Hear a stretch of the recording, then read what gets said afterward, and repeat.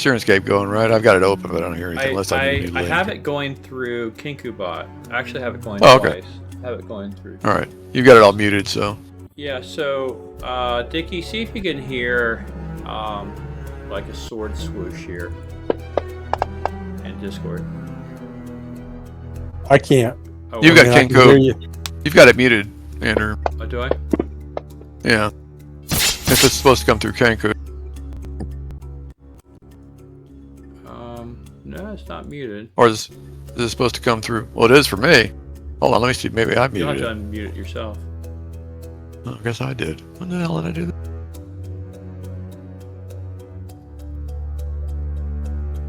Oh, okay. I hear it.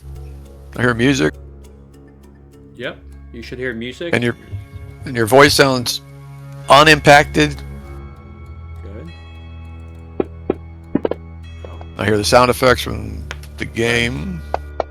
Yeah. What is it? Syrinscape I have to go to again or something? No, I don't think you have to do it. I think he's going to run it all through Kenku.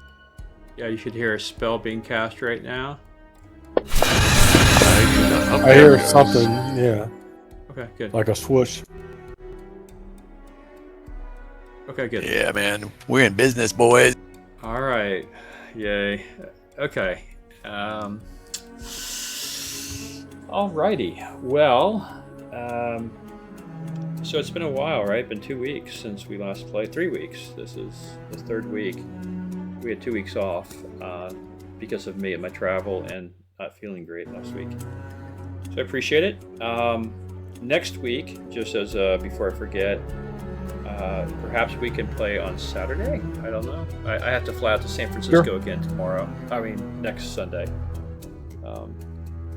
That's fine with me. A few days. Yeah.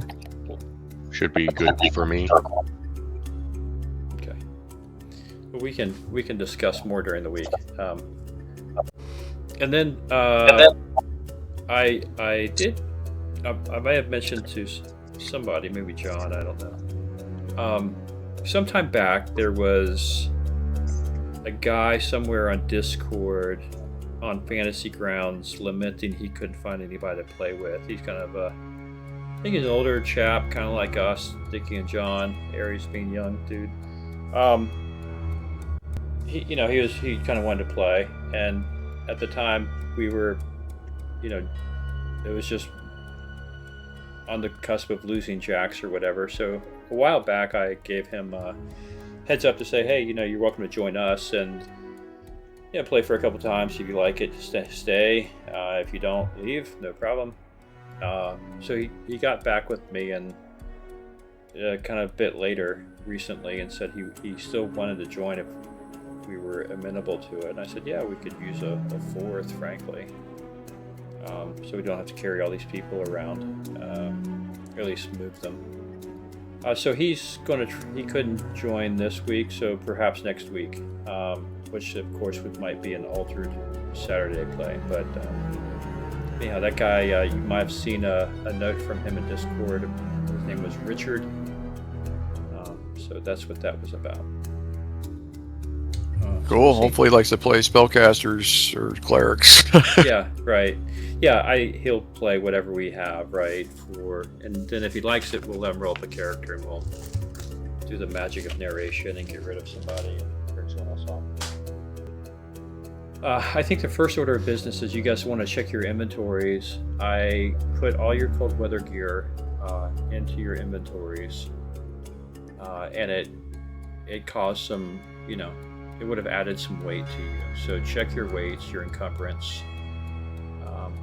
For O'Clock, we're going to have to do something with the gold that in his inventory.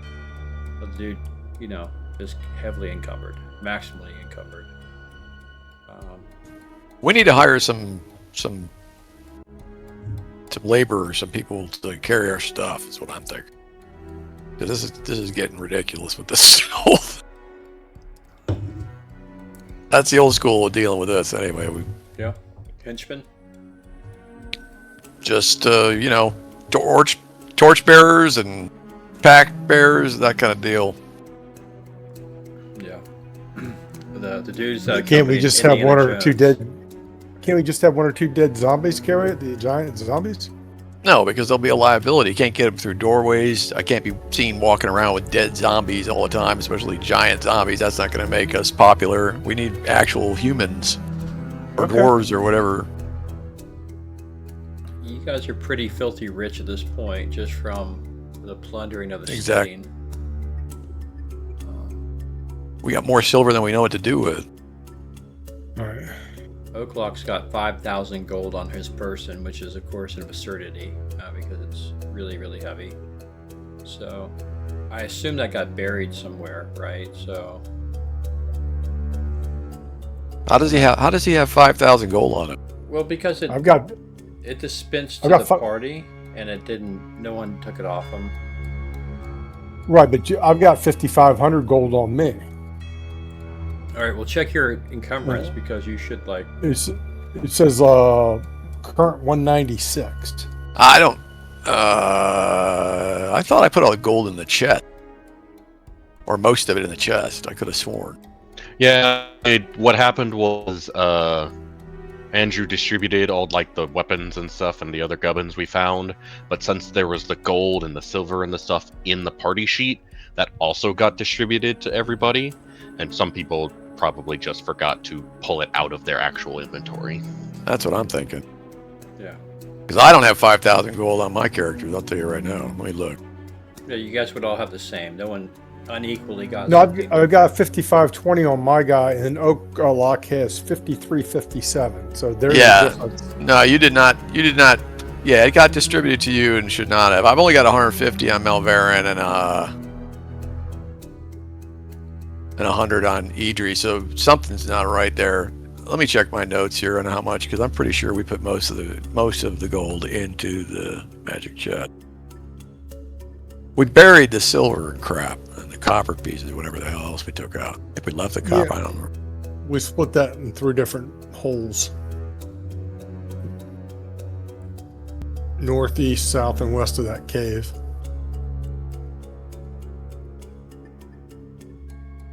So why don't we just take 5,000 off? Yeah, I got 32,000 gold in the chest. So then we obviously don't have any gold with us. So You should just give yourself like 100, 150 gold per your character. Well, I'm just going to take 5,000 off each. That way it's an even 10,000, so we know how much you put in your thing, right? No, I mean it's already in. That's what I'm saying. Just get rid of yours and give yourself a handful of gold. Zero. Yeah, just give yourself. No, just give you some gold. Yeah. I cleared dude, you out. it's like you you put yourself in whatever your pocket. You would have gold before the adventure even began, Dick. So give it. Okay, I got I'll just put 500 gold down. That's enough. That's fine. And then put Oaklock, give him 300. All right. Yeah, but watch your encumbrance because it's going to go up. Yeah, Lorax It says moderate, 80 pounds. Yeah, you might want to reduce it. I'm just saying. No, moderate's going to have. Well, you have some unique items on you, but moderate typically will, reduce your movement rate by some amount. So there's a table that tells you what moderate encumbrance will do to you. Yeah, your move base is now 6. However, you have boots of, and I don't know if you remember this, but you have boots of springing and striding, which allows your move base to be 12 for 12 hours straight regardless. So, I'm not sure how that conflicts. I have not investigated mildly encumbered versus boots of striding and springing. I don't know. We'll just say you're not encumbered from that viewpoint, from a movement viewpoint. But you won't be able to carry a whole lot more. Yeah, the weight allowance is 40 and you're carrying 80. So it affects combat. But I'm saying if I zero the gold out, what does it go down to? It'll show you. It's only 10 pounds difference. It'll update in real time. You're carrying some stuff. I mean, first of all, God bless you, all of us old 1E guys, but we're carrying torches around, right? That. And in your case, you're not, but a lot of people have torches on them. With continual light spells, you may just want to get rid of your torches, right? No, but see, we won't have to because the thing we didn't do in 1A that most people did do was have these bearers and have people pack bears and stuff in their groups. It's like a necessity, and we're running into that now because we're actually having this thing calculate stuff. So this should take care of itself Right. immediately when we get some people to like lug stuff for us, and I'll have to keep them alive, of course. But I'm just going to cut it down to 300 gold, and you can throw some 200 more in a chest somewhere. Yeah, if you guys Yeah, want it's to still some. hire some henchmen, we'll have to keep up with what they'll cost. But the chain, to be clear, the chain that you found in the steading of the hill giant, the instructions say you can put this into a figure 8, and up to 6 people in either loop, or in both loops, per loop, can be transported somewhere to the rift of the Frost Giant Jarl. That means up to 12 people, in theory, could go. 12 humans could go. So how many is in our party? Living people, huh? You have 6. We got 7 in our party. 6. 6, yeah. So if you want to. So we could easily bring. Well, they're not henchmen. Number one, they don't fight. They don't open doors. They just carry crap. That's it. So they don't cost that much, but I can afford to pay it for all of them myself for the year. We don't have to think about it. So we want to get 3 or 4 guys to wagon train it. Yeah, and from my viewpoint, henchman is any hired person. It doesn't have to. You put them to whatever you want. A henchman can be a cook. A henchman could be a polisher of swords back at the cave, so long as they bring their stuff, right? So whatever menial task you want them to do, they can do. Well, I see what you're saying, but we got to be careful with the terminology because typically henchman is more like the guy that is towing around with us the oak lock. The terminology. So like these are just like I'd call him a hirelings. These are hirelings. They're called hirelings. They're called in the AD&D term. Yeah, because so we just need like I don't know 3 or 4 at most. Yeah, or whatever. I'm sure you probably could find some in the city that you're in.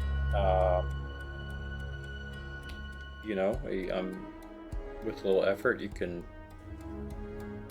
probably find what you're looking for the right price. Yeah, I mean, like 2 strong boys, 2 strong dwarves, whatever. That's what we're looking for. 14 plus strength, and we're in business. Then we just get rid of our torches completely and just hand them over to the torchbearer.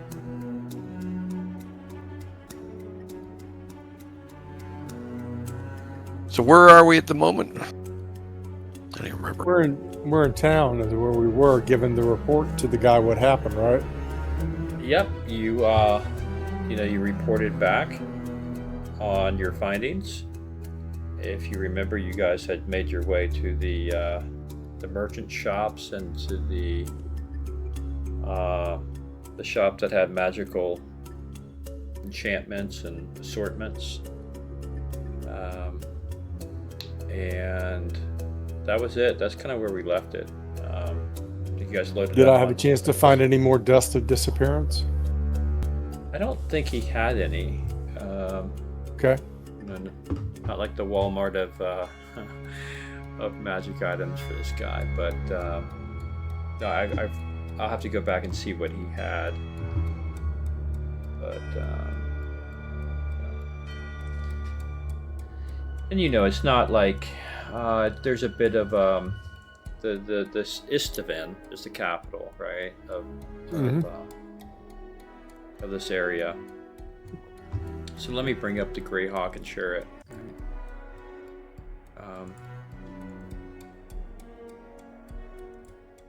All right, so once again, we're in the March of Styric, which is a part of the broader land, the Kingdom of Keeland, right, in Greyhawk terms.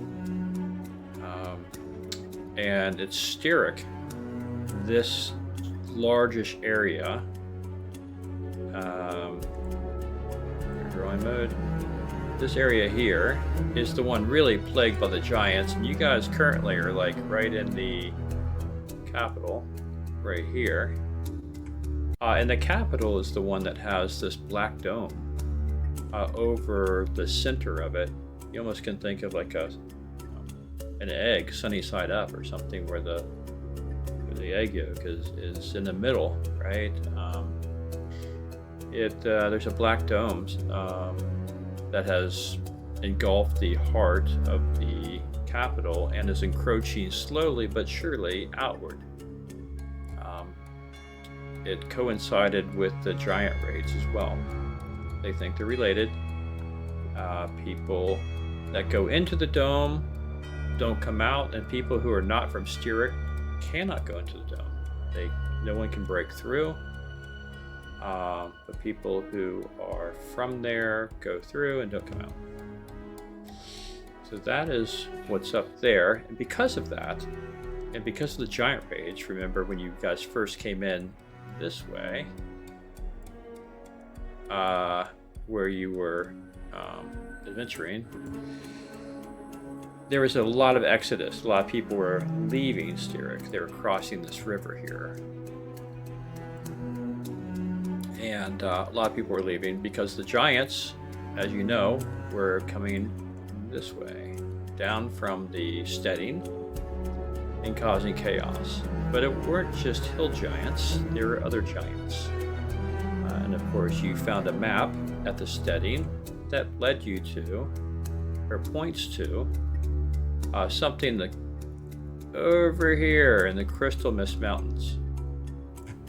About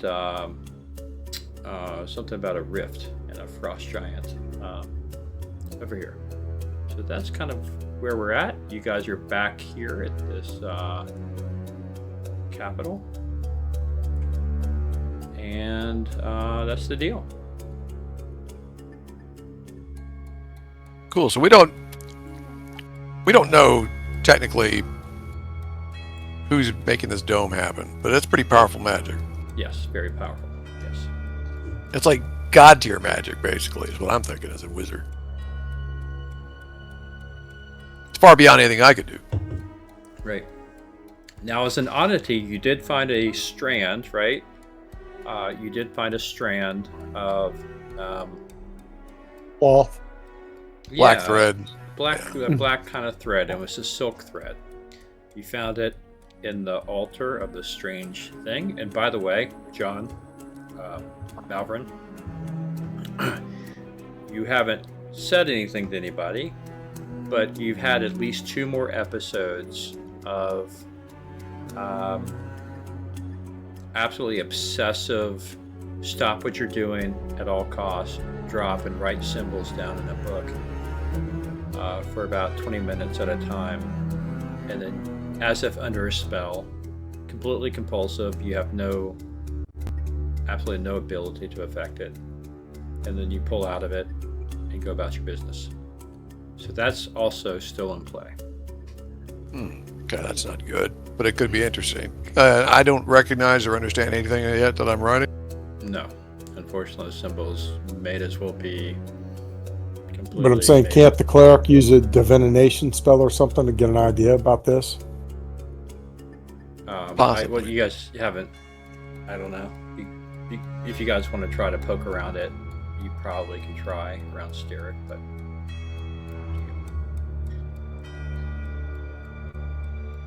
Yeah, is there a library in this town, or is it not big enough? I would imagine there's a library. I mean, we could go to some sages and stuff. I mean, experts in. But it sounds to me like this is some kind of alien language from another dimension or something. I probably would be able to tell that much at least. If I don't recognize it at all, that's saying something, because my guy's kind of an expert in a few ancient languages and things. Its intelligence is off the charts, so. Yeah, it's not recognized. I think your gut feeling is probably the right one, that this is not of Greyhawk at all. And you could comb the libraries throughout the land. And, I mean, something like this has never happened before, right? Period.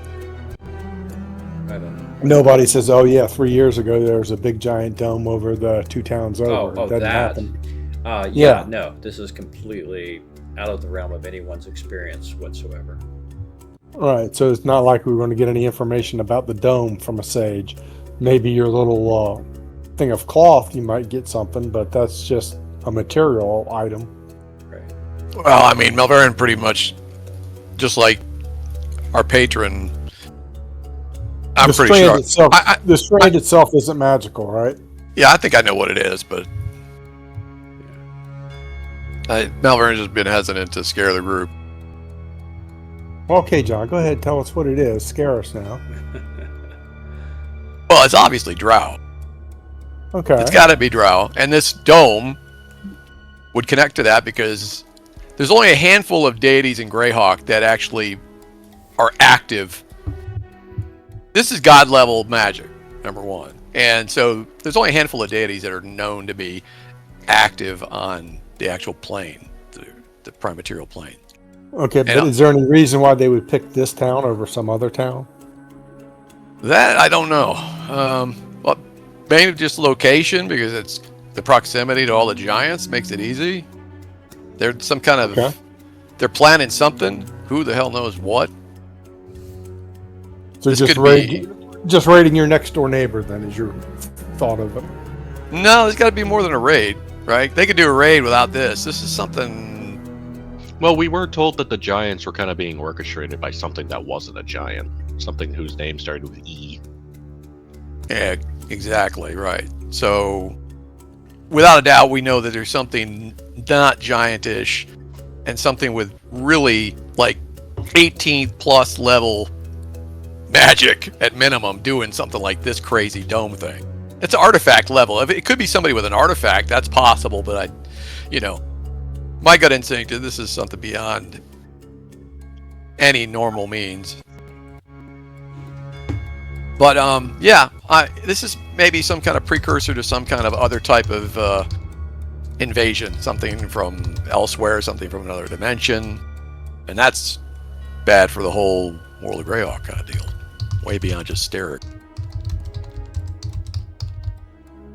And it's also weird though that they're making it so obvious. So whatever it is powerful, because only a powerful thing or entity would be so flagrant to be like, oh yeah, here's our big black dome, and you can't do anything about it. Because this word's going to get around to all the other kingdoms.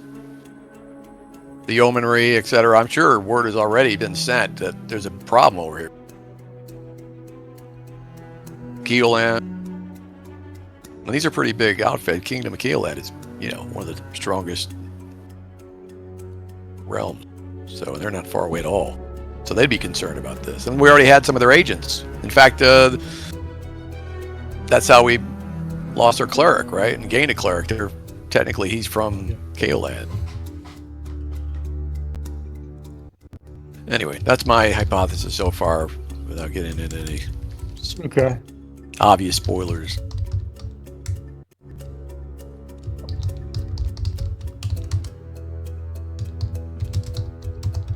But we're in the market for. I'm gonna just say we're in the market for 1 torchbearer and 2 pack bearers. So 3 guys. We could put the word out. We could go to some taverns, look at some people, shiny gold in our pockets, jingling, and we should have. I doubt we'd have any problems getting somebody young and stupid to come along with. We got decent horses from the guy we rented them or bought them from last time, right? He gave us a fair deal. He ought to know some people. True. Yeah, the horse guy was from a town south of here. That was the town that the giants had busted up. I think, look, time is of the essence, and you have the express support of the leadership of the Istivan. So they will put, the head mage, I forget his name, 15th level or whatever he is. He is ruling or help administrating in the absence of the leadership that's in the castle that is under the dome. He'll put a steward on the journey. If you say you need 2 or 3 hirelings, he will go put his steward to go to the locals and find what you need. You just need to let him know what skill set you need, and what characteristics you need in these people. Just strength and endurance at this point, right? Just strength, endurance, and courage. I Young mean, males, basically, is what you're saying. Yeah, Young- they're going to young be. males. They got to be willing to deal with the threat of danger and death. But like I'm going to do my damnedest to keep them safe. They're going to be not thrown into the combats. They're going to be in the back of the fight, that kind of thing. So Yeah, I mean, basic skills like being able to cook if we catch a rabbit or something like that, that would be nice, but, you know. yeah, being able to run fast would be an asset. Being able to. Yeah. Okay. All right. Okay. So you can get right. So you can get three people, 3 townspeople to help. Okay, so we got Mo, Larry, and Curly. Are healthy and strong. I can't vow for their intelligence. If they're truly smart and wise, they're not, they're not going to. So there's gotta be- They have a wisdom cap. There's got to be a cap on wisdom here. The steward, he talks to them and their family. They're not completely idiots. And they say, look, it's they've agreed to come with the base pay of 2 gold pieces per day. They will do everything in their power to support you. However, as they understand from the talk around the town, the giants, they're quite fearful, and they do have families. They would ask that you set aside 100 gold pieces each. That'd be 300 total. In the event they don't come back, and that they can provide for their families. If they do come back, then that 100 gold pieces, which will be held by the steward and not their families, would be given back to you. Yeah, that's actually very reasonable. Malverin says, look, I'll double it. If I let any of you die, your families will get twice as much. So give 100 gold to the family now, and then just give 100 gold to the steward for when the guys get back, and the steward can pay them when they show back up. So they know the money's there. Well, I mean, yeah, we could give some of the money directly. Typically what will happen is that somebody like a steward for our benefactor would handle the money, keep the money. In the event that any of them die, then he would pay the family. All right, so the steward will pay the family in 30 days if these kids aren't back. Yeah, something along those lines, yeah. Okay. And then we can give the kids a bonus when the mission's over if they make it. Yeah. Okay. Yeah, absolutely. And let them carry it that way. So just give the steward $300 and give us 3 bodies. Okay. All right, I'll deduct that money from our magic chest here real quick. Got any names for these guys? I'm just going to put them on my new note that I created. Mo, Larry, and Curly. No, we're not going Mo, Larry, Curly. I will, What's wrong with that? Come on, why are you so complicated? 3 human, not dwarves, because dwarves and elves still have some degree of enmity. So 3 human male names for hirelings out of the March of Stirlick. Okay. Yeah, so I'll type them in here. Abel, Bob, and Cain. Which one's going to kill which?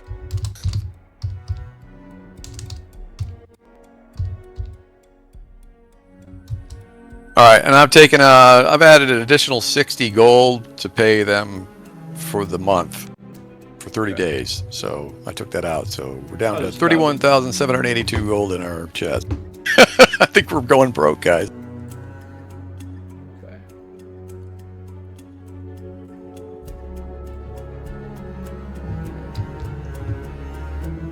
Here are the guys. We got Torchbearer, Packbearer, and Packbearer 2. Oh, cool. Okay.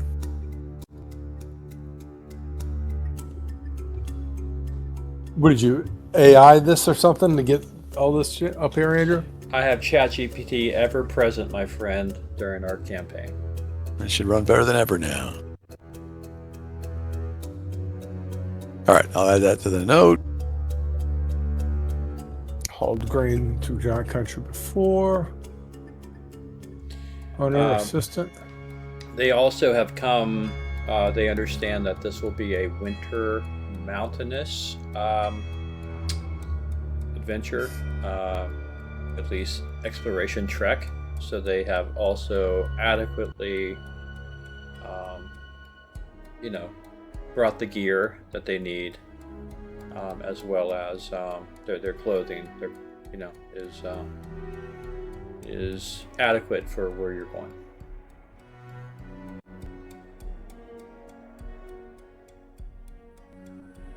All right, we'll make All right. Garrett. Old Garrick will be the torchbearer. Okay, so yes, let's assume that Garrick and Edric and Tomas all have appropriate backpacks. What we can do is you need to offload the things you don't want to carry in your inventory onto them. For instance, maybe the wool blankets and things like this. They can, basically take it off your sheet for encumbrance, or make it 0. Render it 0. Maybe that's the best way to do it. Keep it in your inventory. Render the weight 0 and just put an asterisk next to it, like being ordered. I don't know. Can we change the weight? I don't think we can edit the weight. Maybe. Well, if you tell me, I can go through and do it. And that way you know what you've got, but that way we don't have to reapply it later. We can just click the button 3 times so it says not carried. That should do the trick. Does it not carry the weight? Carried, equipped, not carried. It removes the weight instantly. If it's Yep. not carried. Gotcha. Good. Okay. Yeah. Yeah. Good call. So all the empty circles is basically being carried by them most of the time. All right, I'm going to let them carry the ropes and the rations. Yeah. Right. There you go. Okay. Good. Well done. Well done. Okay. So good job, guys. You may want to, if you're going to prep your spells. Oh, also we have the bit of administrative duty. We need to outfit Oak Block. I didn't quite get to all that. So we need to decide what he's going to be outfitted with, and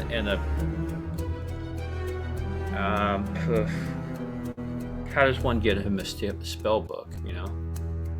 He's a mage. He's a dual class. A multi-class. The steward of the town was a mage, you said. Yeah, I mean, I could make him one, but it would take a while longer than we have to spend. So we'd have to either buy him a small one, or maybe the benefactor's court mage has an extra one around for like what he uses to give to his apprentices or something. Yeah, maybe there's some scrolls he can use, right? I agree. Spellbooks are not something that's easily bandied about. No mage is going to give one to someone. Painstaking. No, but I'm saying we could give him the cash as a deposit.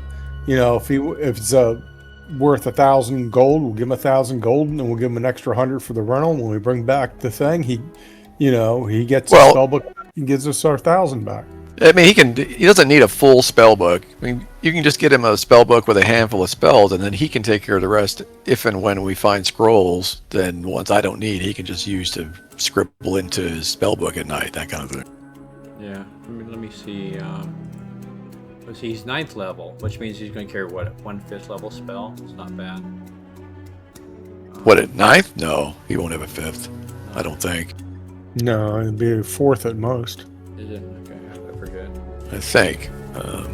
Hold on, let me look. So yeah, I mean, at very least, he can have a blank spell book, right? At the very, very least. He's a 9th level mage? Really? I thought he was like 7th or something. He's I thought he was fighter mage. Fighter 7, mage 9. Wow, that's kind of nuts. How the hell did he do that? Well, he came in. I mean, you rescued him at 6 and 8. Fighter 6, mage Yeah, I 8. mean, Yeah, but what I mean is, how is his mage higher than his fighter when the fighter takes fewer experience I guess he points? may have started to be a fighter after, he became like mage 3 or something. Who knows? I don't know. Mage 4. All right. Well, I'm good with it, whatever, but let me see.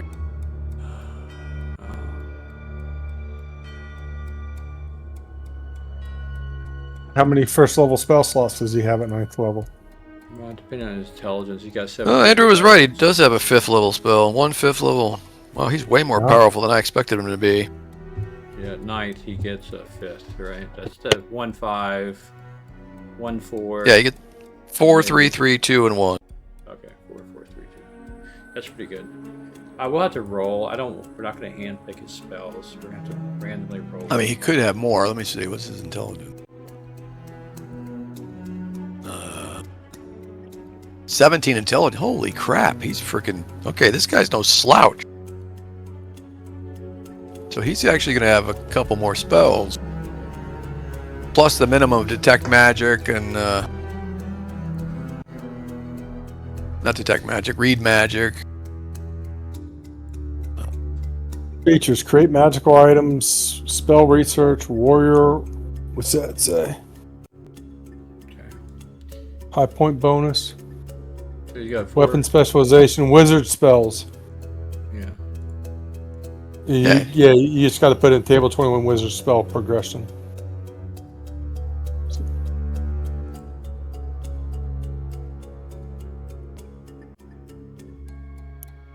Okay, let me. I might put some random ones here for him.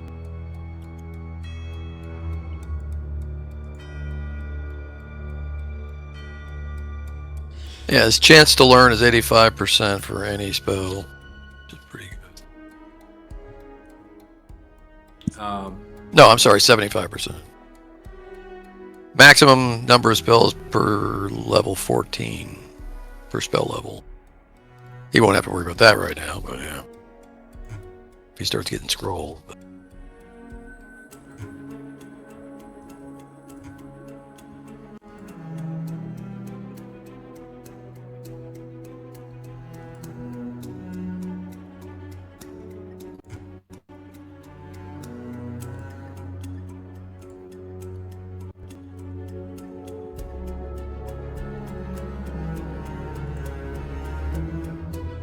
And he should have he probably has a handful of spells in memory still, regardless of him not having a spell book. I doubt he's cast every single spell that he had. We didn't cast any spells at all. The 2 encounters we had, we just used him as a fighter. Yeah, exactly. So as long as he was in captivity, he might still have a couple that he hasn't cast, like, basic stuff. Yeah, well, whatever spells we give him, just roll 50-50, see if he's got it still memorized. Yeah, something along those lines.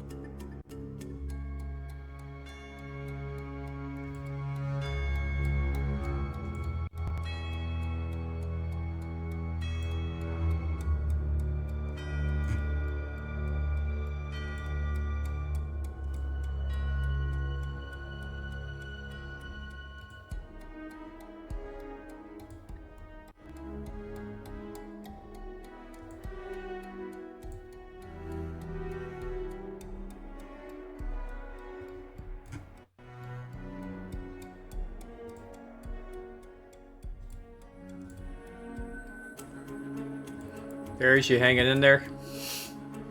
Yep. I'm just listening. All right. Lurking in the shadows. No, that would be Dick. Is there anything Yeah, I'm a lurker. anything you need to take care of, Aries, while in town? Is there any specific bit of business you feel led to take care of? No, not really.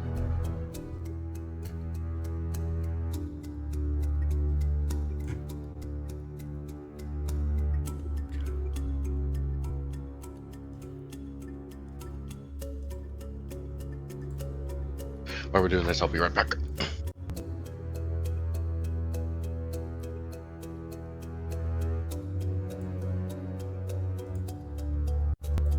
mean, to be honest with you, Oakleaf doesn't seem like he has much equipment that the guys could carry, to be honest with you. No, he doesn't. That's why I'm saying we need to take care of Oak Block here to get him some gear. Oaklock, I'm gonna take the gold off and put 0 and let Paul guy number 1 Edric or whatever, number 2 carry it, and then Thomas can carry my gold. So 2 and 3 can carry the gold. So I'm gonna put 0 and 0. So that'll lower the weight just a little bit.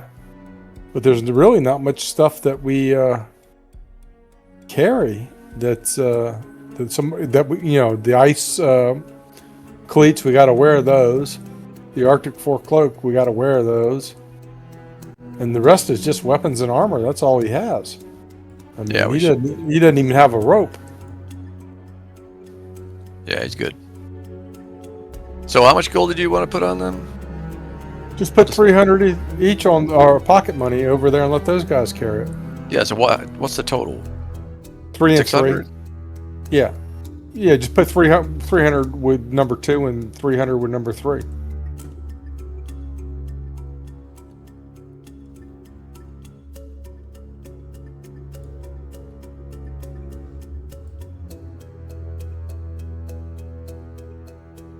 All right, I added gold carried to each of them 300 currently. So.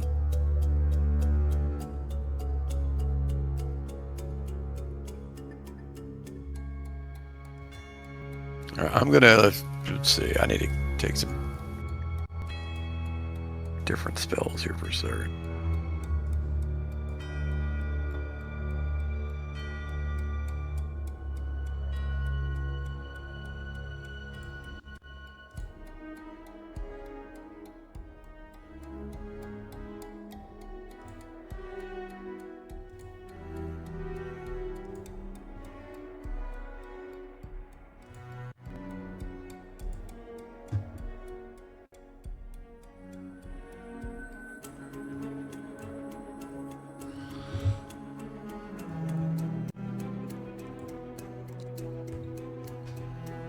We're gonna have to make sure they've got winter gear too. Yeah, I said as much, right? So you can assume they have winter gear. Okay. They know you're traveling north, so they have come prepared for winter gear. All right. I'd like to buy like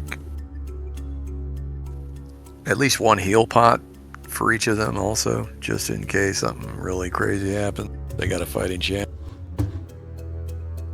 Okay. So how much for like potion of healing for each of them?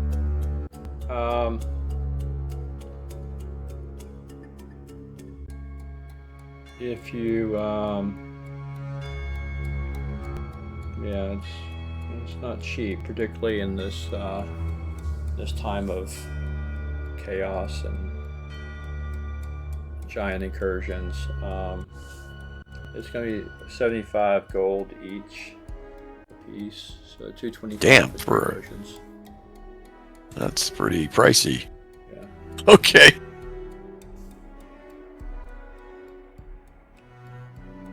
Anything to protect you guys. $75. Are you kidding me? Give me another bearer. Yeah, 200. What's that? What is that? 225 total, something like that. 25 total. Now it is coming. You know, it is not. As we kind of mentioned, I think these potions they come in flasks that are heavily solid, metallic, that are not breakable. All right. I'm just deducting all this stuff from our main source here in the chest. So, yeah. So I'll just add that to their notes that they each carry a potion of healing. Okay. I assume their hit points are 0 level, whatever. Yeah. You know, just Give them 5 and a chance. Look, where you're going. Let's just not. If they get hit, they're gone. Yeah, I mean, basically. I mean, if they Frost Giant Yeah. alone is a +9. Yeah, but they're not gonna be dealing with stuff like that. They're gonna be dealing with like splash damage and things that can get through the group to get actually damage them. Is what that's the reason I'm trying to strategize this. Yeah, it's they've got. They got high You can max them all at constitutions. 10 hit points. I don't care. They give them all, 10 hit points. All right, we'll just assume they got good endurance, constitution, and all that stuff. Which is quite generous. It may usually be 2 or 3 or 4 or 5, whatever. But we'll just say 8. 10 is ridiculous. I mean, depending on the endurance, they would still get endurance, constitution bonus if they had high enough con, that kind of thing. So Yeah, 0. It's one hit dice. That's fine. Just like a monster. I mean, it's potential. Well, Yeah, it's potential that. 8 hit points each. All right, 8 each. That's reasonable. Keep them out of range.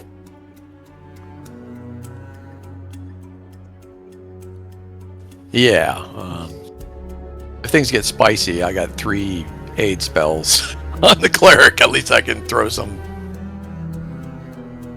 But unfortunately, they don't last long, the aid spells. I thought they lasted longer. They're kind of trash. Yeah, you may want to, knowing that you guys are going north and fighting likely giants, you know what you're facing more or less. So you may want to memorize your spells or get them ready for that. Of course. Yeah, I've already done that to some extent with the cleric. Right, but I'm saying our plan is to teleport there with these 3 guys. Obviously, they've never been teleported before, so you might want to tell them to fasten their seatbelt. I give them some high quality barf bags, and they can reuse them if they need to.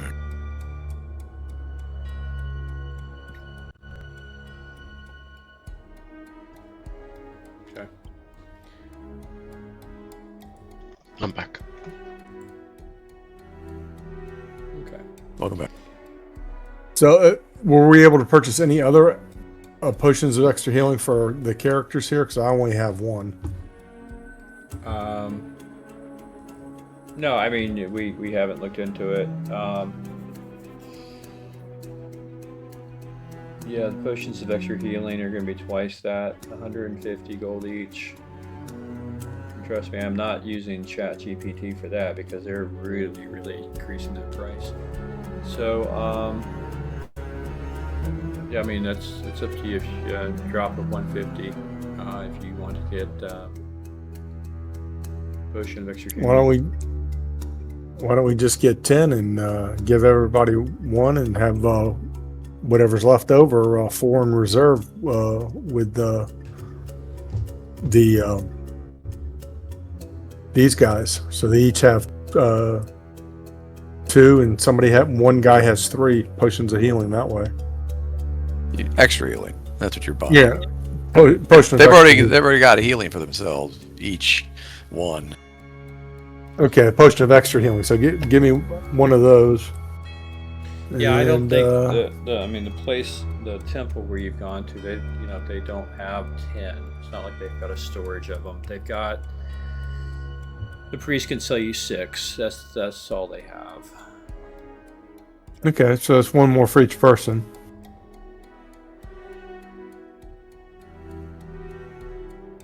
That's fine. Okay, you got it in here. I'll deduct you it. got, yeah, you got it on 2 lines, Andrew. So we'll call that 3 because it was 1 and 1. Now I just changed it, one of them to 2 and 1. Oh, Lorax, what you're saying? Yeah, and I don't see any over here on Oakleaf. Yeah, I don't see any on Oakleaf over You here. want me to change that 1 to a 3? Is what you're saying? You can just do that, but you got to slide 1 over to Oakleaf. So whether I've got 2 or 3, just let me know. See, there's 2 lines there. Oh, I see. Right, the same line. Yeah. I don't know what Lorax the Lucky is as far as. I mean, those are really expensive potions. I'm just saying. Oh, come on, John. Let's spend some imaginary money on some imaginary potions. Yeah, Jesus Christ. that's fine. I'm just saying, the wizard is like, what the hell? I'll make those next time. I mean, it's. You can't take it with you. I think if you were to check around to different references, these things are not cheap. Potions are not cheap at all. Alchemy Well, it's 'cause they don't want a career path for somebody.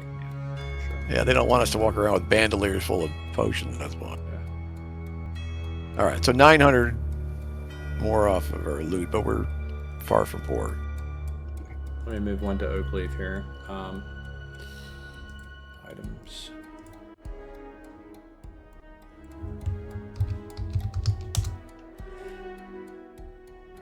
Okay. Done. All right, I'll put those on my 3 Is there anything you characters. guys haven't identified? Probably. You may want to take care of that before you leave.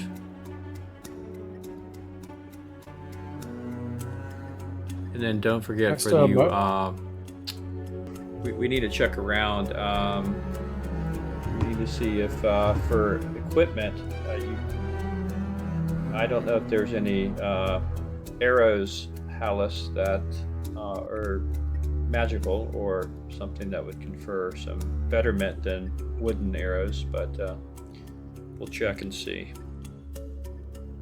Oh, yeah, that was the one thing you want to take. I wanted to buy 20 extra gold. How much? I mean, arrows, Andrew. How much do they charge for the arrows? For I think it's like 20 more arrows. copper piece each, so it's like 20 copper pieces for 20 arrows. So I'm just going to take off 5 silver. How about that? Yeah. That'll cover it.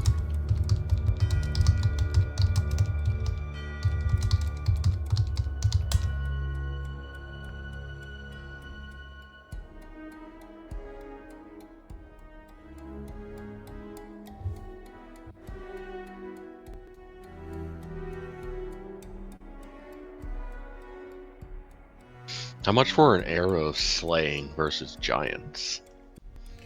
I'm looking. Available at any given time. Eric's Dunbow Fletchery in Istivan. So I'm just reading you the prices that are suggested here. At Eric Dunbow's Fletchery, here's what you would find.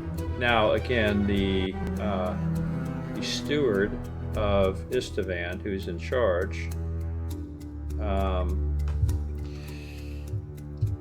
he has given you guys a price break of what, 15%? I think it was.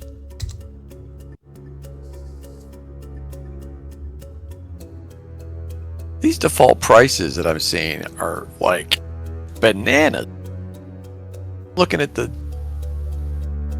Spend the gold, John. Spend it. Get it. 700 gold pieces for a potion of extra heat. That's insanity. There's just no way. Yeah, which is why I dropped it down to 150. Just Yeah, that's just absolutely out of inflationary. control. Those are Obama prices. What is going on? So yeah, an arrow slaying would be like 5,000 Hallis. Yeah. Oh, for one arrow? It instantly kills if it hits. Like, Yeah. should kill every giant in the room. 5,000 freaking gold. It's like a nuclear arrow. If it hits, it instantly kills the damn thing. What do you want for it? Yeah, right, What do you right. want it to cost? Yeah, well, if it hits, that's the key word, right? And the curious, can you go Yeah. back and grab it? You know, that becomes the administrative part. I'm never letting that It's thing worth- go, man. I think there's an actual rule for that. I think I believe there's a rule for magic arrows breaking if you miss. I'm attaching like a fishing wire to it, man, and And Yeah, Lorax you the gotta Lucky think is going to steal that for 5,000 for right, gold. right. All right. Well, look, you can afford plus a quiver of +1 arrows if you need to, Hallis. Obviously, you've got you could get 10 arrows for 750 or 1,500. You could get 20 arrows at +1 if you so desired. Up to you, of course. Where you're going to go, you're likely going to find some things. There's no doubt. It's a Gygax encounter, so you're going to get some bounty. You're going to have to earn it, though. That's no doubt. We can just I'm assume I get morally it. opposed if I buy a handful of +1 arrows with the party fund, because Yeah. 6 of that's yours. So No, I don't mind. What do you need? Just let me know how much it costs. Soon, he possessed profound 1,500 will take care of 20 +1 arrows. There you go. But at 15%, sorry, at a 15% price break. So let me do the math here. Amazon Business, your partner for smart business. So really, 150 off. 75 times 0.85 times 20. So 1275, not 1,500. No good, yeah, 1250 or whatever. For easy math. 12. What is it? 1250? 1275? 1250. Just says 1250. All right. thank you. And then I will put it on your. Unless you want. I'm not sure if you can drag it I can from do it. items. I'm doing it. Magical. I might have to add it. I can do it. I'm doing it. Okay. Okay. Let's add a spell book to Oaklock's inventory. It's just a spell book. Of course, how do you? As far as casting. Oh, never mind. I'm mumbling.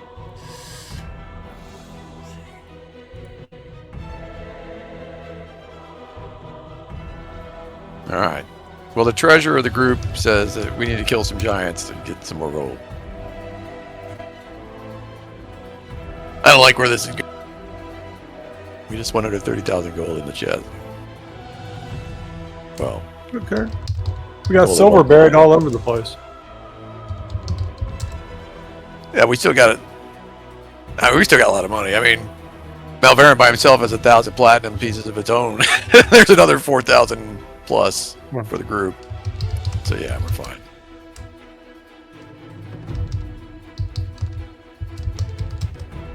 I mean, we really need to have a. Depending on what we do with this, if this campaign keeps going, we got to get ourselves a castle or a keep or a tower or something. I mean, I'm assuming my mage has some kind of tower now as it is, or some kind of small holding somewhere.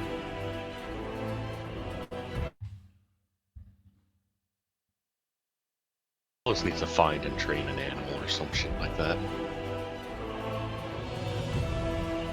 Train a monkey and he can be our fourth porter.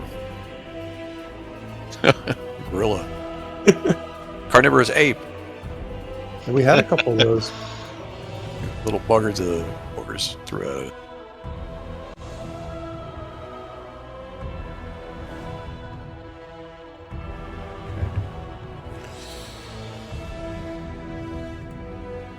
Right. Oh.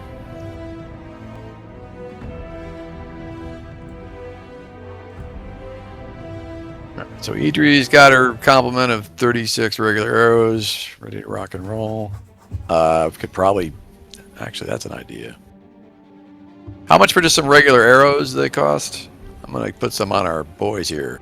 I think it was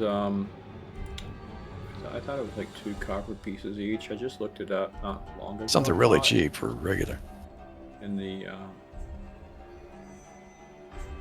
So we got what? We got who shoots arrows besides Hallis I and shoot it. Idri? You I shoot. shoot So arrows. 3 of us. All right. So I'm gonna put.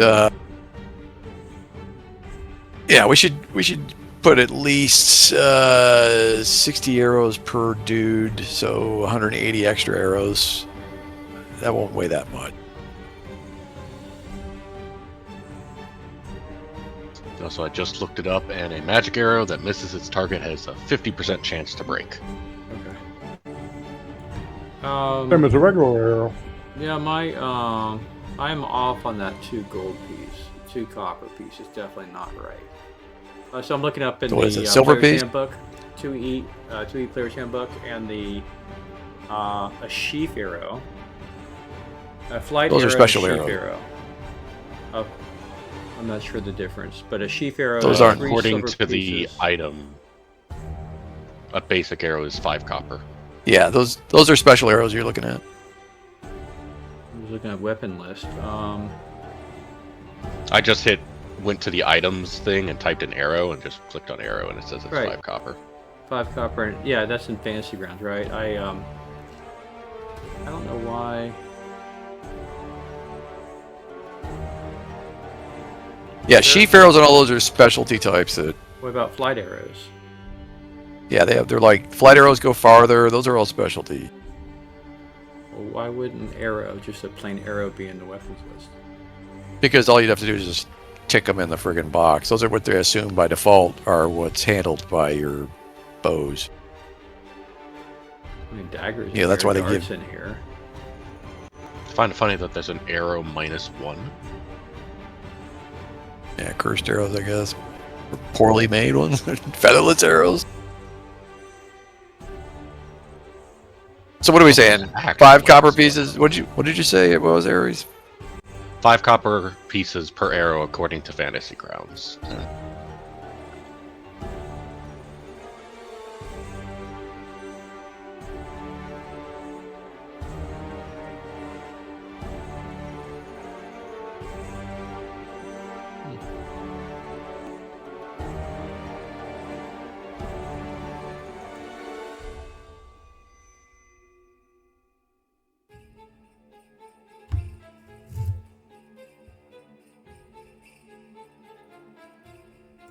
Yeah. You may be No, I'm still looking at normal. Never mind. So yeah, according to the player's handbook, right? If you look under, I just wanted to like finish the sentiment. It makes sense. According to them, the 2E handbook under bows, paragraph 3 under bows, arrows for long bows of all types are divided between lightweight flight arrows and heavier sheath arrows.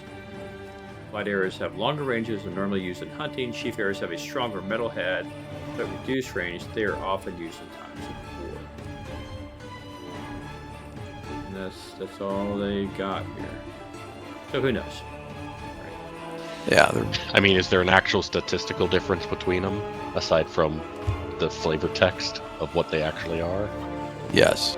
It's up to the DM, but yes. Apparently one goes farther and one's sturdier. Who knows? That's more granular than Yeah. we get to it. Mm-hmm. Just One arrows. does more damage, I think. Yeah, there is a nuance there. If you rules is written, Like, there's definitely nuances If I recollect, one of them does more damage versus lard.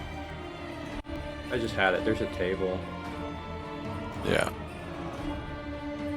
I think I have a couple in my...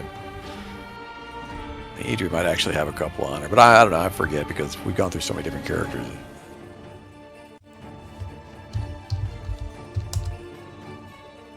Yeah, there's I'll put it up here.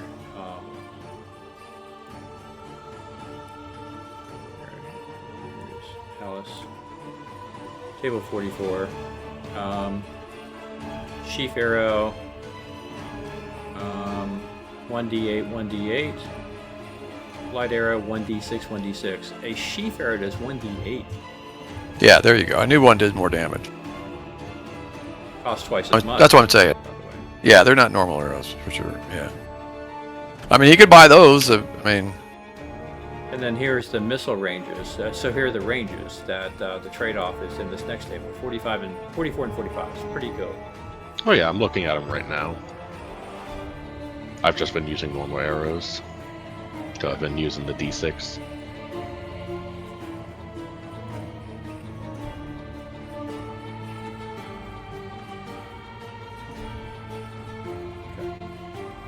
So you use the side.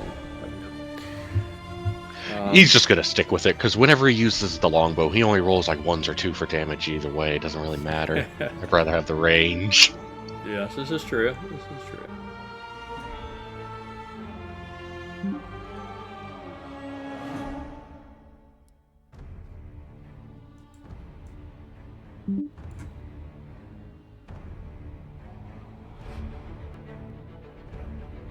Alright, so that was 9 gold total for 180 arrows, regular arrows. I'm deducting all this again.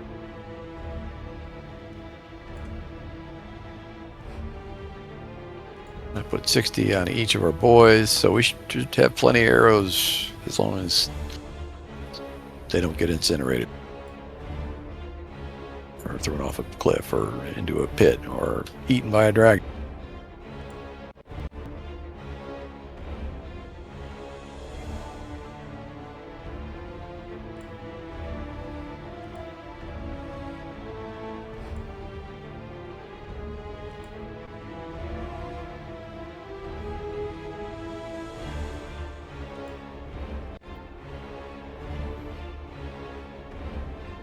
All right.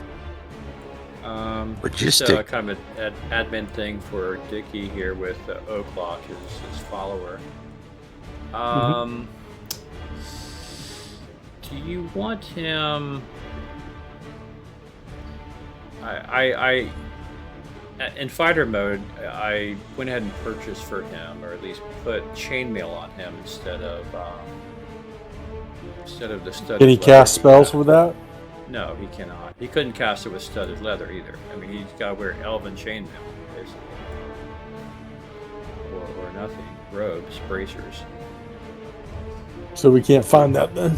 So you'll have to, if he wants to come in as a spellcaster, he's going to have to, Take it off, I got you. take it off and put shield and learn, try to transcribe stone skin or something. Right? Well, somebody has elven chain, I'm just saying. Yeah. Spear. That's me. Do you want it? Where I'm going with this is, do you want him to use this two-handed, or do you want him to carry a shield? Can we put a shield on the guy, or you can if you want. Yeah. Just go ahead. All right, equip just him type with it in here. A shield, yeah. It'll improve his armor class. If you equip that, he'll go down to armor class 2. I'm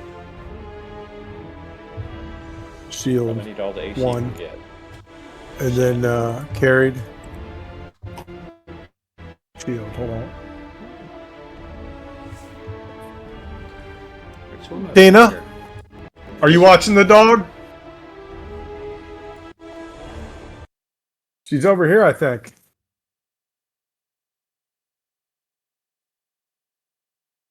Okay. Come here, Joker. Hold on.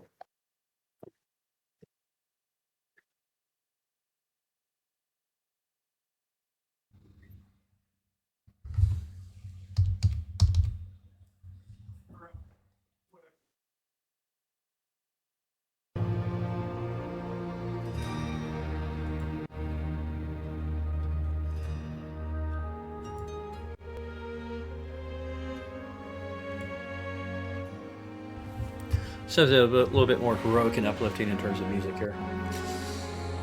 Okay.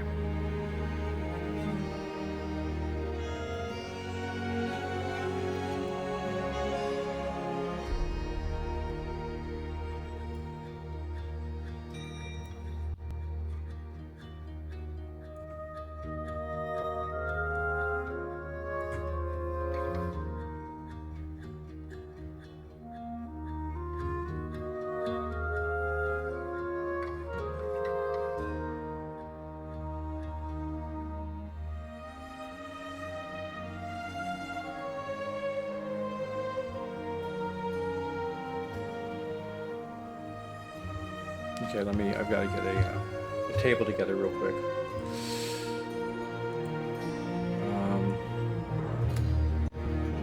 Yeah.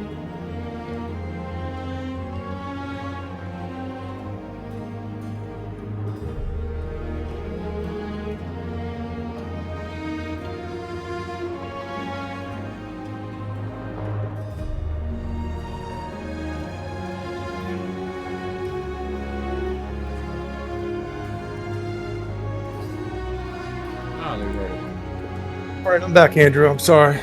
Oh, no worries, no worries. Good. No, I had to run the dog out. I got the new puppy there. Oh. All right, so we gave him a shield, and it doesn't have any weight there on it. I don't know why. Did I spell it wrong or something? I don't know. The weight on the shield? I put it in. I put it in right above the spear there. Okay. Got to have some weight. 1 pound, I would think. Inventory. Oh, you typed it in. Yeah, no. You go up. It doesn't to have any weight. records. We gotta drag it in from the items list. So let me. I'll find it. Shield. You want a small shield, medium shield? Medium. Buckler, medium shield. All right. There it is. Medium shield is added. Definitely added a lot of weight. A small shield is going to. I'll just put them both on. Weigh half. What is small 1? It's Small is medium 5 plus pounds. 2. Medium is 10 pounds. I don't know that there's a difference, honestly. All shields improve in armor class by 1 or more. The medium shield is carried in the same manner as a small shield.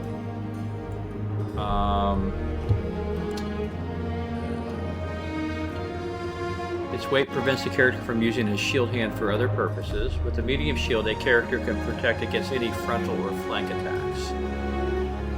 Small shield, carried on the forearm and gripped with the hand. Its lightweight permits the user to carry other items in the hand, although it cannot use weapons. It is used to protect against 2 frontal attacks of the user's choice, but no flank attacks. Right? Attacks from the rear or flank cannot be blocked by shield. Exception: a shield slung across the back does help defend against rear attacks. Oh, wow. And the reference to the size of the shield is relative to the size of the character. Yeah, right. So, I mean, that's kind of obvious that medium shield for a human would be a large shield for a Elf. gnome. Yeah.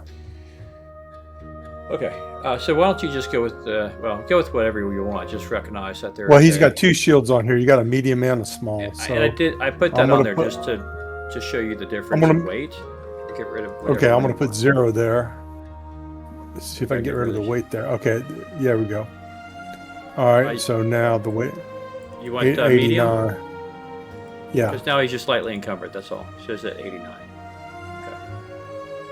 You can, if you want, let's put the wool blanket being carried by the porters, right? Right, I'm just going to put not carried. And I just, so now you're at 84. Now it's your normal encumbrance. Okay. Good. All right. Did you make a spell book that could read his spells? I put a spell book in his inventory. I put in his spell list that I just put as reference the things he knows. Those are the spells he has learned in the past. But he's going to have to get them back into the spell book. I mean, it's not just automatic that he has all these spells at his fingertips. No. But I'm just saying, what spells he potentially can have after a day or 2. Well, he needs a spell book, right, to memorize. So he has a blank spell book. So, All right. Well, at some point you got to tell me what spells he has if we're going to cast any. Right. I mean, right now that's my problem. And our problem collectively is that you have a 9th level mage who has no spell book. Okay. Well, we'll make it as we go. If we find any scrolls, we'll do it that Right. way. He has a blank spell book, and we'll be very diligent to find any scrolls and put them into his spell book. And if you had more time, like weeks, you could have, for some gold, you could have some spells transcribed into his book. But you don't have weeks. You guys have to be off pretty soon. Within 24 hours, you guys need to be heading up. So for right now, he's in fighter mode. He's got a blank spell book. He'll be able to transcribe spells. Let's just say he knows the spells he can cast when he comes across them. Okay. He has material components for a lot of those, let's just say, just in case. And he'll be working to find any kind of arcana along the journey to add to it. But he'll be in fighter mode for the short term, for sure. But he does have a +3 spear, which is great.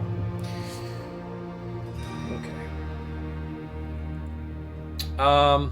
Okay, guys. What else before we head to the Great White North here? That's it. I would just ask the AI to assign randomly a handful of spells that Dick's henchman still has in memory. That's all my concern would be. Still has in memory?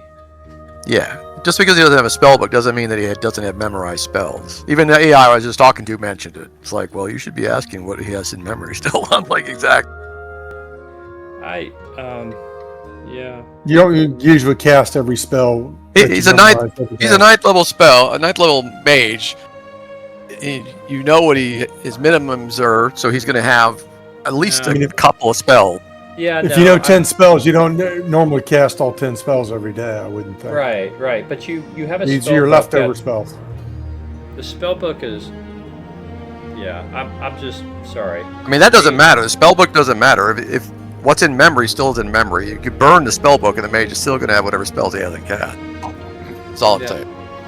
Yeah.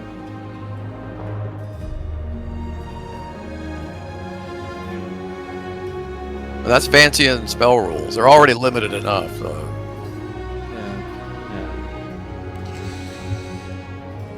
Yeah. I'm not feeling it. Sorry. It's been weeks since he's had a spell book. Weeks. And that doesn't matter. He's been through some serious trauma, and yeah, You can say he got hit on the head. And Andrew says 0. That's fine. Okay, let's go with what's ready to use for chain and We're go. not worried about residual spells this guy might have. Well, I mean, the ninth level. If you'd have told me he was ninth level, I wouldn't have cared. But now that I know he's ninth level, I'm like, well, damn, that's a powerful ass. Well, he wasn't. He was 6 and 8, but he leveled up with you guys. So, we'll find spells as we go. Yeah. All right. Anything else, guys? Aries, anything else you need? Not that I can think of. Okay. Could use a beer. All right. Cool. We are going to, for fun, we're going to jump into the module. This is the Rift of the Frost Giant. Rift of the Frost Giant Jarl, which is the Nordic term for boss or chief. Part of the beautiful artwork here from the old days. Here's one for you. Hopefully you're seeing it. The polar bear giant. Bill Willingham, still active. He's actually doing pretty well. Comic book. Nice. And this is another one that, well, I'll share this one in a second. Okay, so you guys have outfitted yourselves. You've hired hirelings to do your work. They've become geared up. They've become loaded up. You guys have shopped the best you can. You got some potions. You've done everything you can do here in Istivan.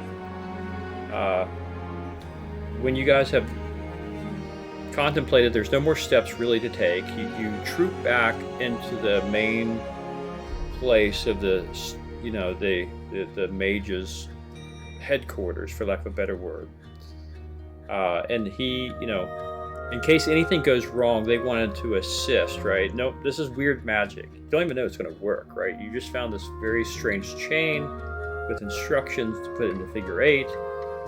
If you hold the map of that was found with it, apparently you're teleported somewhere near the rift. But just in case, it's going to be highly under controlled circumstances, and so you guys gather back at the headquarters of the mage, and you do your business. So you go ahead and who's holding the chain, by the way? Curiosity. Malverin. Okay. So Malverin, you guys find a spacious room. Some guards are posted outside the door so you're not disturbed if anything weird happens, both for your safety and for their safety. If something comes back through the portal, for all they know, there will be giants. So they're kind of just in case they're getting ready. But you lay this chain, which is quite large, but not a thick chain. It's a small chain of kind of a strange metal. You put it into an infinity sign, figure 8 infinity sign, and enough for at least 3 of you get on either side of it. There's room for more. Oh, and plus your henchmen, right? So 9 of you get together between these loops, and you stand there for, I don't know, you're holding the map, and nothing seems to happen for the first 5 seconds, and then all of a sudden the room tilts. You guys feel very wobbly, and then all of a sudden, boom, you land in a patch of snow in the midst of some wilderness, basically. And here's the second photo I was going to share with you here. That's from the book as well, basically. And I will read to you. It is assumed the party has either followed a map obtained at the steading or used the magical chain found there to arrive in the neighborhood of the glacial rift. So that's where you are. You're in the neighborhood. It's brought you here, but the rift is not exactly in sight. You are in the middle of snow up to your ankles, and all around you is hills, mountains further off, ledges, and you don't know which way to go. Basically, you're just here. So what do you guys want to do? The map, we have zero idea which direction to head. Yeah, you're in the neighborhood somewhere. So what do you do when you're not sure which way to go? Well, where's the sun? Figure out which way is north to start. Okay, very good. Is it noon? Yeah, no, it's all good questions, right? So, and you recognize being in the mountains, but these mountains are not really high north, right? So you've gone due west from where you were. You orient the sun. The sun is about, you would estimate it's about 3 p.m. And the sun is in a particular direction, kind of relative. That's west. Yeah. So it's about 3 p.m. That's about what time you left Istivan in the afternoon, and there wasn't really a time change per se, unless it brought you forward or back in time. Assuming it did not, it's still the same time here, and you gauge the sun. You know where it is, and so you now have cardinal directions, but you don't know where the rift is. Well, I guess you do, in a sense. Given that you believe that the rift will be towards the east, some. All right, so we want to go away from the sun then, obviously, if it's 3 o'clock in the afternoon. Yeah, right. So, yeah, you. First thing we want to do is look around and see if there's any type of place that we can hold up for the night, so we don't freeze to death. Any type of absolutely. Cave. So just because it's late in the day to get started. That it is. It's a good call. If you want, you could spend a little bit of time searching the area. It looks like to your northeast, towards the rift, but not exactly in this exact same direction. There could be some caves, potentially that way, given the nature of the terrain. You guys can go look, and if you want, the ranger can take the lead, and probably spare you some efficiency here. Yeah.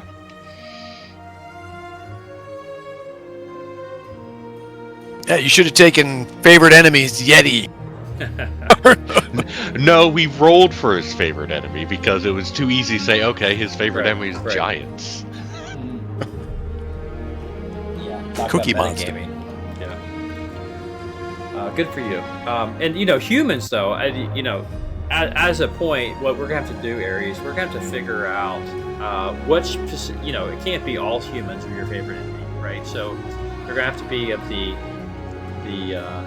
immoral, not happy type.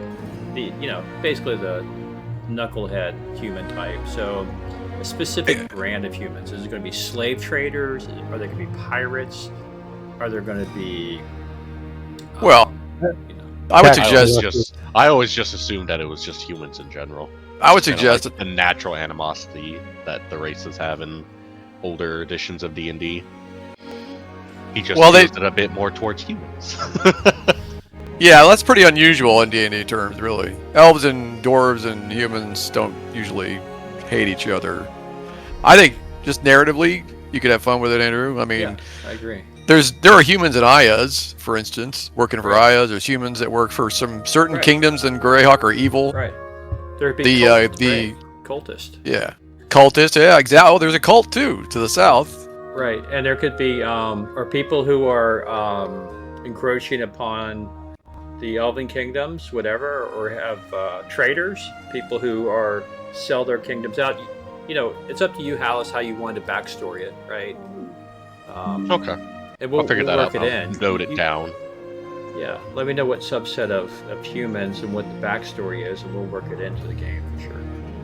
Yeah, I mean, figure out like where your elf originates from would help probably. Okay. It would also help if I knew anything about the world, like at all. Oh, from Greyhawk? It's mostly flat. Yeah, we'll have to give you a primer on Greyhawk. I mean, it's there's a ton of material out there about it. Yeah, like so three different editions worth. It's worth. Let's see images real quick.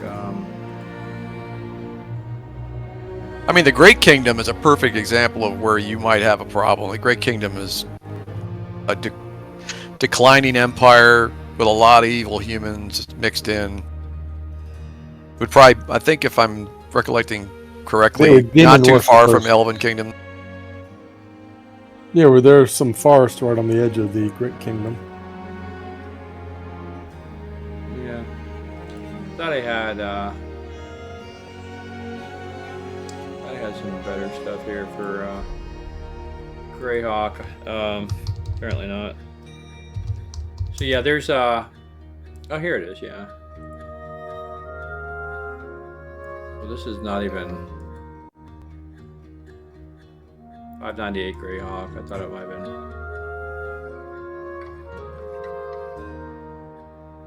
Yeah, I'll have to. I'm gonna drop a link in the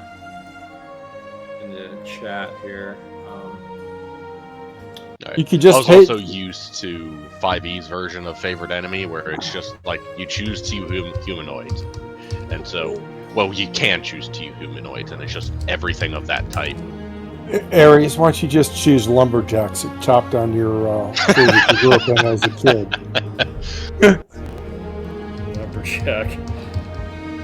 Yeah. Social media influencer, right? Yeah. God.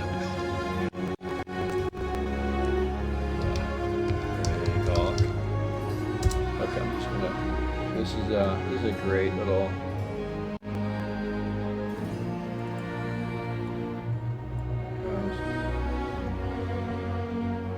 Copy. I'm just dropping this here. This is a really great map to kind of look at.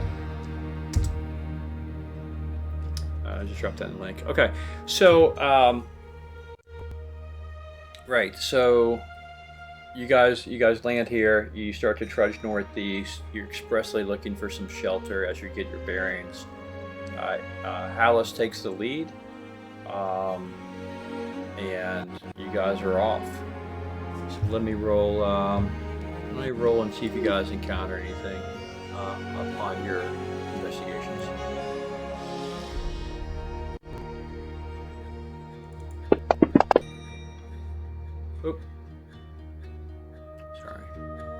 need to roll. Got some potential origins for you to pick from, Ares. I'm rolling 4 times. And the last one. Okay. After about an hour and a half, walking through, you make your way across this kind of plateau you're on. You have come down the hill and up the hill, and then you see some rocky outcroppings ahead of you, ahead of some taller peaks. And you do in fact find, after about an hour and a half, you do find a cave. In fact, you find a cave that is blocked from view pretty good. You'd have to kind of look for it. It's not a huge, open cave.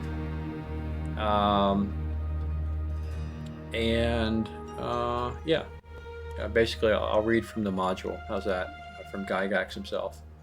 If the party spends some time searching the area, they will discover a hidden cave in which they can safely hide themselves. If they take minimum precautions with respect to keeping their place secret, which I know you will. So anyhow, you find a cave that is big enough and safe enough to act as a base of operations should you need.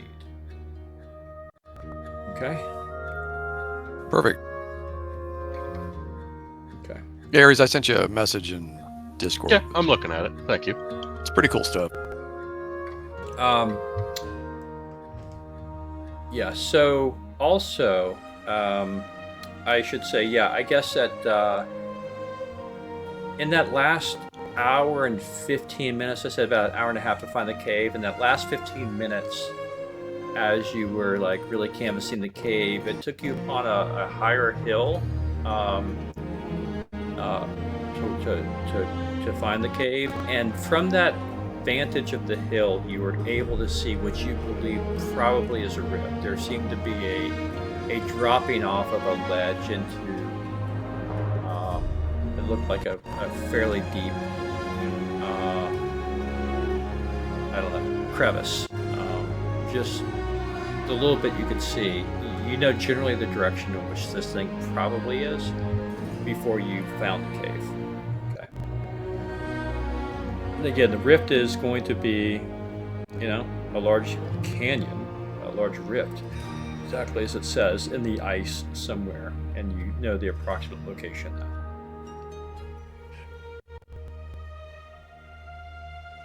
Okay. And also make a mental note, or just check your inventory. I put in the description of the cold weather gear you got. You may want to familiarize yourself with the effects of that gear and what it confers to you.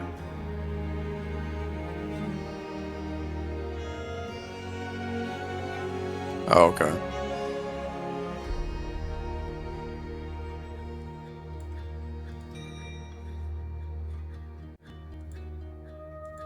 Guess I should equip it. Okay. All right. Okay, so you guys are now in this cave. You've set up shop.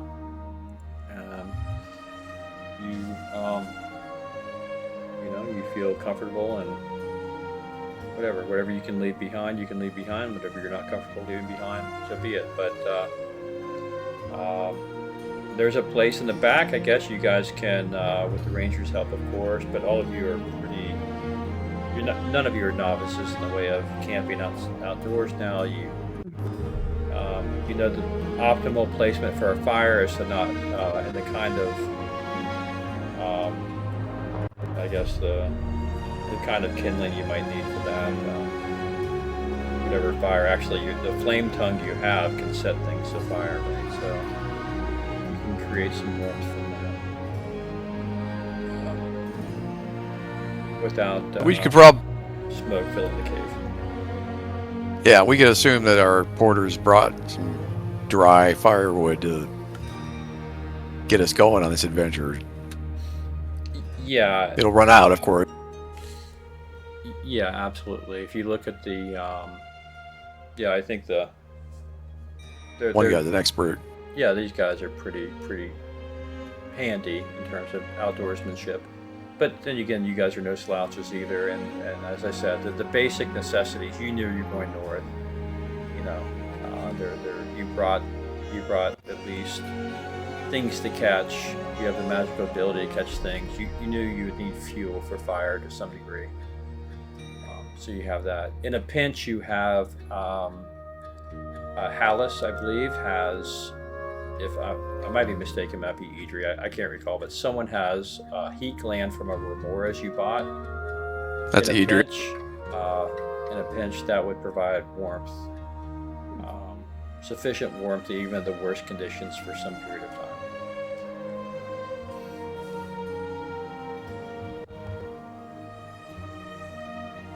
Okay. Yeah, she's got that. Okay. So here we are. So what are we doing? We're breaking fast here and getting some food. We're putting guard. What are we doing? Are you guys going out exploring? Depends. What's the weather like? 4:30, crisp, clear. It is spring, so it typically is lighter longer. Hold on a second. So I suspect it'll get dark around 6:30 p.m. Again, if we just, for sake of efficiency, we're talking in typical North America terms here. But 6:30 p.m. You got 2 hours of daylight left. You could easily get over to the rift and back. Well, not easily. I would just say probably right as you can get over there. Right, but you pick it up, so what's the difference? We could be spotted.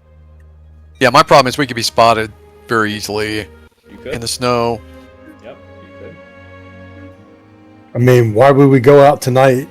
We only got about 90 minutes of daylight left, right? About 2 hours, yeah. About 2 hours, yeah. Well, once you're right. Probably 90 after you've unloaded and kind of oriented yourself within the cave. You're right. Probably only about 90 minutes left. I mean, it's really not worth going. Just get up at the crack of dawn tomorrow and start. I'm talking to Andrew and John. What do you need, dear? He's got his own giantess to worry about there. So, okay.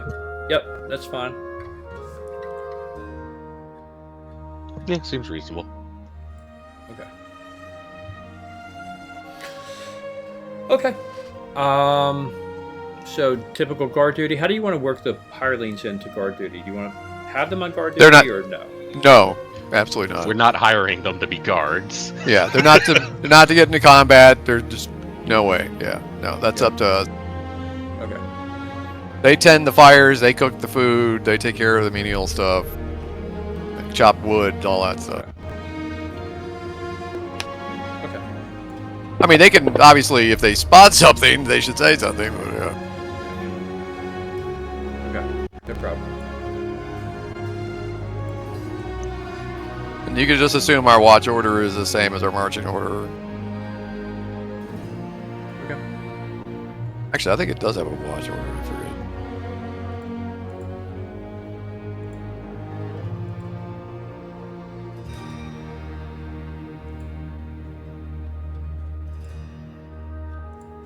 Yeah, there's a watch order right there on the party sheet.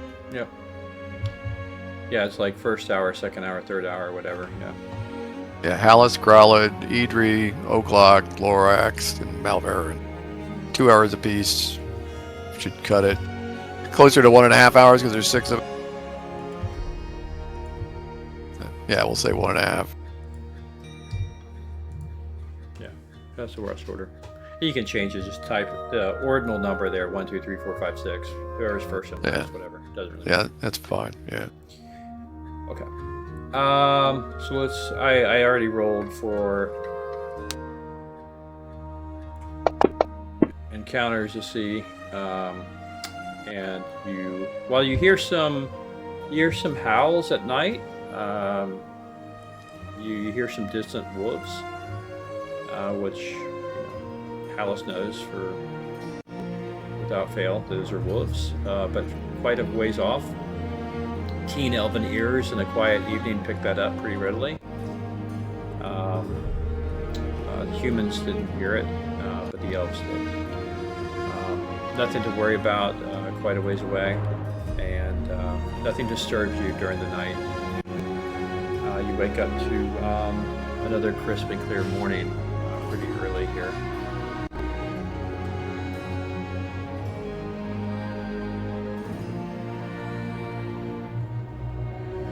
So, let's imagine the sun is broken, probably around 6:30, 7 a.m.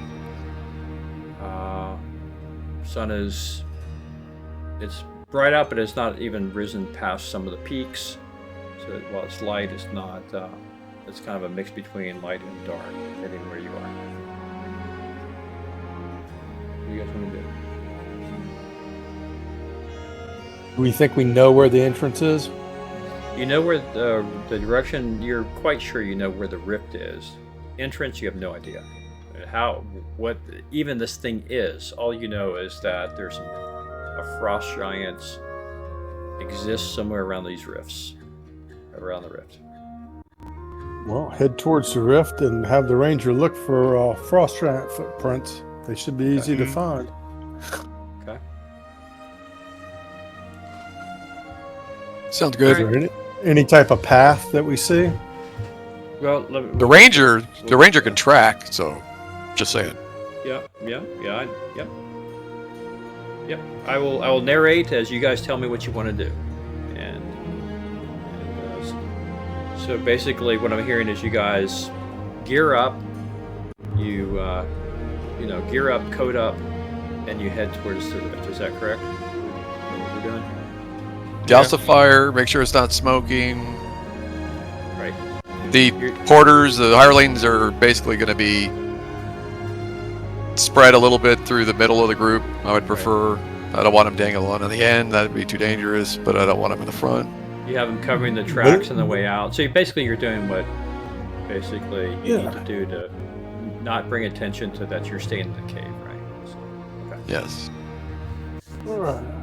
Brush Okay, the good. tracks with a broom or whatever they got to do. But I'm Right. saying that's where if things go bad, that's where they run back to and bail out at. And No, that's just a wait good for us call. to If you come guys back. if you guys get separated for some reason, your goal is to meet back at the cave. That's the rendezvous point. Yeah. If they can find it. Yeah, they should be able to find it because they're leaving from there, so they ought to be Well, able yeah. to find their way back. I don't Well, know. is there any kind of landmark? I mean, is there? Yeah, So you can use some big boulder that's a different color or something, whatever. Now that you're looking If you for have them, to, yeah, you can triangulate, right? Well, mean, if you Malverin marks if you have- one of the boulders outside with a rune, just to give a little more hope that they can find. Right, but I'm saying you can just pick up 5 or 6 little rocks and just pick out a boulder and put that little rock on top of the boulder. That way you know which direction you're heading, where you're looking Right. for. Okay. Well, Yeah. the ranger can leave clues and breadcrumbs all over the place. Right, but this is for the porters. They're not Right. rangers. Right. Well, the ranger will tell them obviously what he's doing. I'm just saying they're not dumb either. I mean, I'm assuming they have IQs above. Well, I hope they're above 7, but I don't. Well, they're Let's put it this way. there's We book asked smarts for and there's strength. We didn't street ask for smarts. IQ. Yeah, they understand this better than the We didn't hire a intelligence football side. player. So All no, right. good. I mean, yeah. So there are landmarks. There are things you can do. So long as you guys are actively telling me you're doing them, then I would say that we're doing them. Good. Well, the ranger's not saying a word. Sorry, I'm just listening to what you guys are saying. And just like, He's yeah, that seems pretty fair. Busy tracking. Yeah. I think You he's gotta eating beef speak. Up, jerky. you gotta speak up, Aries, or me and John will just dominate it. We'll just destroy. That is difficult for me, and you guys are basically saying fairly similar stuff to what I'm going to say, so I don't feel like any real need. Yeah. We need to get you like a little bell you can ring her. You Ding! know, it's actually, well, I've got to turn my turn Kinku down a bit. It's a real thing for me at work, by the way, just getting out of game mode for a second. I really when I want to say something, I hate interrupting people on work, like on a Teams call. There's like 5, 6, 7 people, all interrupting and saying stuff they're going to say, and it really kind of winds you up because you can't get a word in edgewise, and it's like I'm having to remind the team, say, guys, you need to take a second and pause and ask others if they, you kind of have to stop and. Well, now you know how players feel. Yeah, right. Yeah, right. I'm just saying, not that you talk too much, but you got to make dead air once in a while so we can get a word in. Well, yeah. You're doing good, Andrew. You tell me what you're doing. I'm happy to. I'm just here to run the game. So, okay. All right. So you guys are doing all the stuff you mentioned. You're taking stock of landmarks. You're leaving breadcrumbs that are not obvious to someone who's used to that area, and you're making your way towards the rift. Okay. The main thing is whatever Ares is doing to help our hirelings, if they need to get out of Dodge, find the cave, make sure whatever they are not easily accessible or seen by something the size of a giant. Yeah, he would basically just give like general tips of like identifying landmarks and all that, and kind of like what's the word? Just navigating based off of that, and just kind of and leave like whatever the word is, where it's just like think of this thing to help you remember, like rhymes and stuff like that. Right. Yeah, that's fine. Yeah. Well, Malverin is gonna scratch a bark off a tree once in a while, that kind of thing. He'll definitely remember where he's marking. Okay. Okay. All right. Okay, so you guys start traveling overland. You're hugging the rocks for a while, and then you have to cut across the snow. It's quite cold, obviously, and it's a bit windy. Little from here and there, the wind is kicking a little bit today. But you're making your way over towards the rift. Give me a second, I gotta type something real quick.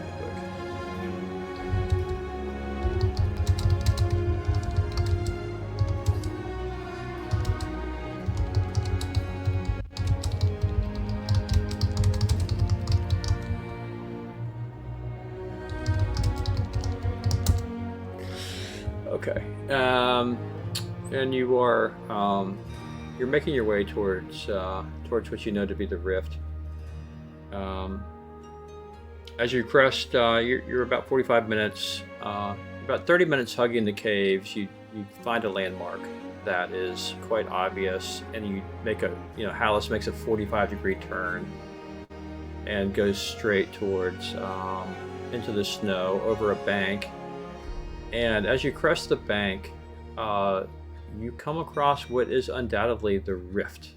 Okay, what you see is a gaping black hole, quite long, like a wound in the land that goes downwards. It seems to be surrounded by 2 icy ledges on either side of the rift.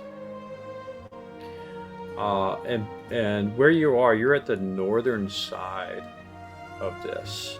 You're actually at if you think of the rift as a clock, which is not circular, it's more elliptical.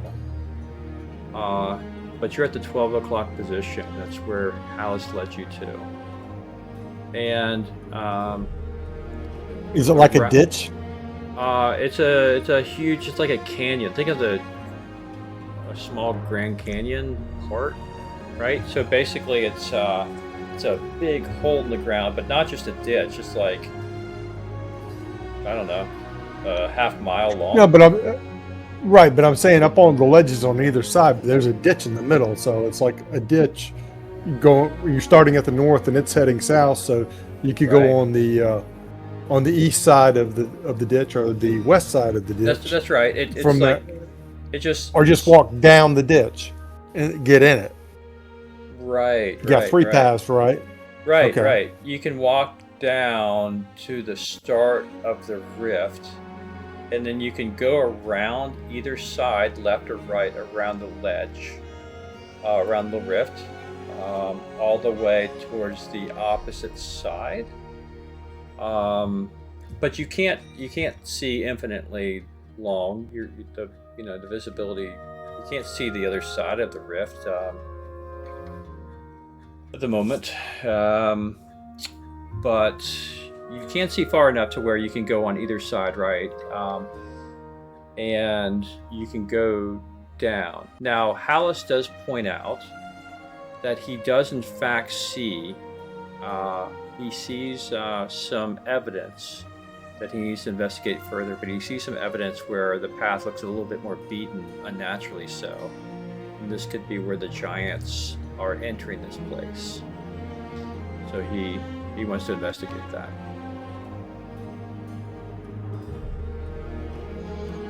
Yeah, just like noting it, he'll point it out. And yeah, he'll just offer to go down and check it out real quick. He will also note that we've been being followed by a snow lynx for a little bit. It's not real close, it's just kind of watching us, so keep that in mind. Like, if it doesn't attack us, don't attack it, obviously. Yeah, Malveron's just curious about it. Definitely doesn't want to kill it or anything. What are we seeing? Hallis noted that he caught that we were being followed by a snow lynx, but it's not like acting aggressive or anything. It's just kind of watching us curiously. Yeah, a large snow lynx is just kind of paralleling. In a distance, Hallis noted it. Hadn't said anything until now, and then one snow lynx is following a group of 9. That's kind of weird. Yeah, because so, it's outnumbered. I mean, right. So it's not hunting. Hallis could tell you, it's not hunting the party. It's more curious about the party. Is it a normal lynx or is it a giant lynx? It's what they would call a giant lynx, but it's not. A giant lynx is 5 feet. I mean, it's a big dog, German Shepherd size, right? Yeah. I mean, is it or is it? I mean, there's a big difference. Like a giant lynx is probably far more intelligent, typically, than a regular one. Do you guys have animal speaking, the scroll or the spell? That's a good Can the ranger communicate with it? I do not have any ability to directly speak to animals, but he has ways to convey friendliness towards animals. Oh, I thought rangers were like Aquaman. You could speak to everything in the forest. I think that's no. They do not have an inherent ability to talk. I'm kidding. You have to claim that ability with Andrew, otherwise he'll never give it to you. Dr. Doolittle here. Yeah. He wouldn't even let me talk to my raven, so you're not going to be talking to his team. I mean, you can talk to it all you want. Doesn't mean you can understand what it's doing in return. Oh, that's true. You could talk to the shadows in the cave too, if you really. Then we'd start wondering. Yeah, I mean, to be honest with you, I don't want it to be a spy where it's going to tip off where we are.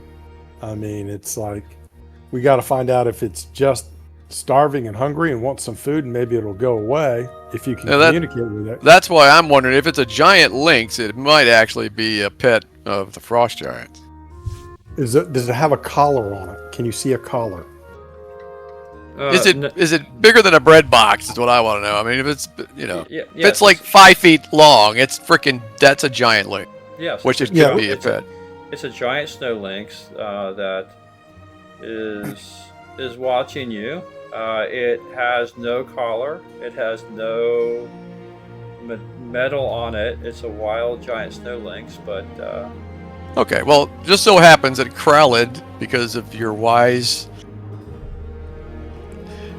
player, I actually have speak with animals. Go speak with the animals. There we go. There you go.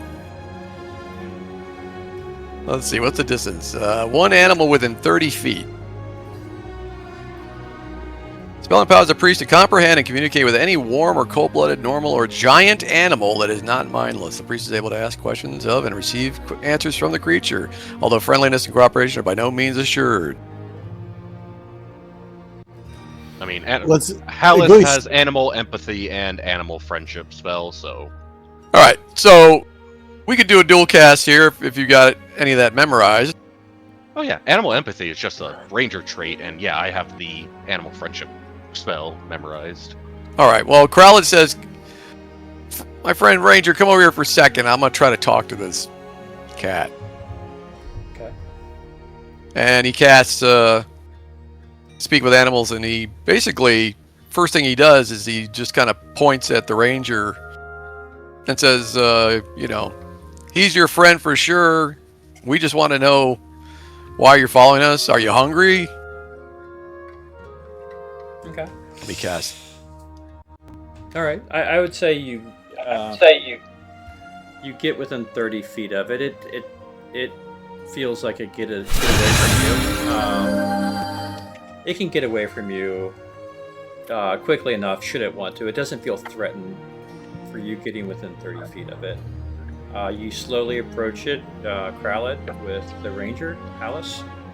You cast a spell. Yeah, with animal empathy, since it's not hostile, I can automatically approach and befriend it, since it's not hostile towards us.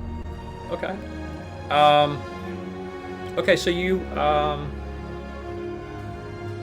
hold on, this is killing me. Kinku.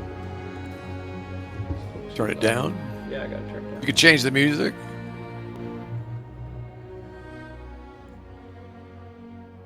Oh, I'll be changing it very soon. Trust me. Something very not. You can just right-click it and just drag it for yourself. That's fine. Yeah, no, I got it. So, yeah, okay. So, the snow lynx, abruptly kind of puts its ears back and shakes its head and paws its head briefly, and then recognizes humans could talk. It recognizes it understands you, and it mentally it kind of lets out some kind of cat-like sound, and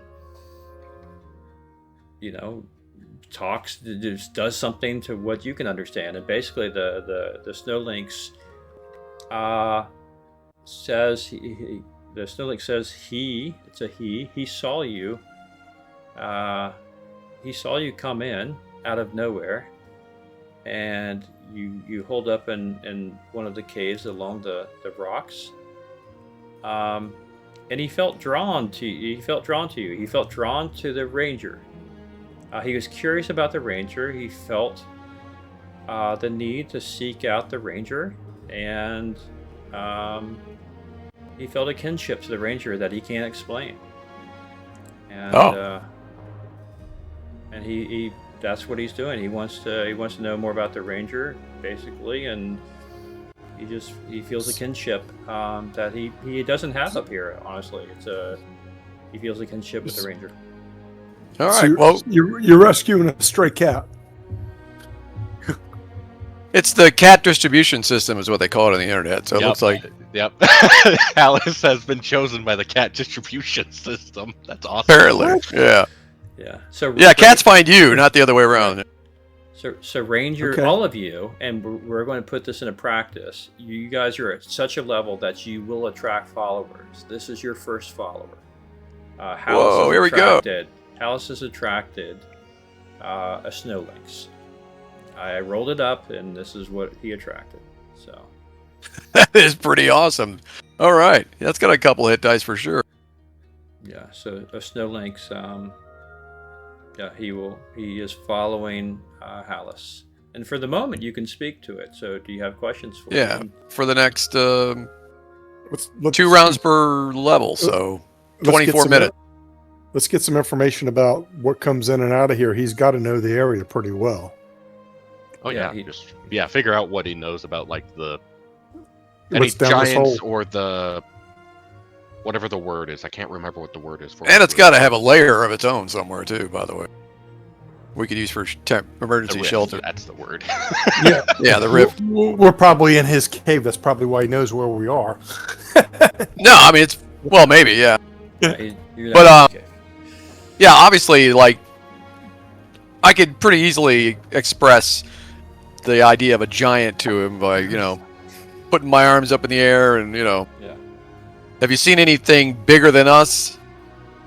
But human, giants. I don't know what giant would be to a cat, but bigger than us. But looks like with beards and Right. blue skin. So the answer is all the time.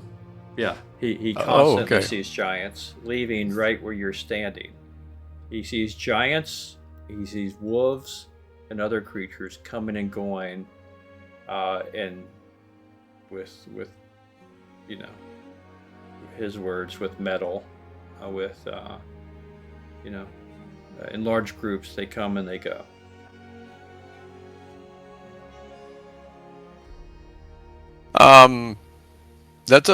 Let the ranger do his thing. This is your moment to shine with the new followers. So you got 24 Oh yeah, minutes. no, like, I mean, for the most part, I was just kind of trying to figuring out general information about it. Does it know how old it is? Does it know like how well is it fed? That kind of stuff. Yeah. So yeah. The basic information. It's he's he is fairly intelligent. He's seen I don't know, 4 summers, 4 winters. His lair is some far away. It's pretty. He's wide ranging. He has no end of hunting between snow hare and weasels, snow weasels. There are winter wolves out here that are not to be trifled with. He avoids them. The giants he avoids. He's very hard to see, by the way, in the snow when he wants to be. And yeah, I mean that's his deal. That's pretty useful. Gonna have to come up with a name for the fella. Yeah. Well, I mean, we could actually ask him his name. True. Yeah, Well, ask him if he has a name or does he want a the name. The concept, he hasn't really given himself a name, and I'm not really sure even at a DM how they answer that. Right? How does an animal think of himself with a name? I don't know. So. Okay, and between now and next session, probably I'll come up with a name Okay. for the fella. Yeah. That sounds good.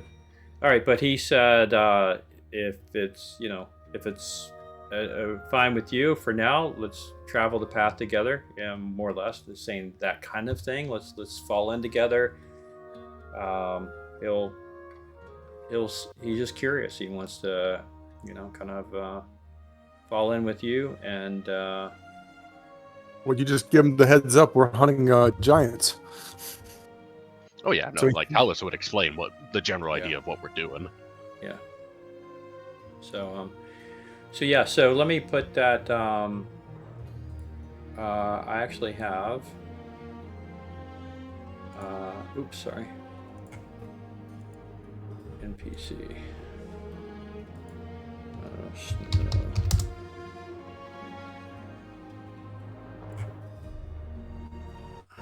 So here's let's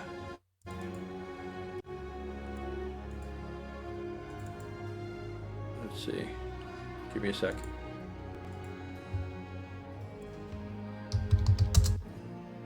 Dang.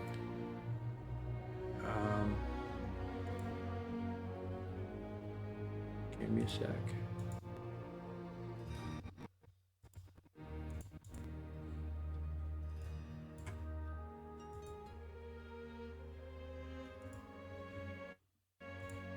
Oh, look at the guy. You see him? Yep. Yep. Little trivia: they have 18 toes, 5 on each paw in the front and 4 on each paw in the back. The giant. This is a Huh. giant snow lynx, right here.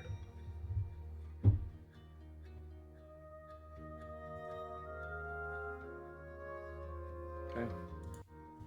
So that is your new companion. I've put him on the combat tracker, and he can be very quiet. He can be. I think with the time remaining, you may want to work out just maybe a couple of signals, maybe. Like, I don't know how to say. I leave it to you, but I'm just gonna say, like, if you want to work out some tactics, like don't get yourself in any trouble. I may ask you to go ahead quietly and see what's ahead and run back if there's any trouble, things like that. You figure it out. Mm-hmm. I will note that down in my notes to figure out between now and next session. Okay. All right, that's fine. So he said he can lead you as to where the giants go in. Of course, you can see it as well, Hallis, as being the ranger. You can obviously see where, now that you're getting closer, where the giants are kind of matted down. And they lead to the ledges again. Let me bring up a, just so it's clear in your minds. So I'm going to make this a drawing tool. Oh, by the way, do we have horses with us or not? You do not. Absolutely. tell No, them we that. teleported. Yeah.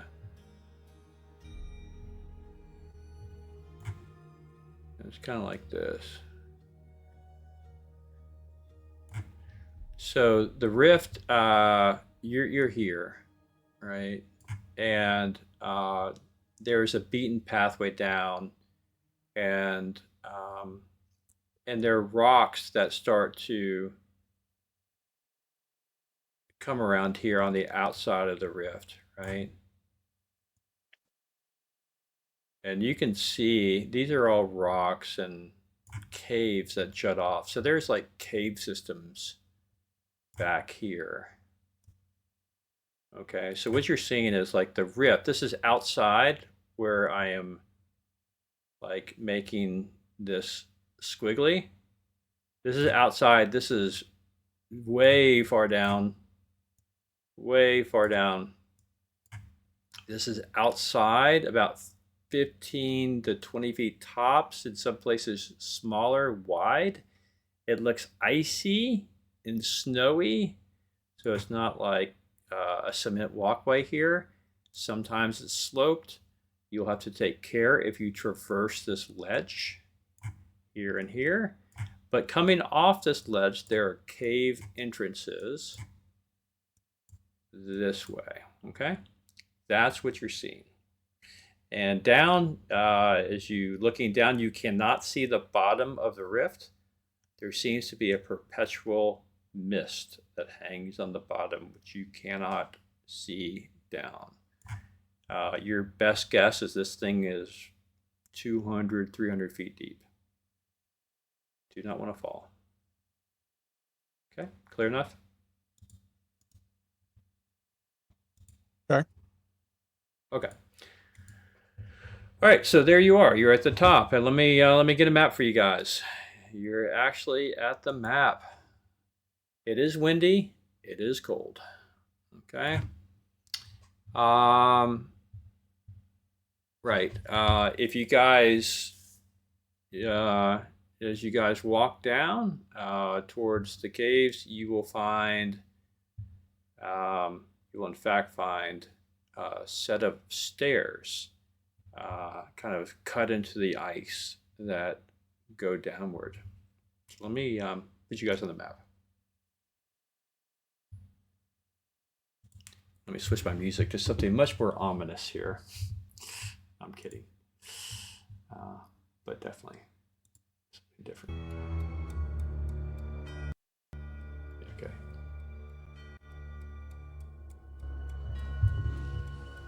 All right.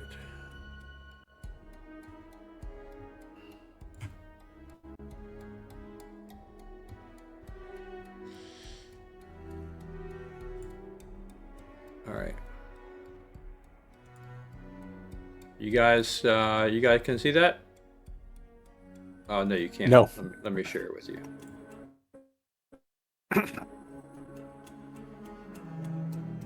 You guys see that? Yeah. Well, that's our marching order, I guess. Maybe it is. I have no idea. But it should have landed you in the marching order. But so here you are. Yeah, it's just a black It's square. black. Yeah, it's just black. It's just a black grid. Oh, you don't see. I'm assuming we were at that circle you first drew, right? Yeah. I'm seeing. The Yeah, we player- can't see it. This is black. Okay, hold on.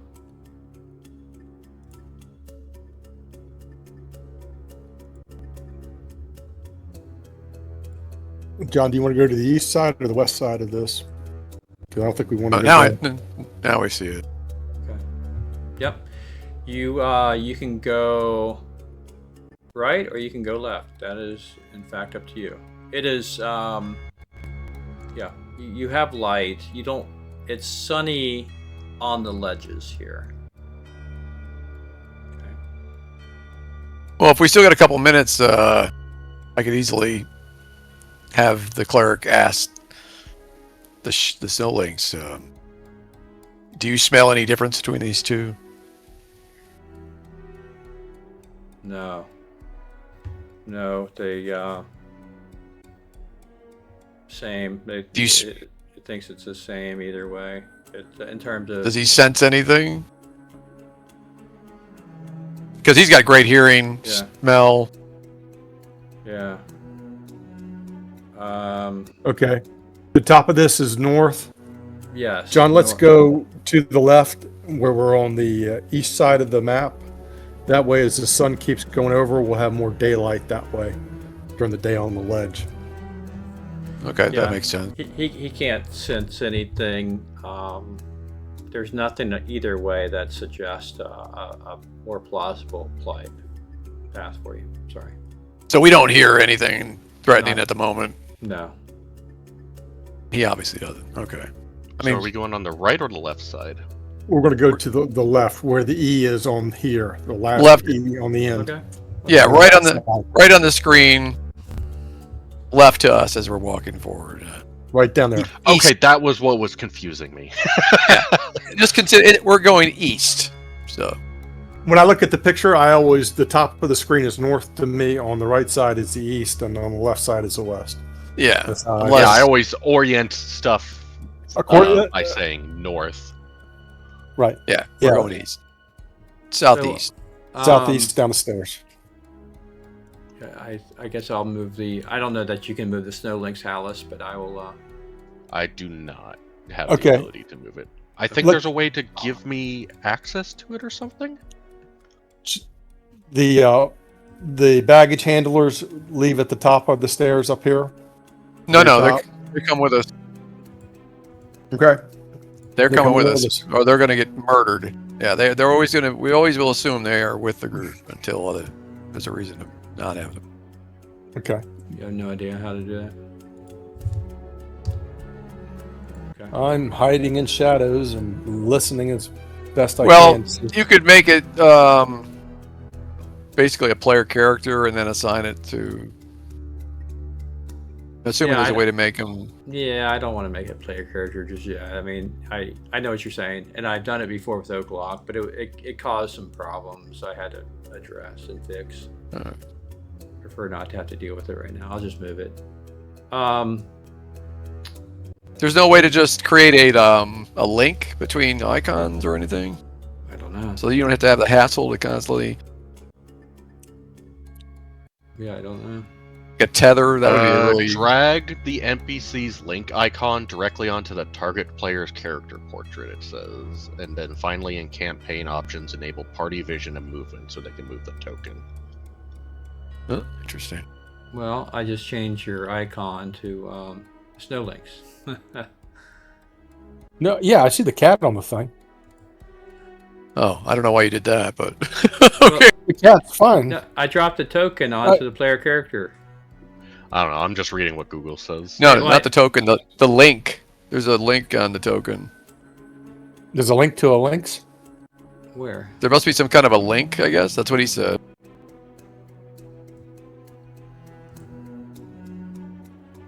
I don't know. I don't know what you see on your side compared to what I'm sure you see more on your side than we see. But I'm not sure. Maybe if you right-click it, there's options. I don't know.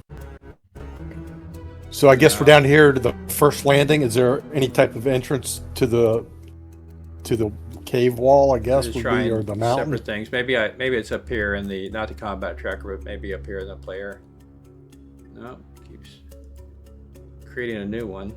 Because like now I can move the token for the snow links. I just Oh. Palace is gone. Oh well, that's you. Hold on. Let me put you back on the combat tracker. Hold on. Why don't you just let the cat and the ranger be one and the same? He just a well-trained lynx. Because that would get awkward quick. Yeah. Okay, now. Okay. You can worry about it later, I guess. Yeah. Okay. Okay. Another set of stairs down.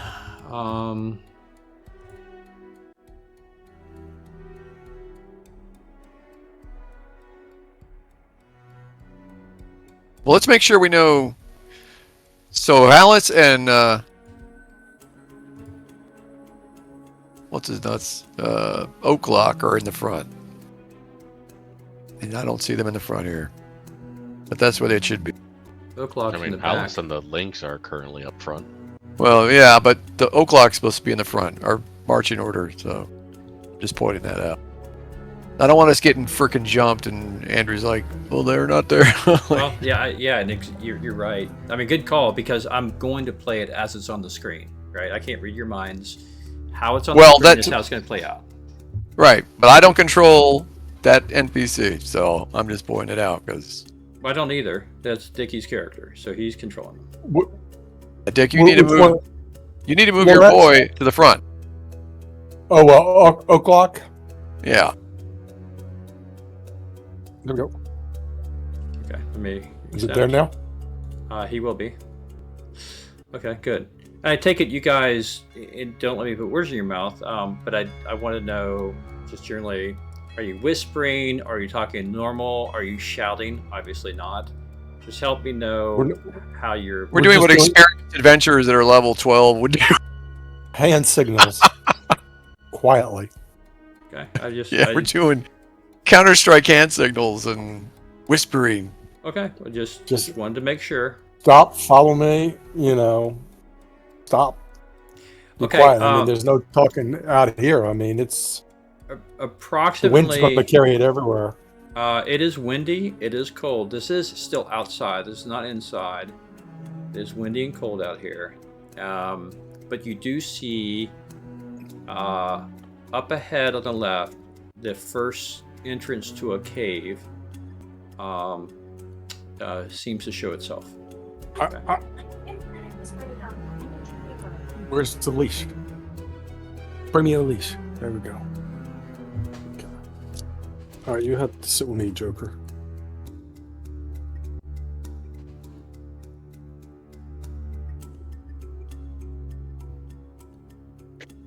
So there's a cave ahead, and we still don't hear anything, right? I could always roll for, like, the bard to hear stuff, and we've got elves galore, lynx. I'm just going to say right now that it would be very hard to surprise this.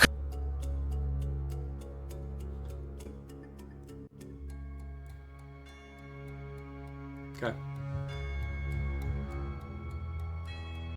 But yeah, just seeing the cave, Alice is going to approach carefully. Okay. You do note that you can't help but note that the walls in this upper section, it's not all rock.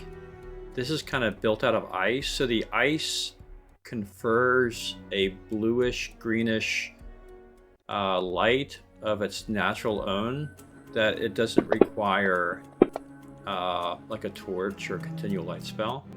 So there's sufficient lighting. You're outside now, but you can tell in the cave that there's kind of like a bluish tint. You know how you've seen like maybe some caves in Norway and things like that. That's kind of what's happening here. Okay. Well, our Our torchbearer has orders to not light anything until he's instructed to. Right. And they're all, for clarity, they're all in the back following Kralid? Yes. Okay. Well, they're not in the back. They're kind of like in front of Kralid, but towards the back. I don't want one of them. I don't want one of them in the very back, so they get eaten by a frickin' Ramoraz or something. Okay. So, in front of Kralid, behind Idri, just in general. For now, Okay. yeah. What like where the cat is? Yes. How far down and to the right is the cave entrance? Is it 1 grid, 2 grid, 3? These grids are 5 feet each, so you can. So, in gen- but in I'm general- saying, No, sorry. Go ahead. I was just going to say where it sticks out furthest to the east. Is that the cave entrance there? Yeah. Do you see the dashed line? Well, On the not map? really. I see the grid, so I'm saying I'm just looking where the cat is, and I'm counting down Okay. two grids down, and then 1, 2, 3, 4, 5 over. Is that where it is? Let's see. Well, Yeah. from the snow links, diagonally, 1, 2, 3, 4, then down 1, 2, 3, 4. That's the entrance. So Yeah, You see my okay. line? There you go. 50 feet. Yeah. Okay. I got it now. All right. That's the entrance right there, and it goes off to the east to get in the cavern. That's right. Okay. And, yeah. Okay. Oh, we can ping the map. Look at that. Yeah. Now I don't know, John, if you think about this or Ares. I want to come and get close to the cave entrance there, but not go further past it, and then hide and be in a position to backstab. I'm wondering if we can send the cat.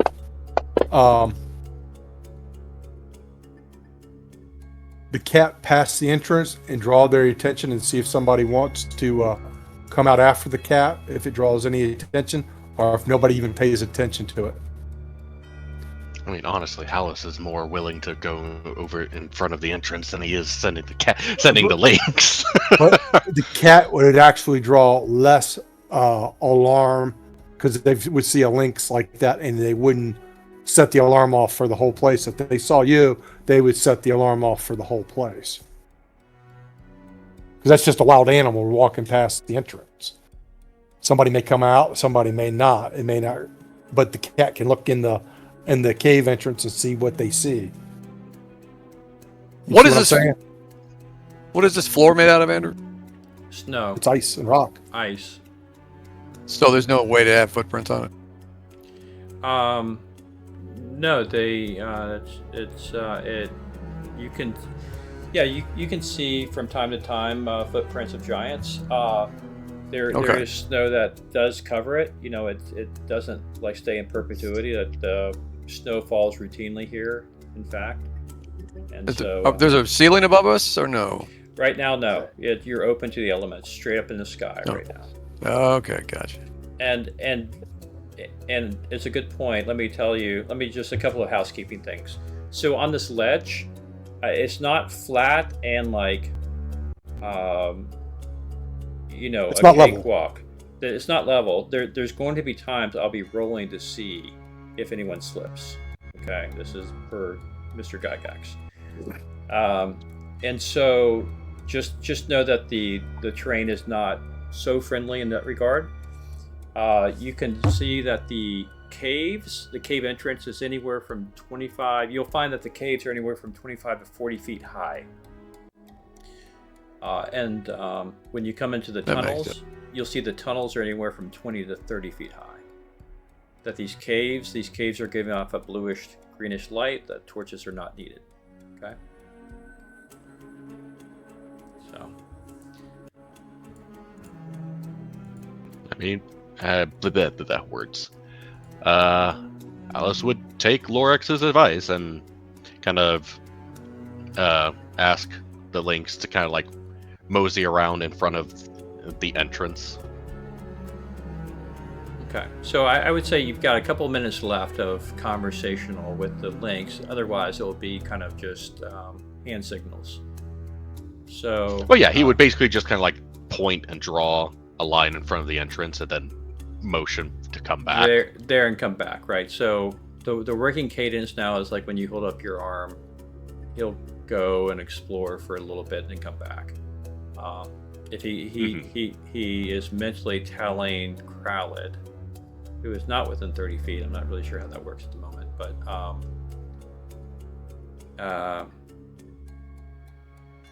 let's just say you figured this out before you got up there, that if he comes running back as he's scouting, if he comes running back, there's trouble. If he comes walking back, there's not. Okay. I mean, I'm pretty sure I'd be able to figure that one out even without it telling us that. Right. Okay. Very good. Okay, so what are we doing? The links, you want the links to go in, you're pointing in? Just kind of like mosey around, like poke into the cave and then come back.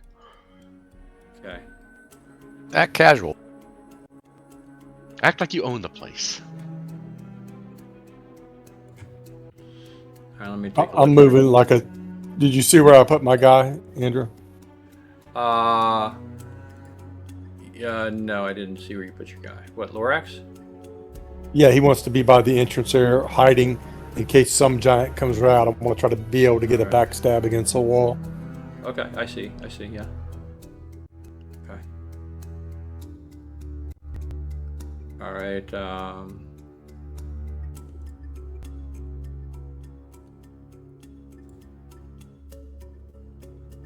okay. Cat comes back.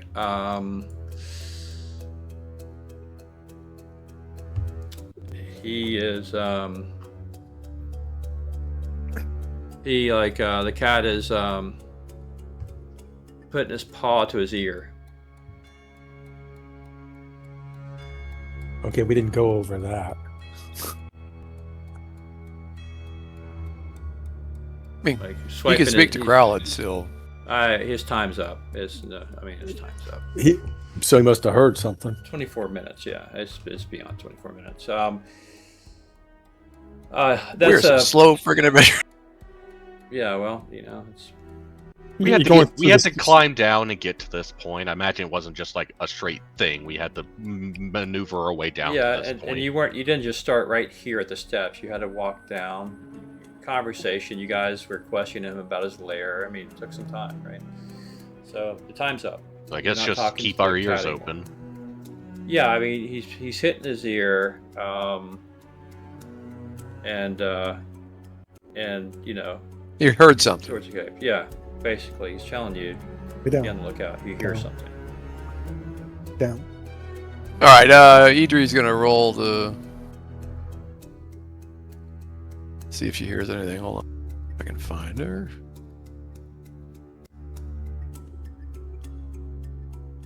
She doesn't have much of a detect noise, but it's better than nothing. Well, Lorax, you have detect noise. You can, I'll She doesn't hear it. let's see, elves. How about this? Elves, roll d20. If it's an 8 or under, I'll let you know if you hear anything. Well, that's even better than Idri's ranger ability. It's 40%. 8 or under, both, all of you guys. There's now that you've stopped and you're really craning to hear after seeing the lynx paw his ear,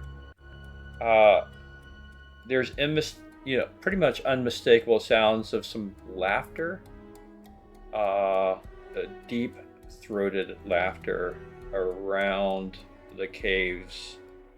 Can't really tell where it's coming from because the ice plays a little bit of havoc with the acoustics, right? But there's unmistakable humanoid, likely giant laughter coming from beyond these caves.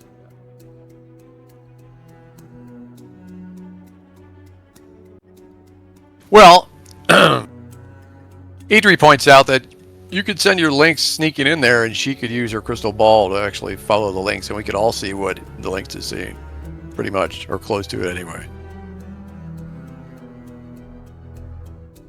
Is that how the crystal ball works? All she has to know is the being she's looking for, and it's going to see that being in the area. Well, I mean, maybe. Okay. What else is a crystal ball for? I mean, it's if not to see things. Okay, so again, maybe. And then but the more practical side of that is that she needs to dig that out of her pack, get it off her pack and dig it out and bring it out. Sure. And so she just won't have use of any weapons or anything. So let me look up crystal. Okay. Yeah. For the time of usage, she's still got access to her weapons, but she should put down the crystal ball, I guess, if she needs to. Yeah, you don't want to just put the crystal ball down on an icy surface and watch it roll away. Well, she keeps it in a big sack on her hip.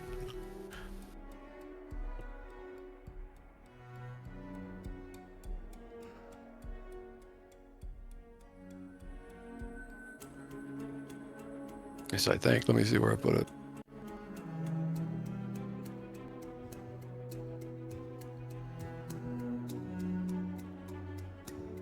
No, in the backpack. So she would have to dig it out for a minute.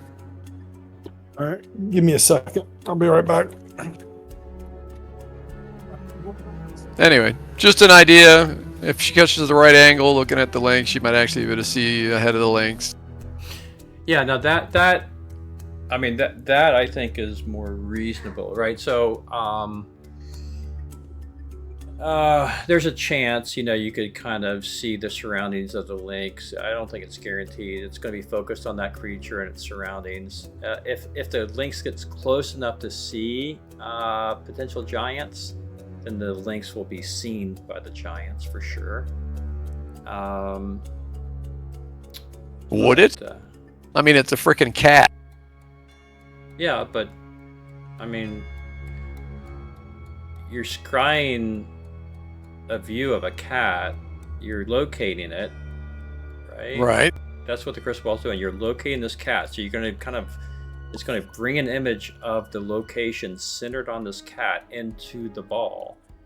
The immediacy of its surroundings will be seen, but not like 50, 60 feet away. If the giants are 60, 50, 60 away, it's not going to see that. So you're assuming that this crystal ball is looking at this cat from above, then?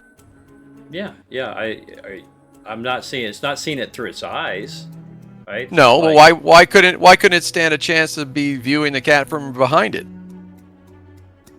You could roll. I have no control over where the damn angle is on this thing. I don't know. The Wizard of Oz tells me it shows from above, right? That makes it pretty useless. I mean, I'm just saying, what's the point? I mean, of a crystal ball, if all I ever see is from above, then there's the person, and that's pretty much it. I think it's not right. How far from above? What's the person doing, right? How far from above? I mean, if it's far enough above, then I could see more. See, all those things are variables. I don't know. It sounds like he declared that it would not be very useful for the situation, so we should just move on. Yeah, well, hold on. I'm going to push back. I disagree. I mean, it's a crystal ball, and so far, I'm not asking for anything excessive. I'm just asking for, is there a logical reason that this couldn't have a possibility of seeing more than just what I'm looking at? I mean, it's a crystal ball. Make him roll a die to determine what direction it's looking at the links from. That would be more reason. I don't see a problem with that. I'm just saying. Pick a random angle at 360 degrees or whatever. Right. More than likely, you've got all the angles to your advantage. More often than not, I'm not going to see anything ahead of it if you do that. Well, and again, understand the physics, John. Right. The physics is if the cat. Or if the crystal ball can look from behind the cat and see the giants, the giants can see the cat and the presumed theoretical crystal ball of whatever image, right? In other words, optics works both ways. If you can see it, it can see you. And what I'm saying is, do you want the cat? The cat is not going to be stupid. It's intelligent, as we pointed out. It's not going to go in and wander in front of some giants just to check things out to see the giants. It would crawl. Okay. It was just an idea. Move on. Okay. I'm just explaining the logic here. So yeah, that's fine. So the cat is going to. You ask the cat to go in, okay? And it goes up for a little bit, and it follows the noise, and okay, it comes back out.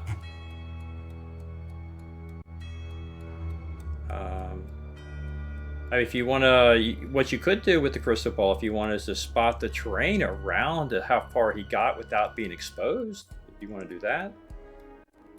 But then again, you could probably send Lorax that way silently to do the same thing. It's up to you. I'm good. I need to roll. Does a cave count as natural terrain? I would say so. It's natural. Because Hallis could do it, because he's got a pretty good move silently since we're in natural terrain. Right. Okay. What is Lorax's move silently? Hold on. Skills. Move silently 70%. Hallis's is 86. Well, I guess you're going. But it's only half that when we're not in natural terrain. Palace, do you want to Well, follow the the cave links is in? natural. Yep. It's your cat. Okay. I'll come in behind those two, I guess. Okay. Let those two get up ahead a couple feet, 10 or 15, 20 feet, and then I'll keep coming behind them. Okay. Try to keep an eye on them. Okay. All right. Lynx moves up this way. You follow Hallis? Yep. Yep. Okay, so Hallis, you see obviously a south passage, a east passage, and a north passage, and you're hearing laughter from north unmistakably at this point. You know where it's coming from, but it also seems like you're hearing maybe some sounds to the south as well.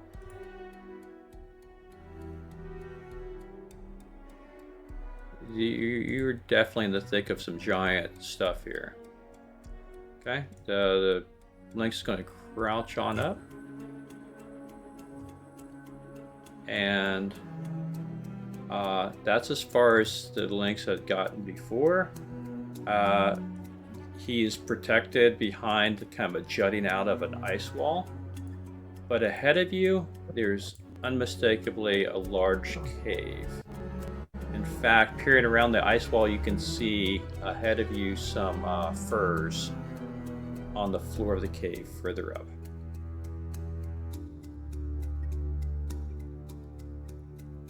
And the sounds of giants up there. You hear at least two of them.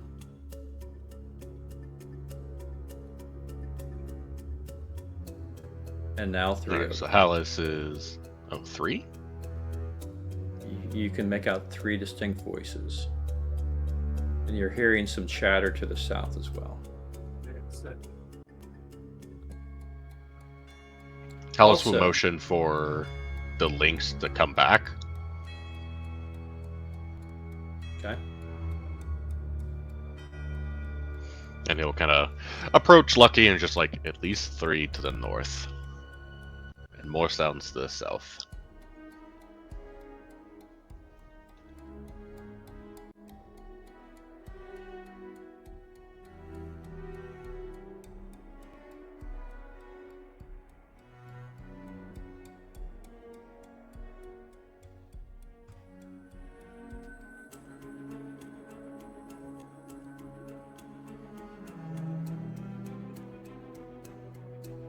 All right, John, can we see what's in the 1C area on the map?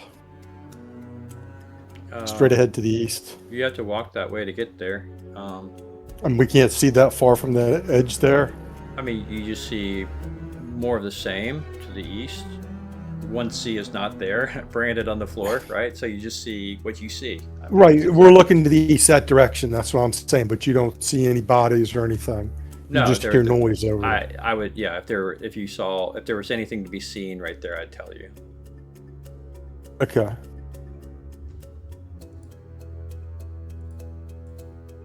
Now, when you said when you said Hallis heard sounds from the south, Yes. are you talking about down that way? Yes.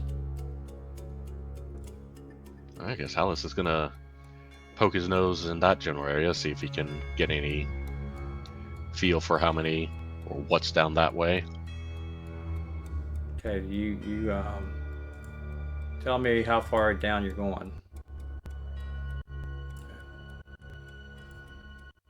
Basically that path so far. Okay, give it a. All right, let me see what's reasonable here. 15, 1 to 15. You're seen. You're not seen. You look around the corner. You see 3 frost giants here, armored and milling about in this general cave. You see sleeping skins on the floor, a couple bags in the cave, ample supply of boulders and ice blocks on the against the wall. That's what you see. Yeah, Alice will make his way back over there. Just kind of relay that we got at least 3 ice giants down to the south. And they are armored.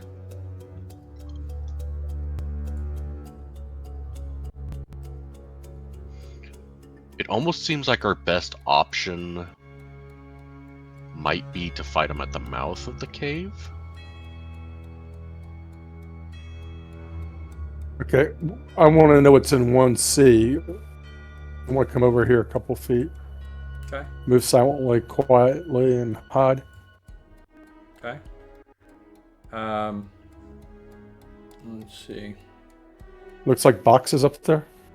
Yeah, it just looks like some boxes in storage area. You don't see Okay. anything around.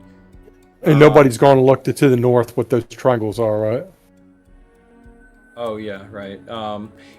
What you're asking? Yeah, what that is? That's House got close enough. He noticed on the floor of the cave there was a bit of a different brightness to the floor, almost like a wetness. If you conferred with him, he would tell you that maybe that's a slick patch of ice. The snow seems for whatever natural reasons to be not snow there, Wetter up but there. an ice slick right there. Yeah, so be careful. It's a careful place to be walking. Yeah. And over the edge, that's plus 225. It's at least 200 feet down. Okay.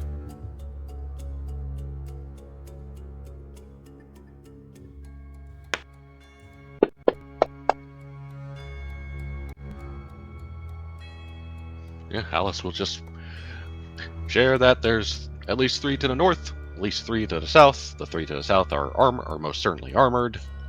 And his opinion is might be better to try and fight them at the mouth of the cave to prevent them from surrounding us. Kind of like what happened in the fort or the steading or whatever you want to call it.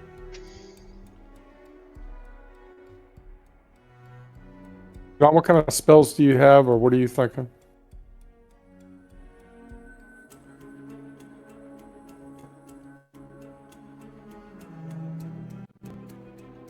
John? Really wanted to be tricky. I could cast Rope Trick, and we all go up into the extra dimensional space and just basically disappear, and wait for a few hours until these guys start to go to sleep, and then we send in a particularly vicious thief to go in and start murdering people.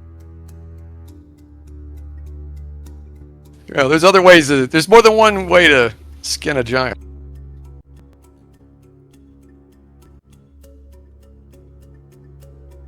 That's one option. We can't get 9 people in there into your rope trick thing, can we? I can get 8. One of the guys is going to have to go back then. No, you could. We got 9. We got 6 you were- party members and 3 people. Right, but like we got a ranger and a freaking thief. It's not like you guys can't disappear, and I also have invisibility. I can cast invisibility on somebody. Okay, there's 3 to the north over the wet path, right? At least 3. Okay, at least 3, and there's 3 for sure down here. So there may be fewer down here than up there. But the ones to the south are most certainly armored. He did see that they were armored. I'm sure the guys to the north are too. So, I mean, don't forget if we're up in the rope trick room, we can see down through the top of it very clearly. So if some of them start to wander off to be sentries or something, then we can ambush them one at a time. It's better than walking into a whole room full of them. Is what I'm saying. I mean, I could cast it anyway, regardless. In real time, we could just wait to see if anything comes walking by, and then we can take them on that way.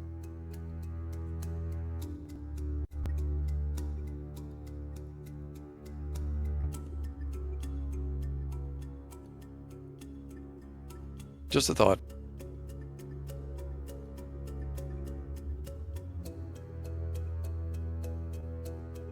I mean, I could cast invisibility on you and guarantee you a backstab. Round 1.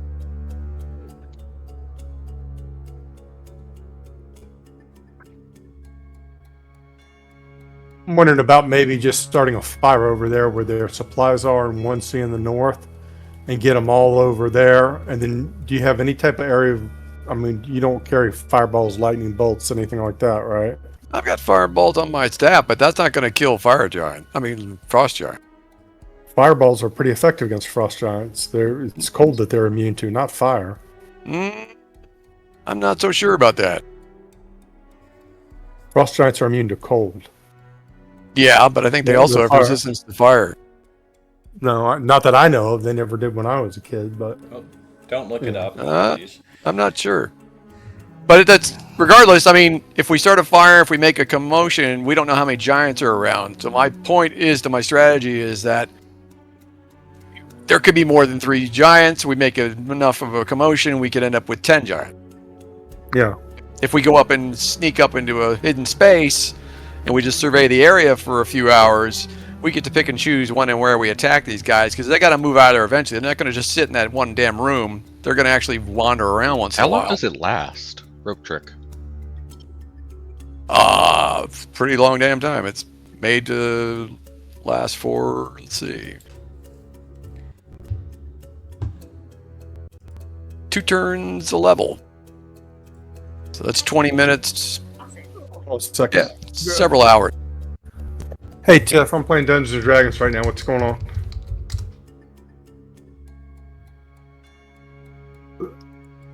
All right, back.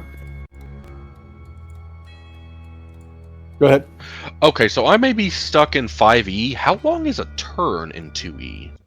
10 minutes. So it would last 10 minutes? 3.6 hours. Yeah, in That's theory. a long time. Yeah, round. Damn right, it's a good spell.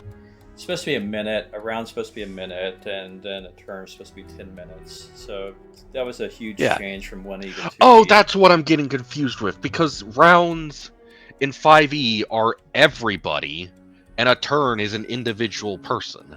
Yeah, I don't That's get the what's terms. confusing me. Yeah, the terms are used differently for sure. Yeah. Yeah, like we have segments and stuff that break up the rounds, and then the rounds are part of the turn. There's 10 turns into a round. There's 10 segments into a... I mean, 10 rounds into a turn, 10 segments into a round. Fantasy Ground needs freaking sticky notes that you can put on your dash that they fucking stay around so I can remember this shit. Well, it's gonna be so hard for me to remember. You can create like a player note, and then you can drag it to your hotkey, so it's always like on. You can just click it. Yeah, you can make your own note. Yeah. Anyway, so that's just an option to use as our own away from home sentry point. I like the option, but I want to talk with Andrew about one thing. This little box of stuff here. I have 1 potion of poison. Can I kind of see like what the next keg of beer is coming up, or have an idea what they would come get next? Maybe poison one of those. While we wait, they come get a beer, drink the poison, There's 3 of them. One gets sick. One of them stays. One of them goes for help. Now we're down to 2 giants to kill, and then try to backstab the one that's giving aid to the sick one is what I'm thinking. And we just wait. I mean, they're just closed containers. If you want to try to open one, you can. You could hide in one of those. You're not sure what's in there. It could be wool pelts for all you know. We could all hide in these giant boxes like the dwarves in barrel. Right. They'd never even think about it. No, they may not come back here for 2 days, so no, it may not be a good idea. Do they have open containers now that they're drinking out of that I can see? You're gonna have to the Move giants. a little closer. Spy on the giants. You're gonna have to get into the room. And again, there's always gonna be a chance that you get spied upon. I'll roll for that. I don't advise you guys try it. All right. Well, I won't. I mean, Yeah, but how? but I thought that was one way to get one of them going for help, and then we get down to 2 of them there. That would be better. Well, it isn't real time, so almost 4 hours. Andrew's got to like calculate the chances and, Right, but he's telling me that I don't know which keg of beer is next that they're going to come get. I mean, I'm not going to be able to determine what's in the barrel. As you guys are quietly conferring this, right?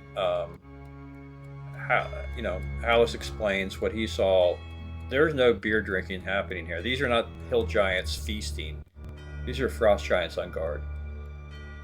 All right. Well, look, my necromancer's he's losing patience, so he basically just says to the ranger, surely you can tell me the most busy trafficked areas in this section of hallways, and we can determine from that where the most likely point is where I should place my rope trick and use it as an observation spot, because eventually these giants are going to move around.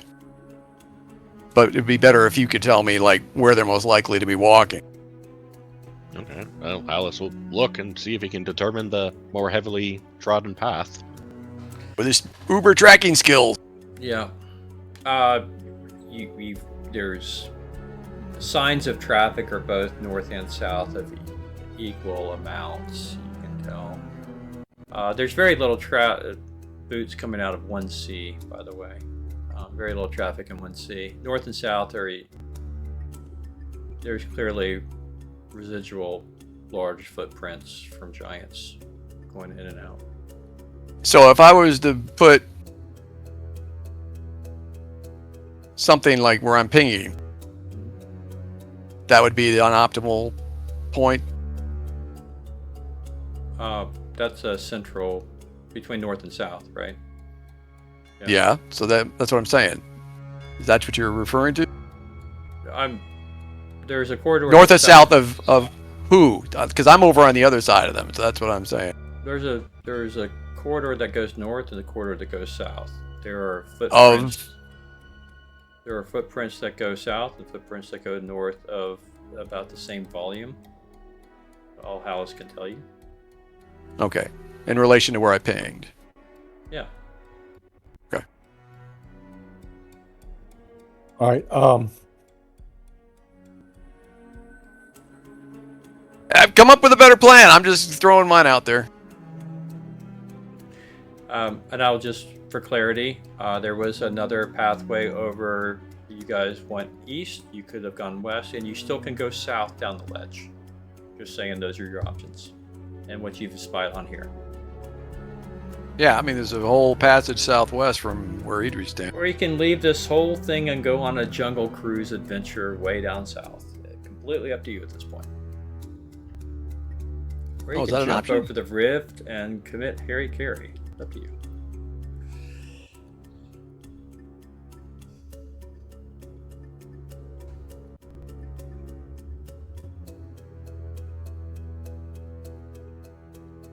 I say we keep poking our noses around, see what else there is, get a better idea before we start swinging. So you want to go southwest? Yeah, keep going, keep following the path south. That's my 2 cents of the matter. You mean over here? Yeah. Okay. I'm gonna be using this ping thing forever.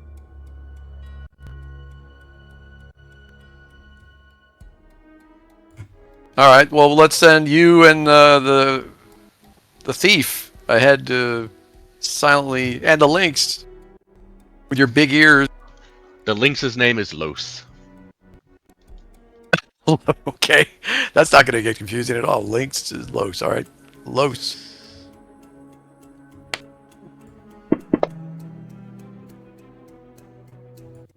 DM is rolling for confusion. I'm definitely not rolling for that. And I'm definitely rolling for train effects at the moment. So far, you guys have not slipped. We're hugging the walls, man. Be that as it may. What it's that icy? Yeah. Gygax has you rolling d6 as long as you're on the ledge. Oh, screw that then. Hold on.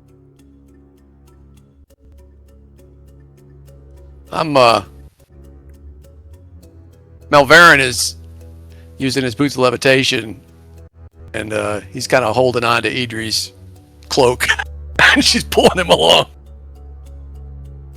It's funny.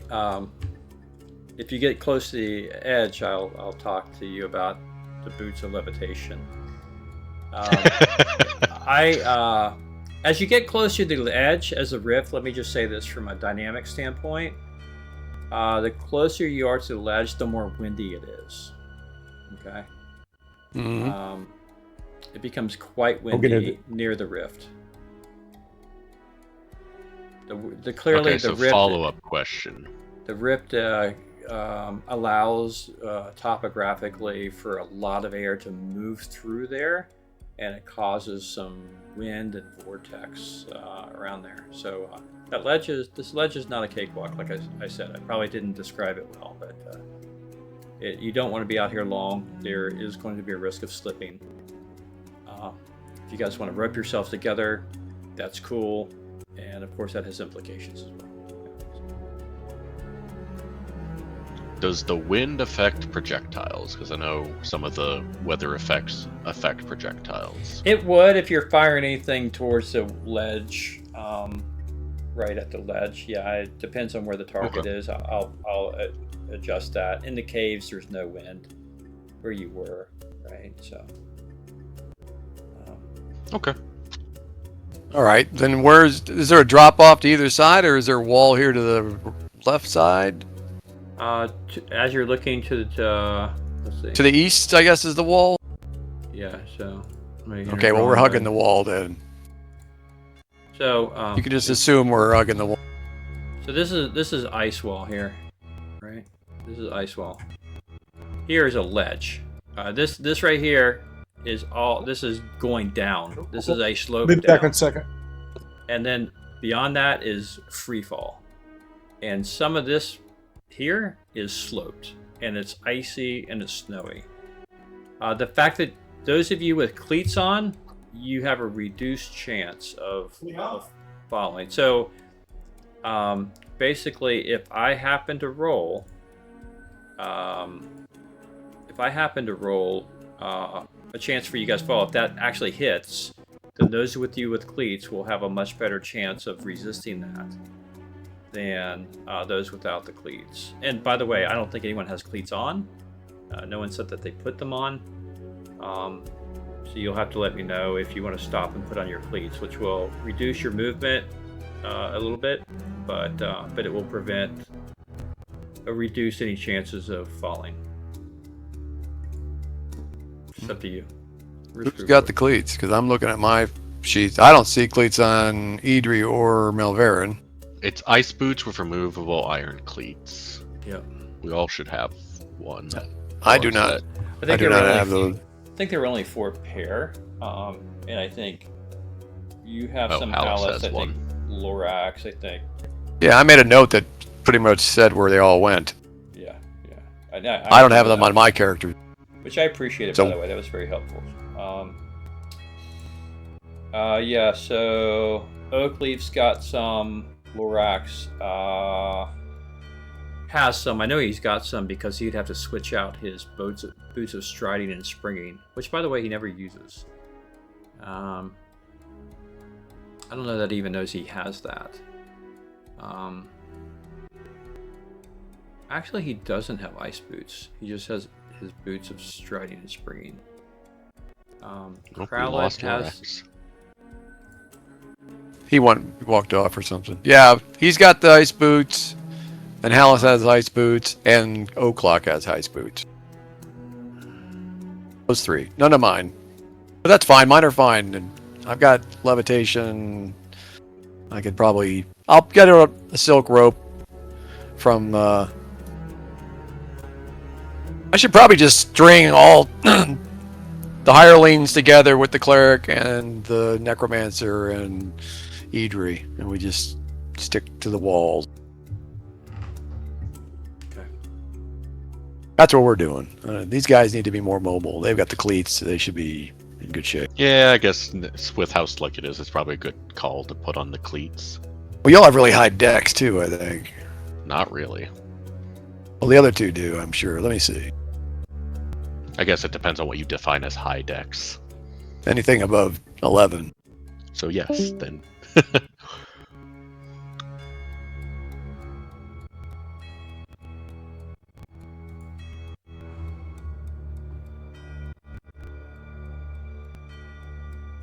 Yeah, we actually have a very, very high dex group, actually. The lowest is Kraled, and everybody else is 14 and above. That's really good. That's exceptional. The numbers are Even just my different mate. than what I'm used to. Well, it's 3d6, the same as all editions, but you got even more. Well, in later editions, it's 3d6, 4d6 dropped lowest. Yeah, that's what we use.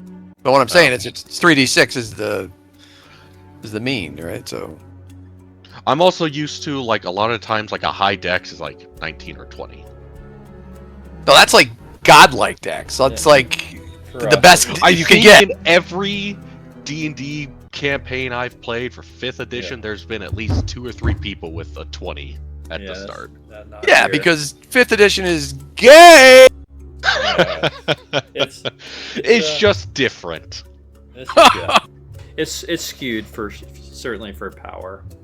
It's superheroes. Yeah. Oh, trust me, you do not want to know about the game I play on Wednesdays. Then. Oh yeah, it would make me just want to Yeah. off myself.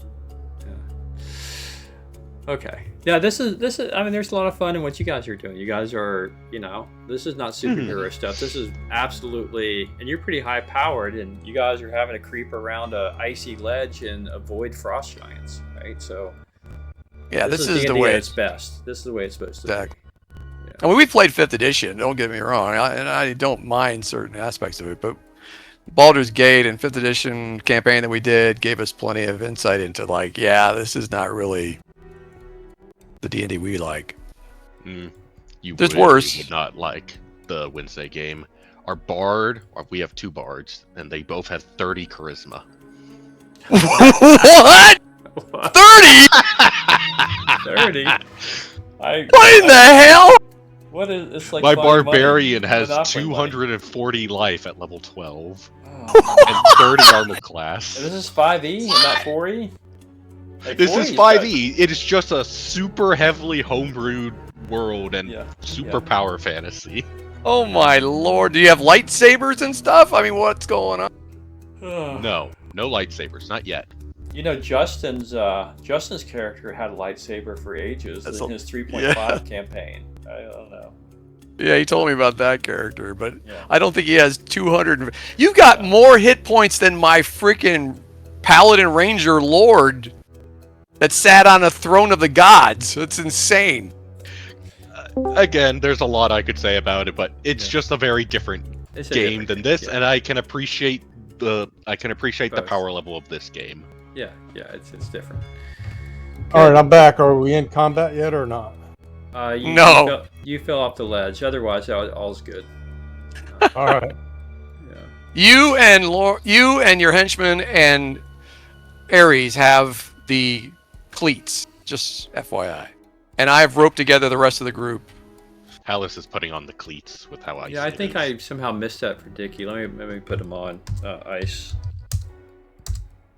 There, ice boots with removable cleats. I'll put them on his thing now. It's starting to log back on for the screen. I'm not there yet. Okay. All right. So we're going to go in the second cave, John, or the first cave? Yeah. So below, you passed by. You're bypassing where you knew to be frost giants. You're going south. At the ahead of you, the ledge seems to end, and there seems to be an entrance into another cave down here.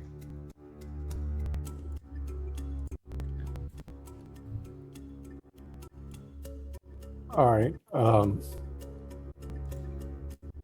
I guess I'm just going to have to try to move in silently and see what I can see, since we can't talk to the cat. So you just may as well hold on to the cat, right, Aries? I mean, the cat's not going to slip. It's a freaking No. link. No, it's not going to. No, I'm not worried about the cat, but I'm saying somebody's going to go first into the cave. I assume we got to the mouth of the cave, all right.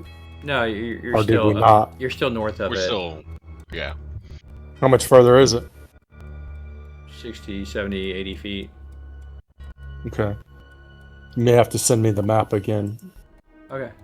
Click on the button on your character sheet, the target for a find token. Yeah, there you go. I'm trying to get my character thing up. You're still logging in. Yeah. Oh, I see. Oh, did you lose connection? I've been gone for 5 minutes. Obviously, you were talking, John. Well, we were talking about characters with 30 charisma and 240 friggin' hit points and stuff. I Kind missed of got me distracted.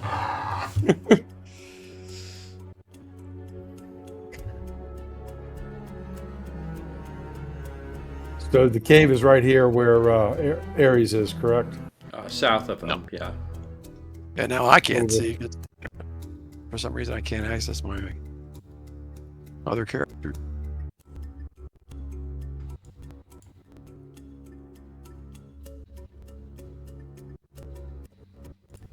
There we go.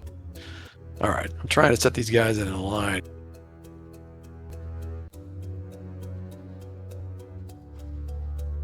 All right, so we can assume the hirelings are between Malverin and the cleric, FYI.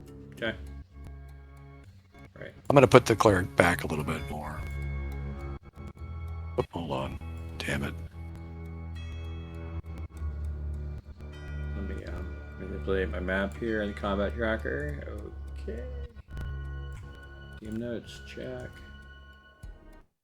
Check. So now where I see it, where it says 200 feet, so where we were, the elevation has dropped 25 feet. Yeah. So the hill giants are going to have a height advantage behind us. It's The frost. yes. It's sloping Yeah. down. Yeah. It's going down. Right. The slope is downward a bit, which adds again to a bit of the trickiness of the climb.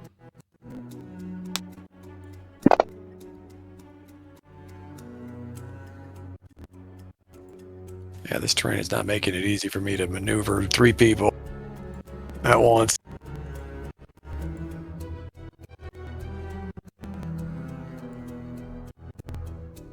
Okay, Lorax All right, is so the mouth of the 2A. cave.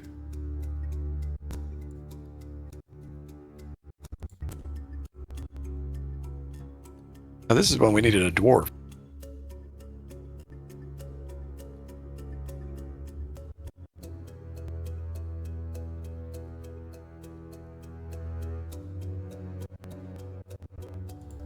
I move the links.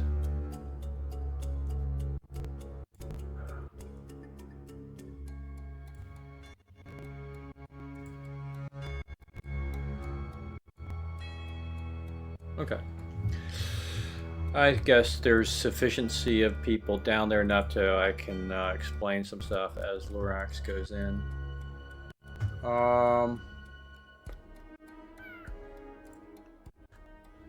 Okay.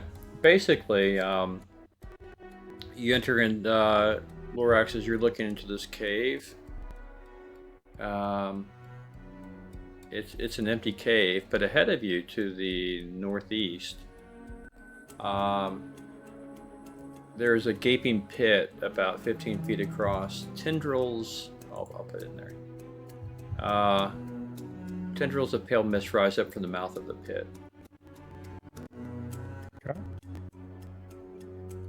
Is there anything of value in here? I mean, can I figure out what this cave is used for? Because this may not be a storage room like the other one. It's empty. Or is it of just a any- natural cave? Yeah, it's a natural cave. Nothing It's in- empty of anything. So how big is that gap across to where the cave, the other side of the cave there? 15 feet wide.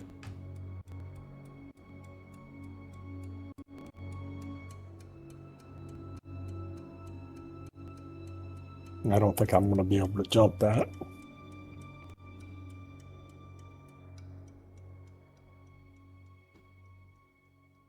Idri could put a rope into the wall on the other side if it really needed to get across. I got special arrows for that kind of stuff. There's a pathway that seems to continue down south. As you walk through this cave, there's a pathway that continues south.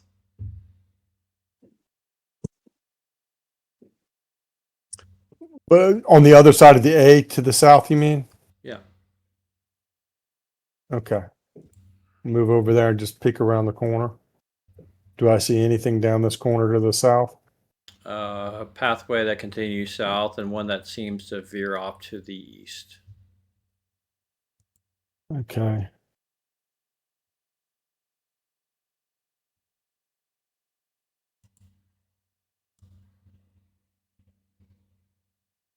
All right, I'm just going to keep going south. You guys going to keep following me?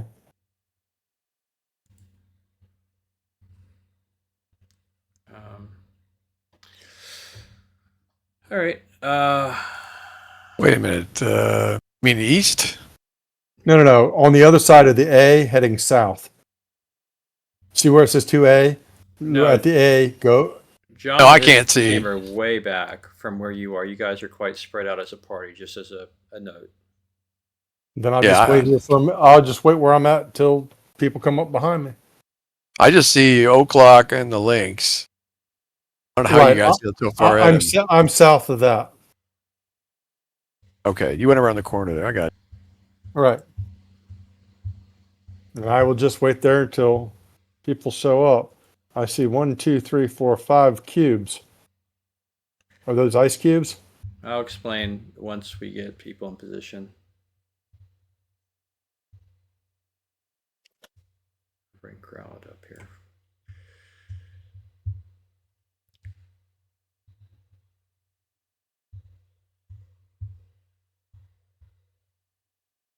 Yeah, for some reason, I'm getting a lot of like. Whenever I touch my necromancer, everything goes black. Or Oh, I see what it is. I'm in the Shakespeare room. To be? Mm-hmm. Yuck. It's a good joke. You all right, now I see. I got some money for college. Hamlet, you are. Okay, so, all right. So I guess you guys are concentrated enough to let me explain what you see here.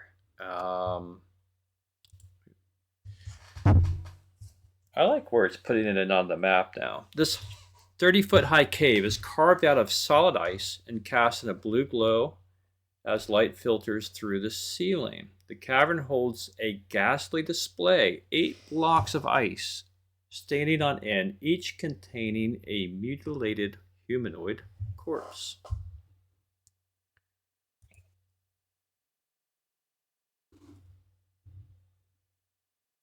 Well, let's take a close look at corpse number 1.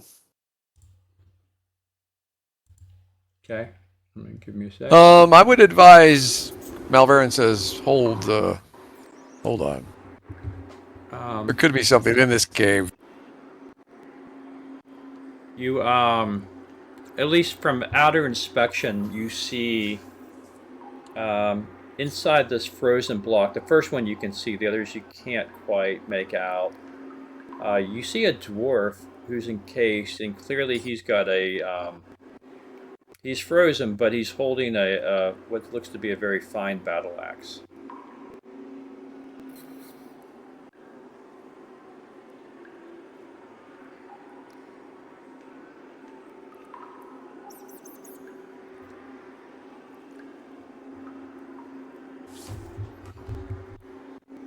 What do you guys? Trying to get an angle here for my character so somebody can see Right. something.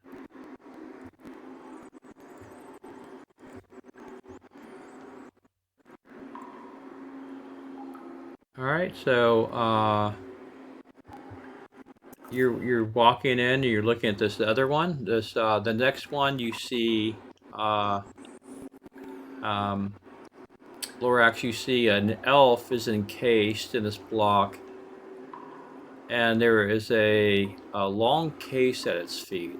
It looks to be the case is about the length of a wand, or something like that. Okay. Now you're saying this is a solid block of ice, right? Solid block of ice. These things are encased in a solid block of ice. So these things are going to be impossible for us to move weight-wise, right? Well, you're not going to move them. You might be able to get into them somehow, but you're not going to be able to move them. I'm saying if we bang on them with a hammer and break it, it's going to make a lot of noise. John doesn't really have fireballs, and if we got to melt it, it's going to take a long time, and it's going to make a lot of steam. I have fire, but it's charges, so I don't just use it willy-nilly. Don't forget, you have a flame tongue, by the way. Sword. I was about to say, we do have Flame Tongue. We got 2 of them. There you go. Yeah. And torches. And torches, and I'll leave it to you. But everyone is still outside the cave. Is that where you guys? Is anyone? I can't see anything from where I'm at, so Right. Well, I'm give just us a wondering quick run. anyone Let's else get is everybody moving. in the cave room. Put somebody to guard the little gap there by 2A, and then somebody to guard this gap, and let's just take an inspection, John, of all 8 of these and see what we got.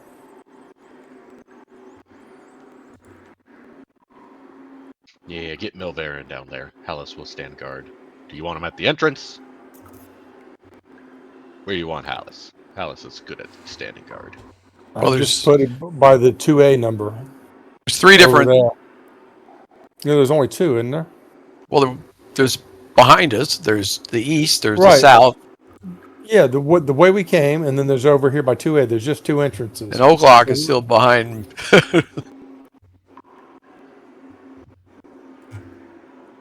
Hold on, let me move him. Or Harley. Yeah, he needs to be in the front.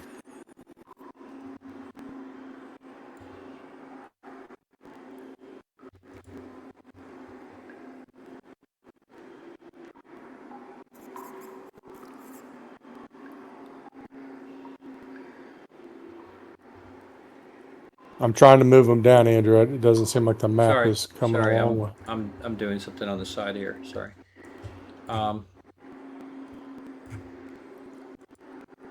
I see the blocks now. Yeah. So there's 8 blocks. You guys let me know how you want to investigate them, if at all. They're not stacked? I thought they were stacked. I see, like, different blocks. Oh, there's different stacks of block? Yeah, there's 8. They're in 8 different spots. 8 freestanding blocks of ice with humanoids in each of them. Oh, okay. So far, Almost you've like a seen. museum. Think of 8 vertical caskets. That's what you need to think. Yeah, this is true. Yeah, well, this is a display that some monster is putting on. That's why I'm getting concerned. I also see animal carcasses. It's a frozen On the map. scarecrow is what it is.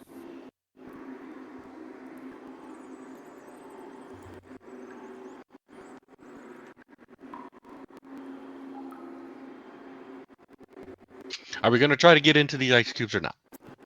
I think that's the important question. I'm just thinking about how much time it takes. Well, I mean, maybe you can investigate which they are first and determine if it's worth your while.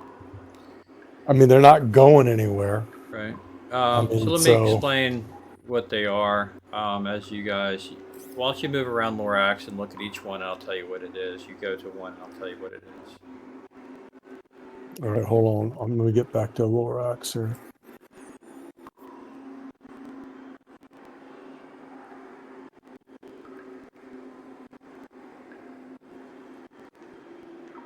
Oh, this thing is driving me crazy.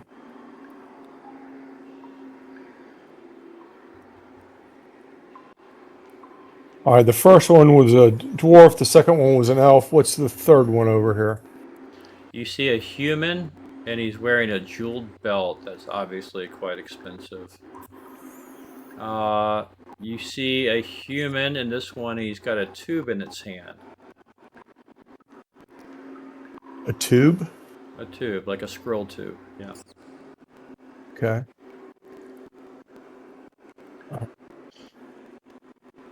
Let me move over here and take a look at these next two. Over here you see a dwarf with a spilled pouch of 37 gems at its feet, and it's a human with a gleaming ring around its finger. Okay.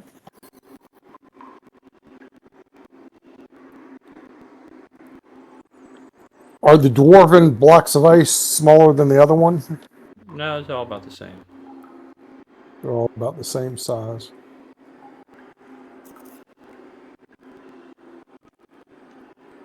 And there's like a sunlight coming in from above. Not really. Andrew? I mean, just a little. I mean, it's just. Is there a put it place this way, for the smoke to go out? There's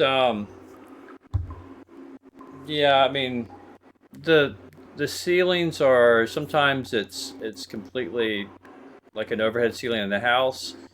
Sometimes there seems to be like little vents up. It's a cavern. It's uneven.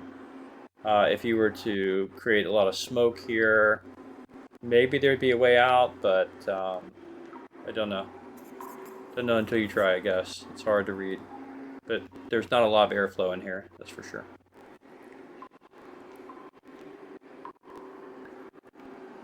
All right, John. I mean, you want to try to melt one. I mean, it's a question of how long and how much time, and eventually somebody's going to come down here. Well, I'm not. You guys have got fire swords, so you guys can go ham with your fire. You just have to make enough of a hole to get to what you want to get out of the ice. It doesn't necessarily need to make a lot of noise. Like if you want to get to the axe, you just got to pierce to the axe and then crack it open enough to get to the axe. That kind of thing. I'm just thinking. Probably wouldn't take that long, really. I mean. All right, so we take an iron spike and a hammer, chip a little bit, make a hole where you can stick your flame tongue in, turn on your flame tongue, and see how long it takes to melt. And we've got two of them. What about the remora thing that puts out heat? Do we want to use that or not, or we want to save that? I think we want to save that because isn't it like limited use? Andrew, what's the use on that? The remoras, the heat gland, when you bought it from the merchant, he told you that the heat has been reported. They're pretty rare, but it's been reported depending on the size of the gland. You don't know if you have a large one or a small one. It can last anywhere from 5 to 7 days worth of heat. We don't want to be in here for 5 to 7 days. So. No, I'm not saying it takes that long to heat up. I mean, right. The duration is that long. Right, but can we shut it on and off like a battery, or once it's turned on, it's going to be used up? No, I think you could. It's in an insulated box, so if you don't take it out of the box and you take the lid off the box, maybe you can single directionally kind of. It's like a defroster, I guess. You could do. Yeah, but I don't see any reason to do that. You got flame tongue. Those things are magical fire. They should be very, very hot. Okay. How long does the silence 15-foot radius thing work? Silence 15-foot radius? Yeah, that's a clerical spell, right? So when I'm sitting there with a hammer chiseling on the ice to try to make a hole on each one of these things. Oh.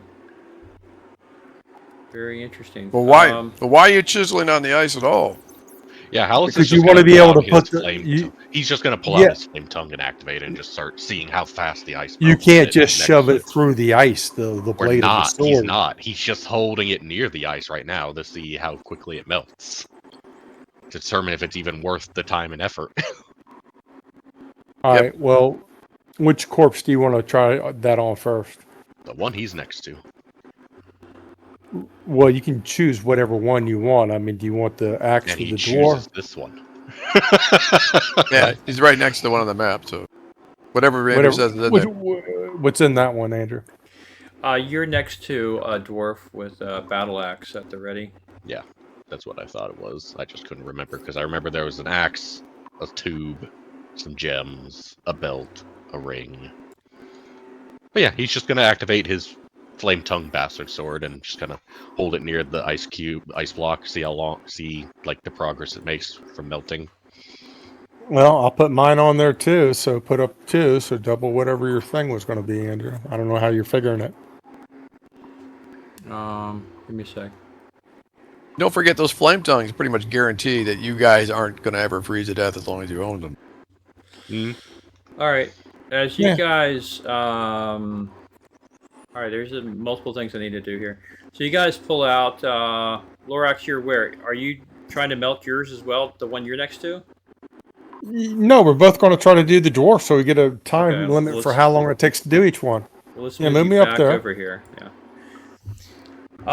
Okay, so you guys bring out your flame tongue and you stick it to the side of the ice, and you begin melting this thing, and pretty quickly the ice starts to turn into condensate, which drips down to the floor and turns into a bit of a slick spot near you. It's causing some steam also to rise and hang in the air. You figure probably 5 minutes, and you could work through the 1.5 inch of encasement here. As you're doing that, Hallis, the snow lynx begins to growl. And In any flattens its particular ears. direction? It turns to look behind you. And coming in from the 2 o'clock to 1 o'clock position, you guys see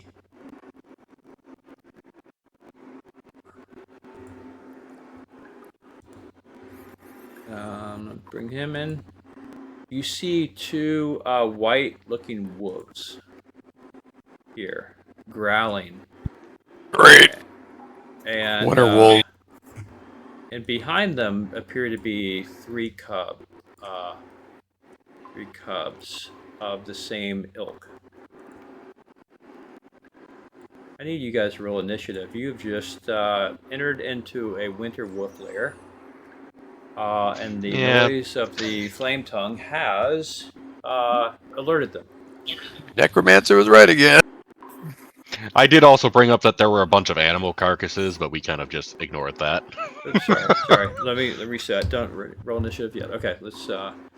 Okay, menu initiatives. Roll all NPC initiatives. Is Oaklock an NPC? No, he's a PC. He's yours. So you're gonna have to roll whatever you're going to do. You guys, you would have been surprised if not for the snow lynx. So you guys need to roll whatever action you're going to take. Please add that to your initiative. Right? If it's Well, I guess since he has flame tongue out, he might as well use it. yeah, right. These things count as ice or ice using things? Yeah, they're ice. They're definitely creatures of the ice and the cold. So it's going to have a benefit effect, I believe. I think plus 3 equivalent. Yeah. See, Hallis, let me just check something. Plus 3 versus cold, so the wolves would be cold. Yeah. Inventory. Bastard sword, flame tongue. Okay, so let me make sure. Skills. Bastard sword. Did I not do proficiencies right? Yeah, I need to check the proficiencies here. 1. Click. Okay. Now you should be good. There was the actions. Okay, that's better. I forgot you have to actually go in and click on the fucking things after putting it in. Unfortunately, yeah, you do. So let's see, Dickie, you got one? Lorax, is that the issue? Or Yeah. Block? All right, let me check yours. Skills.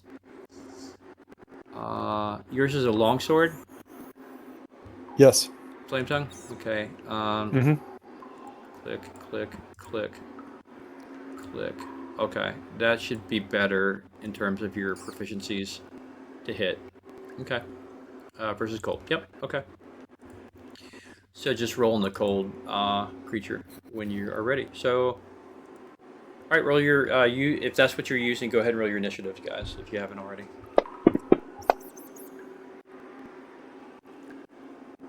Okay. Now, Oaklock, his thing on the actions doesn't have the thing, so I'm just going to have to roll a 10-sider for him, and you're going to have to put it in like we did last time.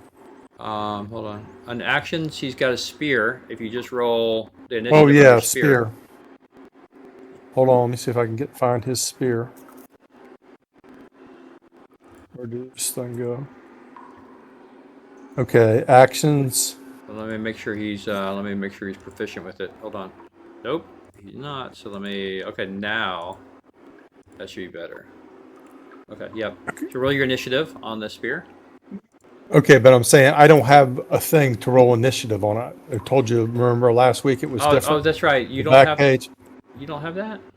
Yeah. No, I don't have that. That's why. Why? So that's why I don't know. I'm telling you, it's different. The back page where it says actions, Yeah. I just have a 2-hit matrix, attack matrix. Yeah, I don't know what's up with that. Okay, let me roll it for you. Okay, that's O'clock. That's fine. All right. I got to pick my spells and stuff here, so it's more complicated.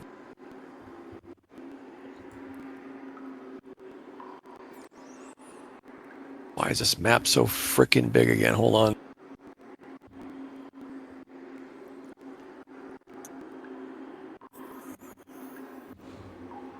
They really need to make resizing the map work from different parts of the map. It's just one corner is nonsense.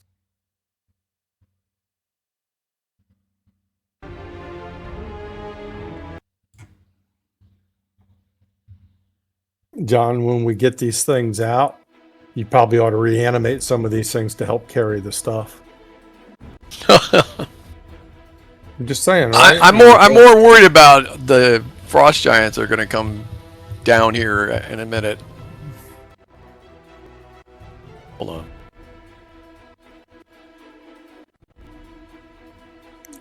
Put your little shadow dudes behind them and get them boxed in where they can't run off.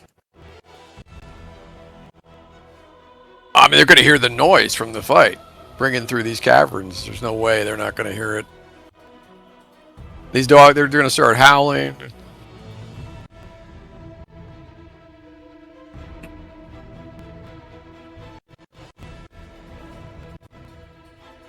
Okay, has everyone rolled initiative? I don't think so. No. My two are in there, right? Combat tracker. No.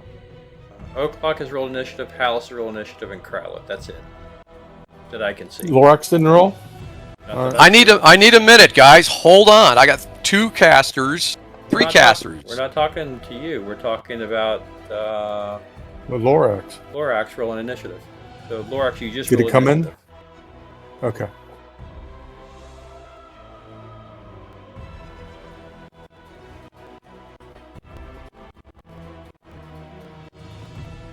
What weapons are you guys going to use? Are you going to use your swords? Yeah, we got a flame tongue in our hand. It's +3 against cold creatures, so it seems like most sense. And Oaklock's going to use his spear because it's +3. That's his best weapon. I'll keep it low key for the time being and save the others for when it amps up here. With no reason to save it, John. It's 9:30. Look at the clock. This is going to be the last thing, so fire what you got. Yeah, well, thinking about the future. All right. Um,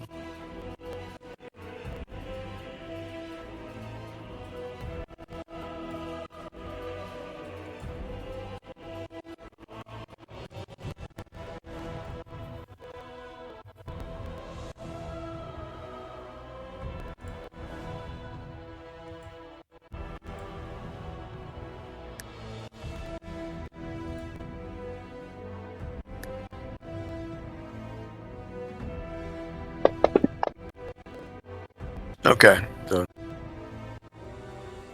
All right. Okay, first up, Is he a great wizard or is he so more like Malvern. you? Malvern's first one to go. that's surprising. Okay. So you're going to cast a Spectral Hand. Yep. And I'm not gonna move. I think he's kind of like keeping an eye on all the angles here. Hallis, what are you going to do?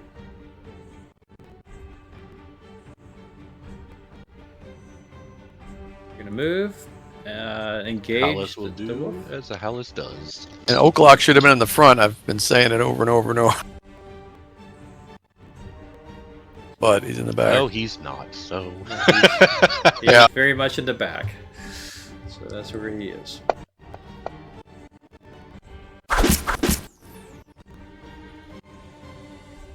Okay. Getting sound effects. You hit the wolf. Go ahead and roll your damage.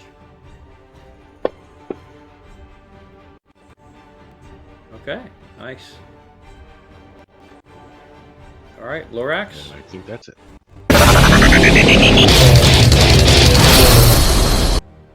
Close up here. Hit the first wolf I can. Okay.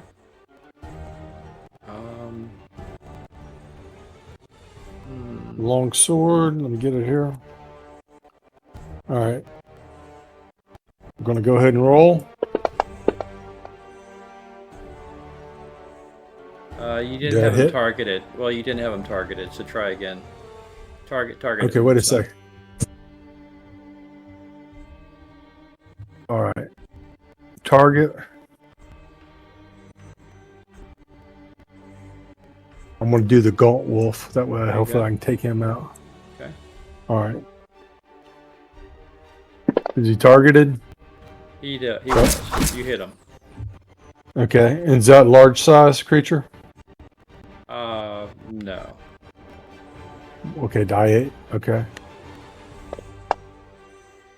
5 plus whatever. Okay. Good. Kralid, Did you add the fire thing on there or not? it automatically added, right? Okay. Yeah, magic fire, 1d8 plus 3. Probably just moving. He's reserving his spell. Not gonna cast it. Unless I see. Well, hold on. Maybe I will next round. I wasn't expecting to see that little bugger. Okay. All right, Idri.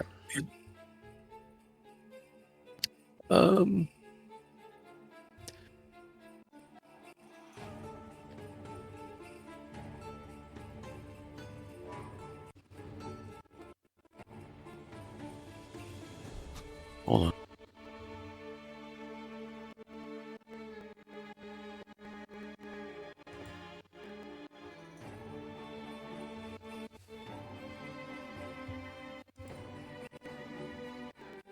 Is this ranged?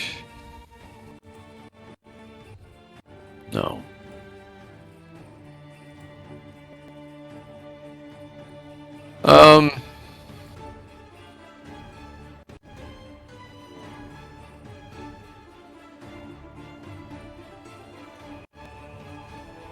She's gonna cast protection from evil on herself, I think.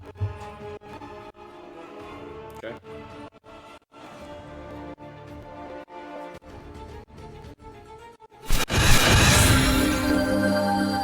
What does that do versus wolves, Sean? These are evil. These are not normal wolves, just so you know. You're gonna have a fight on your hands here.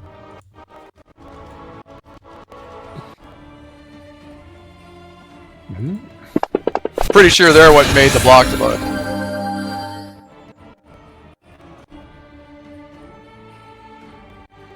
All right, the first wolf takes a deep breath and opens Yep. its mouth and blows a breath of very, very cold air at you guys, and it blows you into the bones.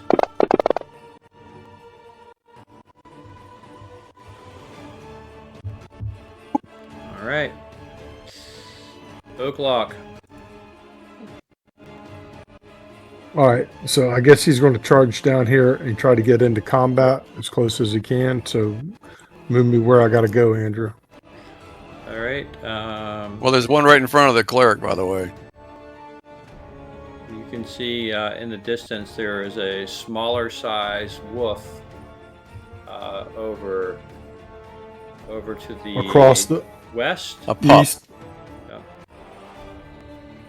Okay. Might be a pup, I guess. And then Tell me where the letters, because the 2A, where is it relative to 2A? North? North of 2. Yeah. So it's down that hallway there, kind of, Past the cleric. The cleric can see it. past the clerk. Okay, so he would have to fire a bow from there then, correct? Yeah, 60 feet, right? Yeah. I mean, you almost Okay. can get there. Yeah, you can get within breath range. Go for it. No, I'll cut it in half then and take a shot with the arrow. All right. I mean, but I'm saying I'd rather take 2 shots with the arrow than one Right. with the spear. So, you but I already- don't have. Yeah, you've already moved, so you can take one shot for sure. Okay, so I'm gonna have to just roll a 20-sider, and you're gonna have to figure it out. 5. But somehow he wasn't targeted, so I need you. He's targeted now. Hold on. But I don't have a thing, a box on Oaklock's sheet to roll, so I still have to roll a 20-sider. Unless you want to do it. You can't roll this. What are you trying to do? You trying to? You're hitting with a longbow? Yeah. Okay, I need to. Somehow he's not proficient in longbow. Let me change this. Hold on. He's an elf that's not proficient on a longbow that's a fighter? Well, That's unusual. according to the Fantasy Grounds checkbox, I need to go in and check this longbow check. And inventory. He has no arrows. Yeah, no, he does. He's got 40. So I don't know why I didn't do it. There's So, okay, so he's targeted. We're good now. Longbow, yes, he's got the attack. So let's go ahead and do it.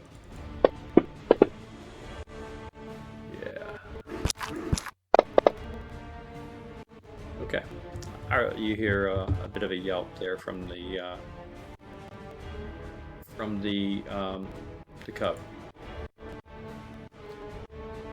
The next cub comes in, and is Pay no attention to that. Can't get past his parents really. This next cub then rushes up to you.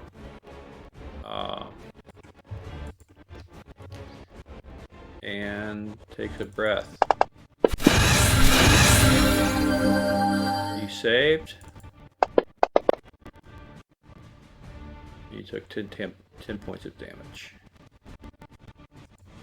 Okay, the next wolf, wait. No, 5 points of damage. Yeah, that's what he took. It says in the thing. Yeah, but he said 10. well, it read 10 It on was the in I'm the thing. just pointing it out. Yeah, But well, I- that's why I'm saying it. Yeah, it got half. Yeah, I got it. Yeah, when you save, it's half. Yeah. Yeah. It applied it correctly on the sheet, so don't worry. Yeah.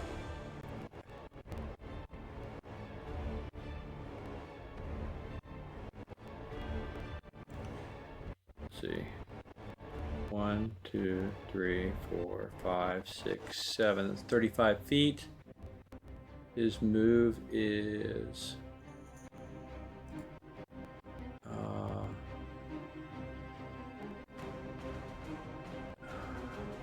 Yeah.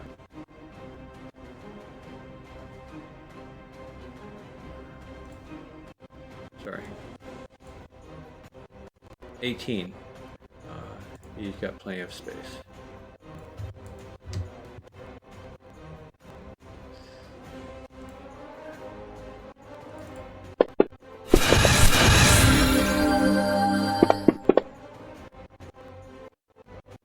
Okay. There's no links.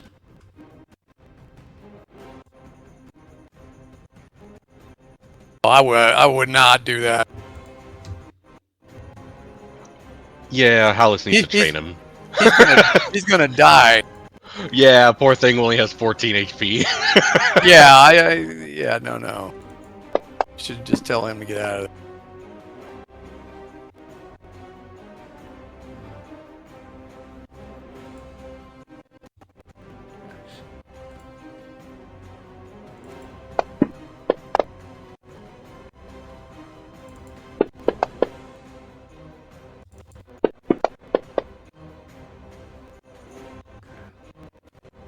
Although, damn, this motherfucker gets 3 attacks. Yeah, 2 claws and a bite.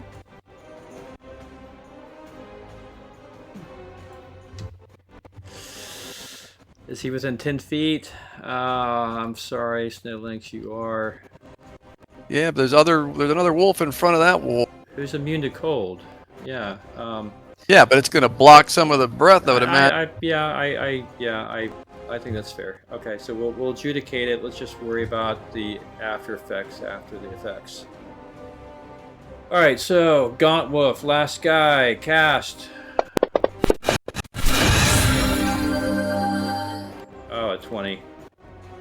He saved, and he failed. Okay.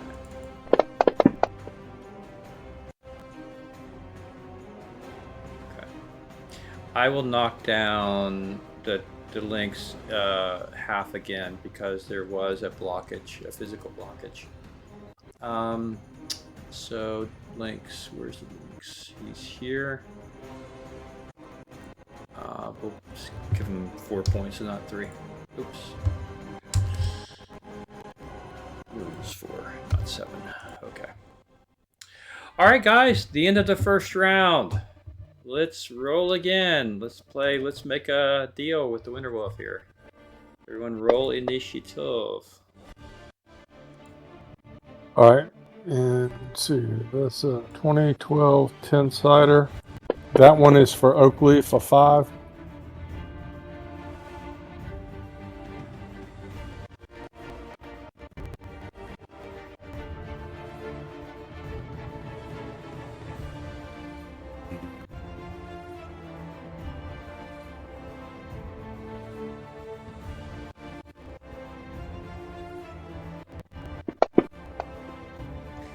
Five, but what's he using? He's using the flame tongue. What's the a spear? He's using the spear 4. So as a 3. So You it's know, an 8. yeah.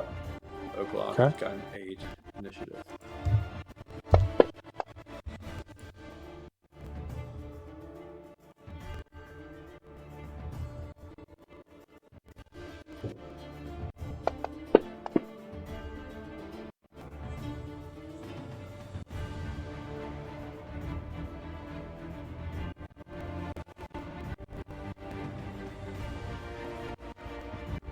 Hell, look at that spell. I think I'm All right, done. we all done? I'm not I think tracking. so. Okay, if we're all rolled up, let's go for it. Alice, you're first up. And this is 2 attacks? Does Ranger get? I forget. Remind me. Yeah, even rounds. I Yeah, mean, Ranger uses the fighter tree for Okay, yeah. attacks. Okay, so yeah, it's 2 attack. Ooh, that definitely is. What size are these, Andrew? I think they're large. No, No, they're they're- medium.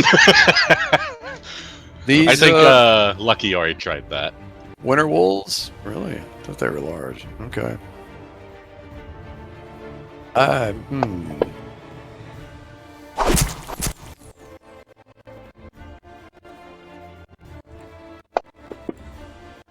Oh, sorry, they are large. Yeah, my bad. That's what I thought. Yep. 7 to 12 feet. Yeah, 7 to 12 feet.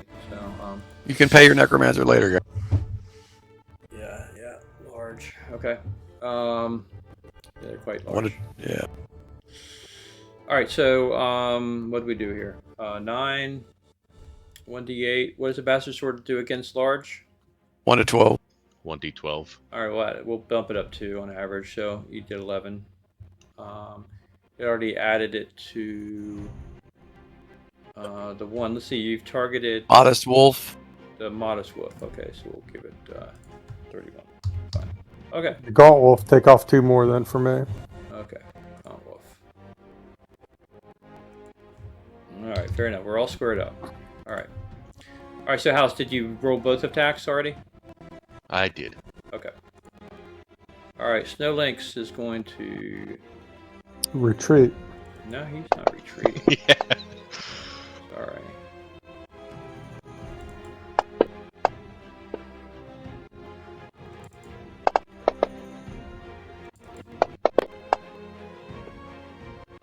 Okay. Does Oak the Lodge. Lynx have a THAC0 of 19? Maybe, I don't know. I didn't check into it beyond what was already there. Yeah, his utility is not a fighter for sure. Okay, yeah. It needs to leave next gonna- round. How You're this gonna is have telling to it have to. Well, you're his friend. have this You've down. made friends with it. He's a follower, and he wants to protect you. But you're going to have to. Of course, he's not going to be on a suicide mission for you either. If he feels. Yeah, Hallis needs to train it to be more utilitarian than get in your face and try to maul you. Yeah. All right. So Oak Lock, you've got him targeted. You need me to roll the dice for the hit.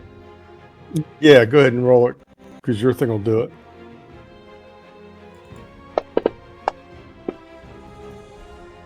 To hit. Okay, it's a die 8 on that, I think. Yep. That's what Okay. so. Yep. The cub is absolutely screamed in pain, which has an impact on something. I'll tell you in a minute. Okay, Idri, you doing?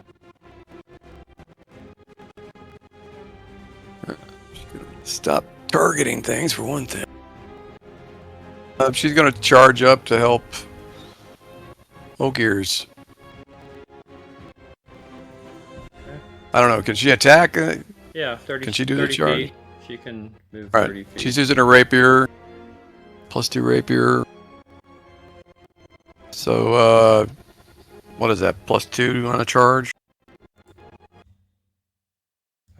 Yeah, hit? +2 on a charge. You lose your dex bonus, and you lose your +1 to AC. Yeah. Okay. So you have to manually give yourself a +2. Yeah, I did that. Let's find her sheet.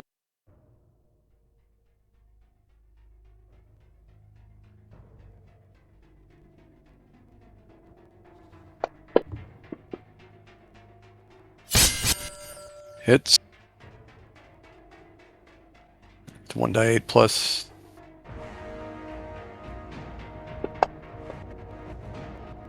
Alright, we'll take it.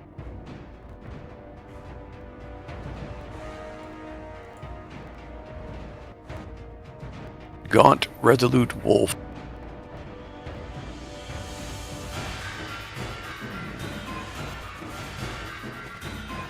Give me a second.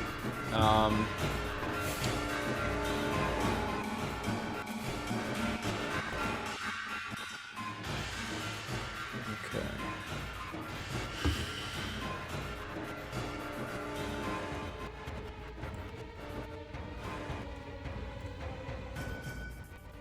$15. Wow. Plus goes down to there, and damage goes up. Okay. These winter wolves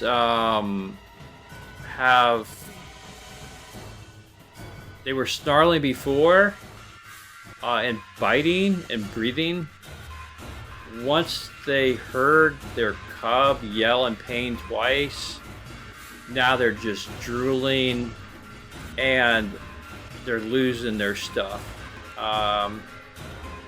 So there's a modifier that happens if any of their cubs are injured. They are.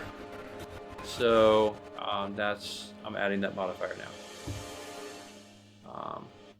Now they're gonna bite.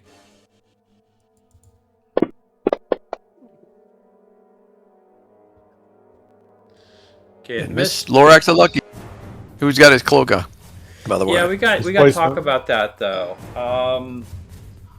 So no, that's not going to work, and here's why.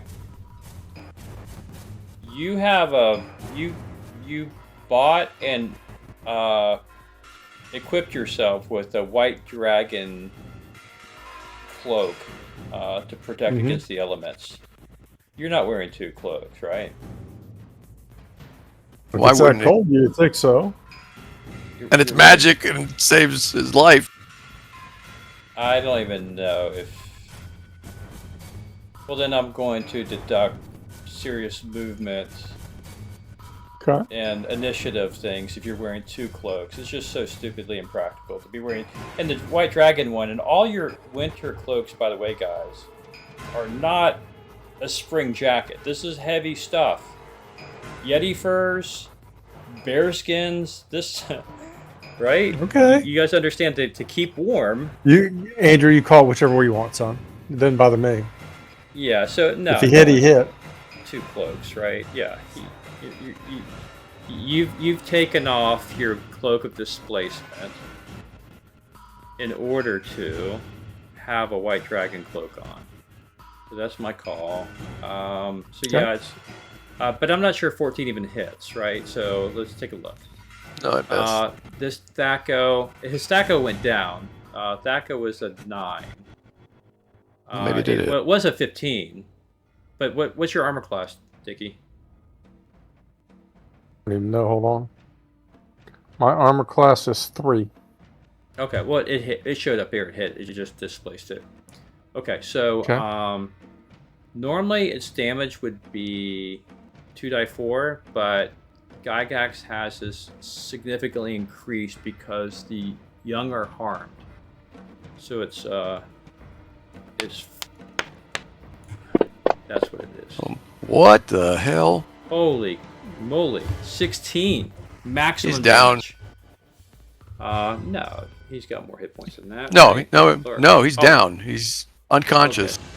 Thorax. He already had 28 from the freaking breath weapon. I have... It says I have 28 hit points. You just said I took 14, right? Says, Yeah, you isn't took that 16. wounds? Wounds, yeah, you have 28 wounds. Yeah. It's plus 16. That puts him at 44. It's negative Minus 8. Yeah, you've gone down. Okay. All You're right. definitely down. But I don't get the Malvern. swing then? No, unfortunately not. Be a great Um, wizard, Rosie. What are you doing, More like Malvern? you. Gonna cast vampirism. Which one of these is wounded? Are they both wounded? And one is. Are they both pups, or is one of them a full They're both winner? cubs. They're both cubs. Well, tit for tat. I'm gonna kill one of them. Hopefully.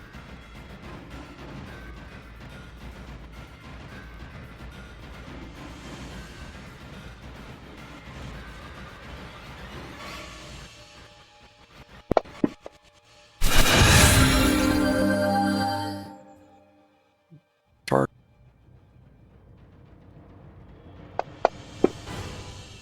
That it hits.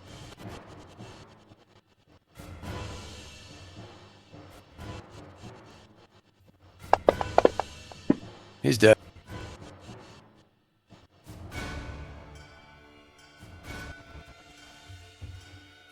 Pretty sure. Yeah. Well, you take one of our people down, we take one of your cubs out.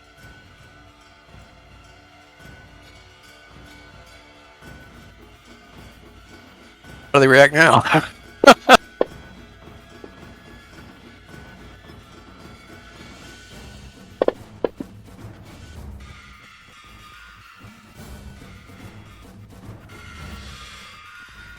down.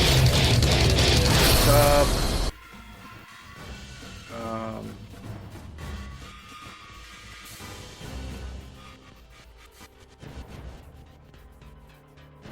Oh, they're moving. Okay, good.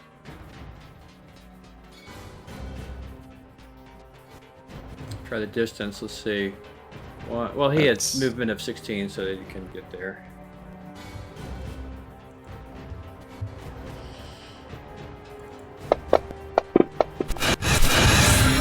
Oh, good. Ignite. Okay.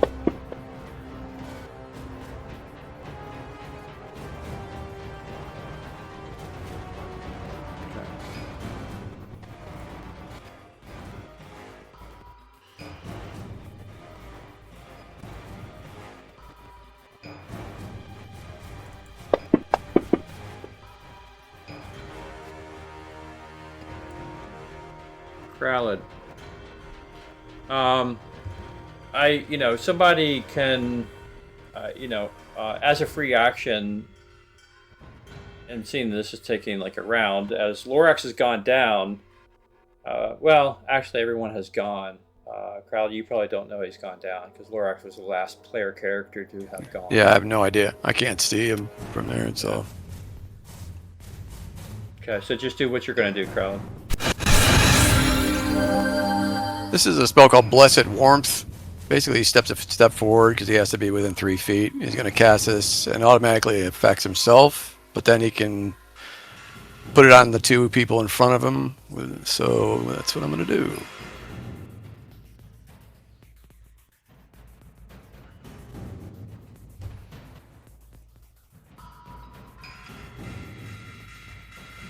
This gives complete immunity to normal cold and +3 to all saves versus magical. Okay, cool.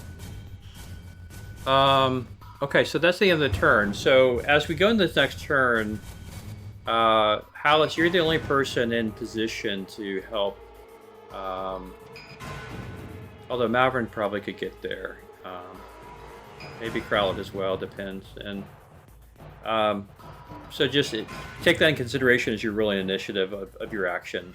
You guys have potions of healing. If you want to take your turn to try to stick one down his throat, you can. You'll just be open to attack, obviously.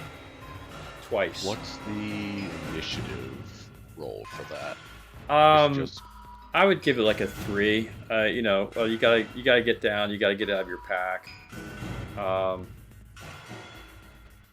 Yeah, 3 or maybe like a 5. Just like a initiative of a 5, I think is fair.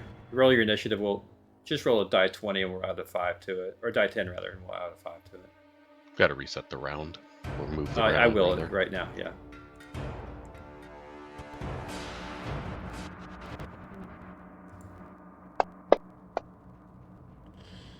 Let's see here.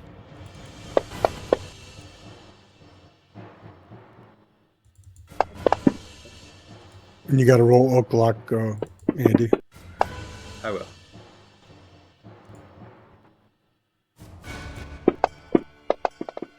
Wow, look at these woods, man. These woods are rocking on initiative.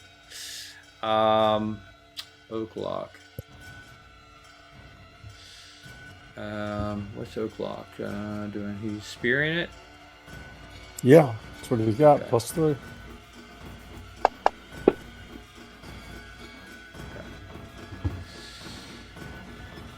All right, next actor. 1 second. Did he hit? Hold on, I didn't do Kralid. I asked Andrew if he hit Oak Lock. I didn't know if he rolled or not. Yeah, but it's not. I haven't rolled my Thought he was initiative. starting it. Okay.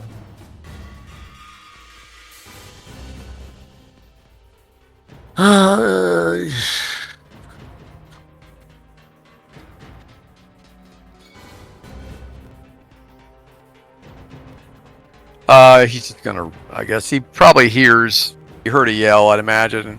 I'm just gonna run him, I guess. Okay. Well, he's not gonna cast. He's just gonna run.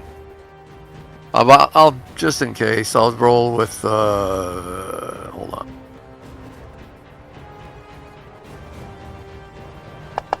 I might be able to get this off. Let's see.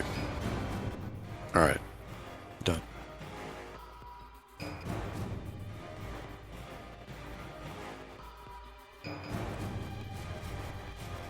Okay, you ready? All right. God, All right. Sanctuary is touch. Clerics have too many touch spells, man. Holy God.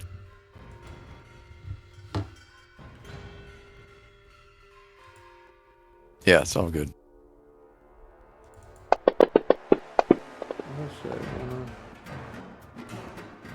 He's not. Sorry, Lower Axe, you're not. He's not. I've untargeted him. So he missed. Hallis was miss. The little cub now is. I'm gonna attack.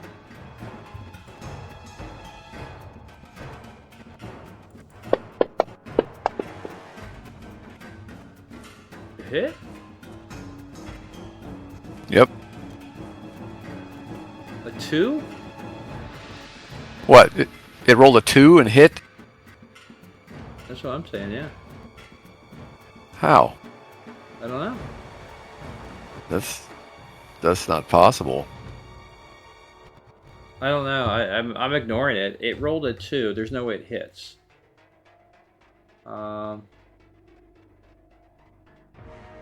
Attack at number 1. I'm not really sure what. Because it says it's Thaco's 0. Yeah, that's broken. Something's wrong there. I think whatever effect you put on them for being pissed off may have broken. I didn't put any effect on it. I'm No. manually applying it, so something's wrong with the coding of it. Yeah, because her AC hasn't changed. It's 5. So Well, actually, it's probably... Winner with Cub is at Oaklock.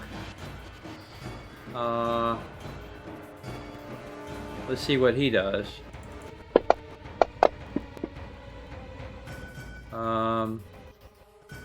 Same. So we're gonna a 9.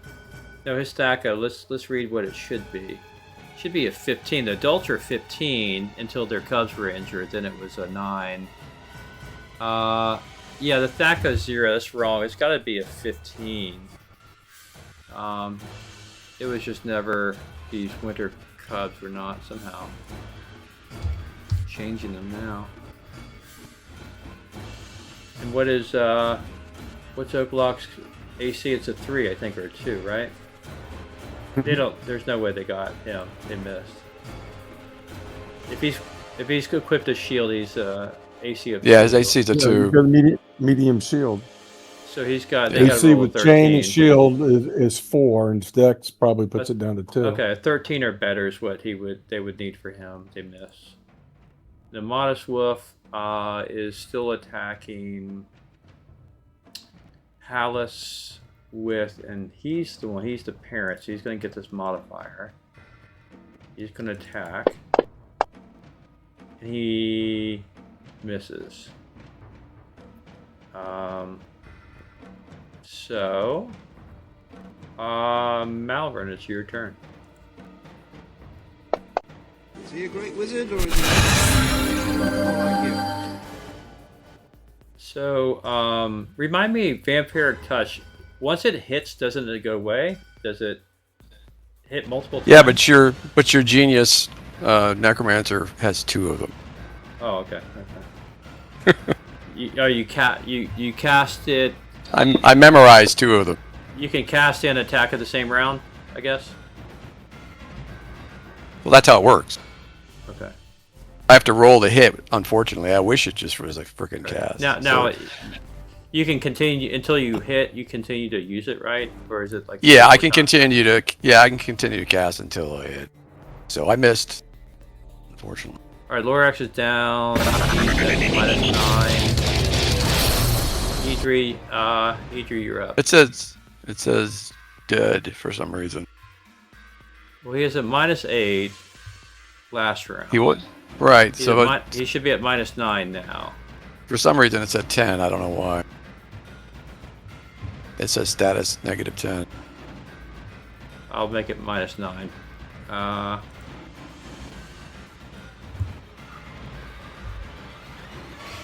Yeah, Idri's up. Okay, hold on.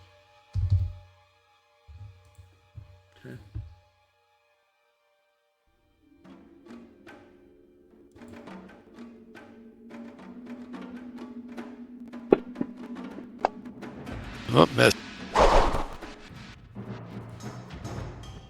Oh, wait, hold on. I used the wrong... No, I used the right one.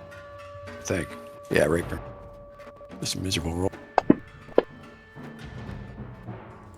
Freaking snow lynx. Oh, my goodness. Brave little bugger. And he's hitting, too. Oh, almost. No, he's not. You completely missed. All right, Hallis, you've got a two wolves in front of you, but you have a path, if you want it, over to to Lorax. Yep, he's gonna go shove a potion down its gob. All right. It's going to provide attack of opportunity on the one wolf, but you will successfully get the potion down. So let's go ahead and do you want to apply it to him? To Lorax? Yeah, that'd be. I don't know. What am I supposed to do? If I Roll roll for how many?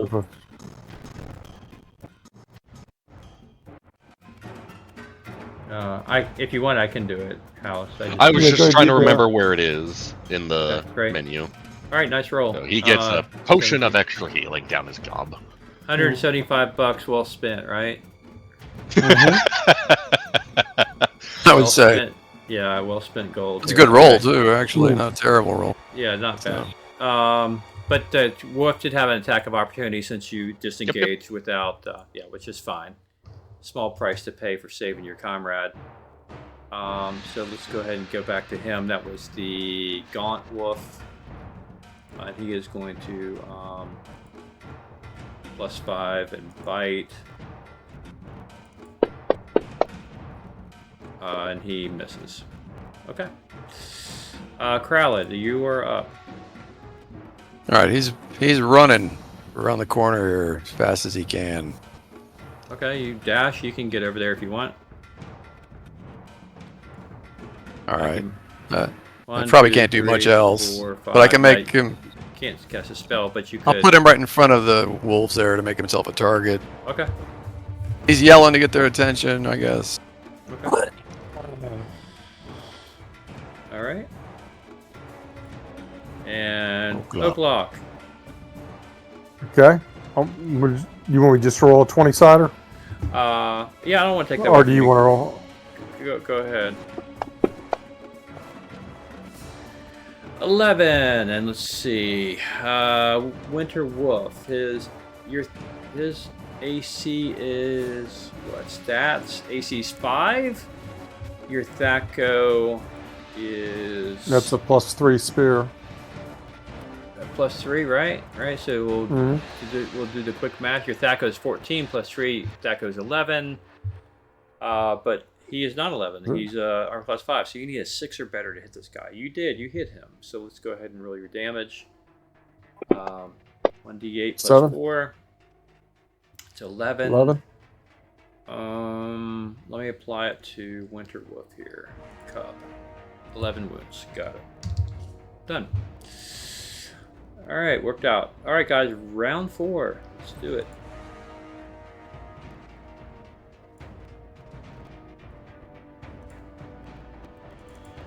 Oops, sorry. We'll ignore that. This was supposed to be initiative, not attack. Is it a new round? Yep.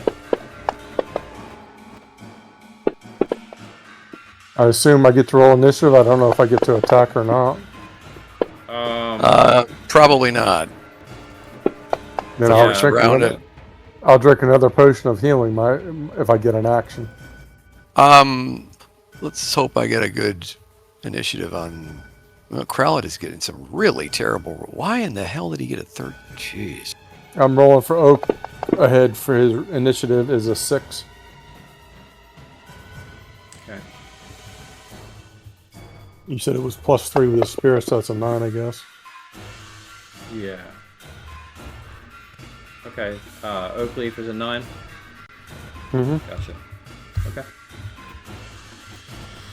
All right, Winter Cubby. So I think I changed his Thaco, right? So stats. Thaco is 15. It reads 15 here. So let's see how it translates. Is that a full? I can't tell which one is the full-size wolf and which is it?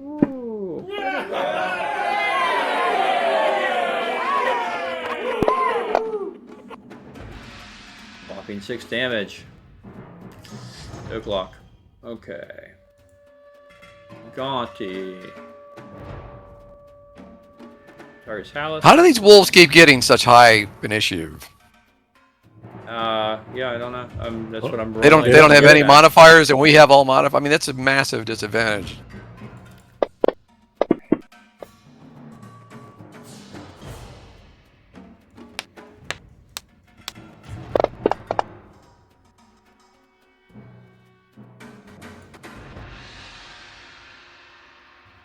See his stats. He's got Thack of 0. I need to change his stat here.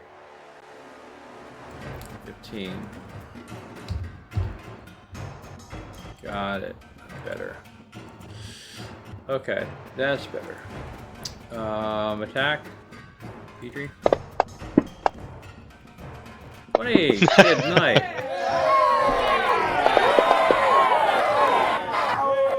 Alright, 60 Idri. Alright, Lorax, you're up and back in business, buddy. All right, do I get to attack? You get to take an action. You want to take an action? You can drink a potion, but you can't attack. I'll drink a potion. Drink a potion. All right. I'll drink a potion.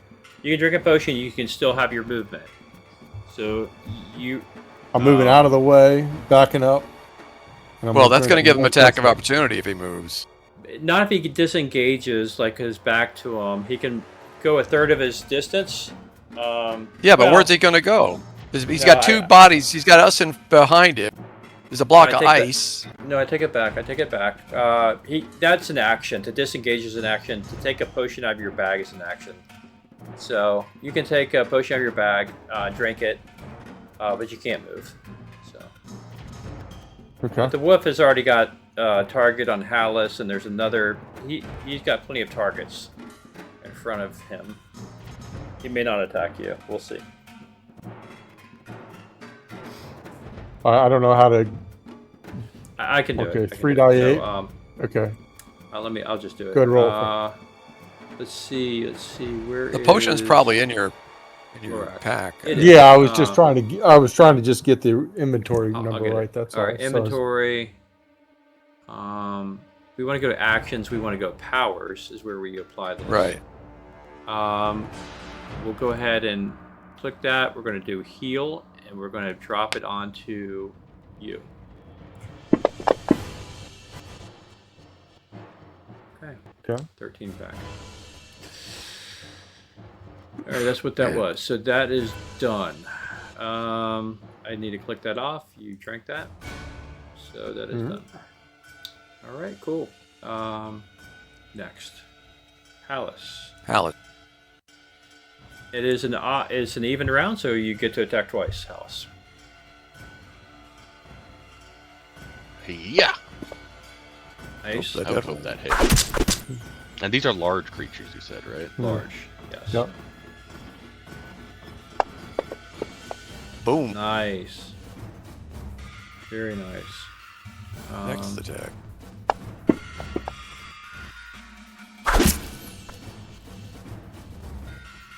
Very nice. Hello, vicious with a sword. Trying to keep your links alive. Good job, Barry. Just met you today. I met you an hour ago. I would die for this, Lynx. All right. Wow. You're definitely rolling differently today than the other day. I mean, here's the thing. He's usually pretty good with the sword. It's the bow that he rolls like 1s and 2s for.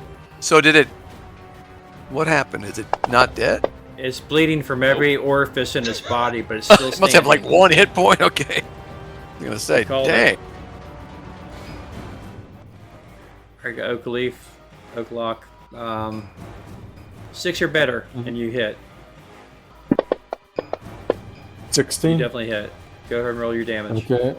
And die 8. 3 plus 3. 3 plus 6. Yeah.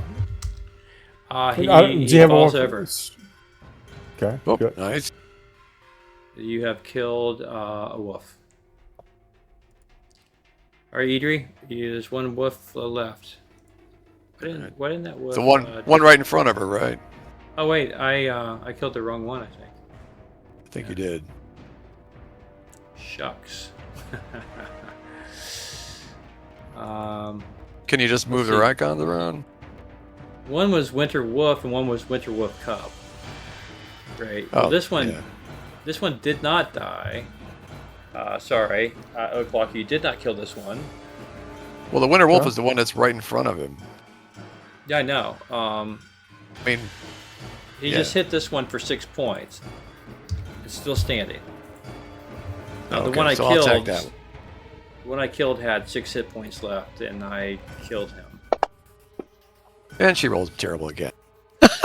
Adrian just cannot do well in melee. I need to bring the other That's wolf too bad. back. Hold on. Give him 6 hit points. Here's my encounter. Here's my encounter. Oh, dang it. Let me bring.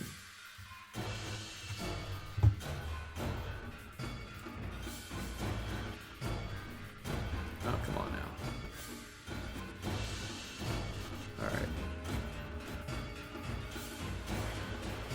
Please don't screw this up.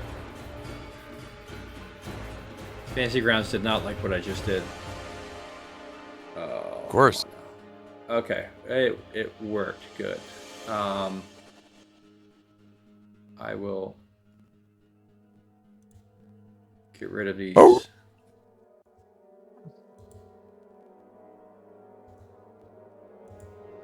I put 5 new wolves on. I reloaded the encounter as far as like the monsters. I might take this one. I'm gonna only give it 6 hit points. And now I'm going to put him right where the other one was. Okay. And now I'm going to identify him. Okay, good. We're back in business. Alright, Snow Lynx is now going to attack this one that's still there. So which is dead? Because I still see 4 wolves on my screen. None of them are dead. Oh, okay. O'Clock did not kill one. He reduced one very close. This clan is on its last leg. Trust me when I tell you that. Ay.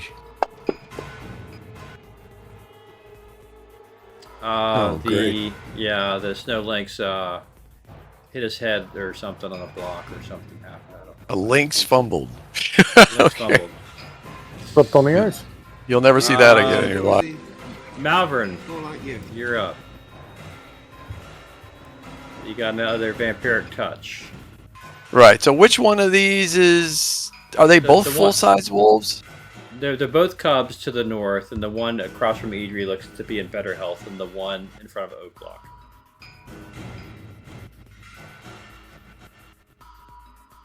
Okay. Well, I really kind of hate wasting these spells on pups, but all right.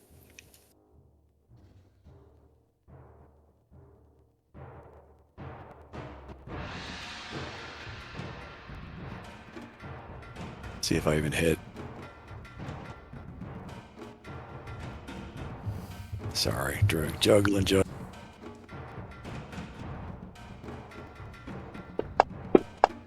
Nope, missed again. And Crowled, All right, there. all right. being the hero. Kralid reaches across and touches Lorax's shoulder. It'll be all right, my son. Let's see. Hold on.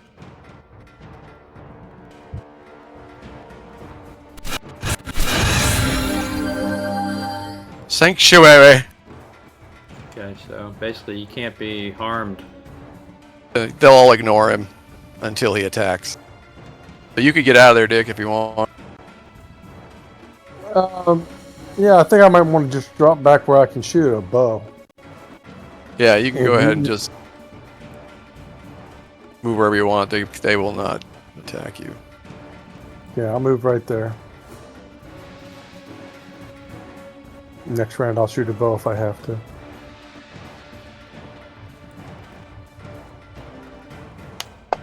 Did he move? I don't see him moving. I moved it right by where it says 2B, just to the southeast Oh. of the 2. Yeah, you I mean, can't the move yet. southwest of the 2. Yeah, next round he'll move. That's right. Okay, what are we rolling here? We're rolling initiative, right? Yeah, initiatives. All right. All right. Need to cycle Actions, around. I think. weapons. Maybe. No. I'm going to go to longbow. Okay. And then I'm going to roll for Oakhead here. Not that one. Yeah, that is it. Oh, yeah, so it's okay. That's Oak's a 1.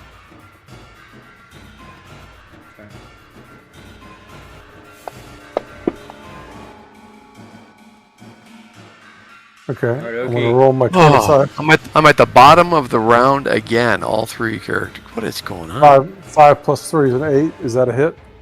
No, you needed a 6. Remember, 6 or better, you need to hit this wolf. You missed. Okay. Wait, what did you do? He attacked the wolf in front of him, and he missed. Yeah, but then now they're going to be to attack you.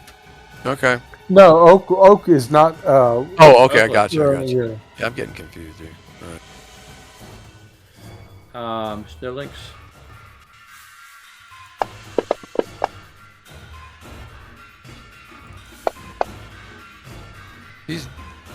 He was dazed, wasn't he? Dazed?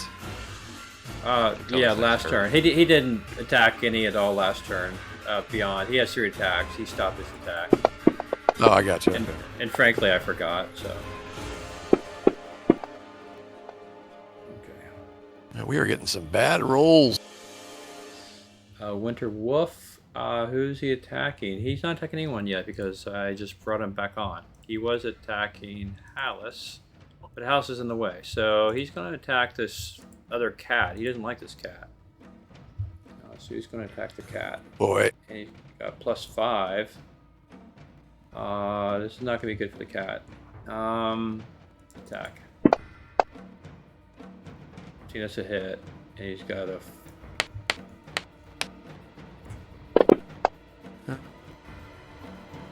Cat took 9. Knocked out. Let's see, where's the Nope, cat? up by 1. 1 point. Can't kill him. He's got 9 lives. 1 hit point. Well, apparently he does have 9 lives because he survived all that. I thought, good night.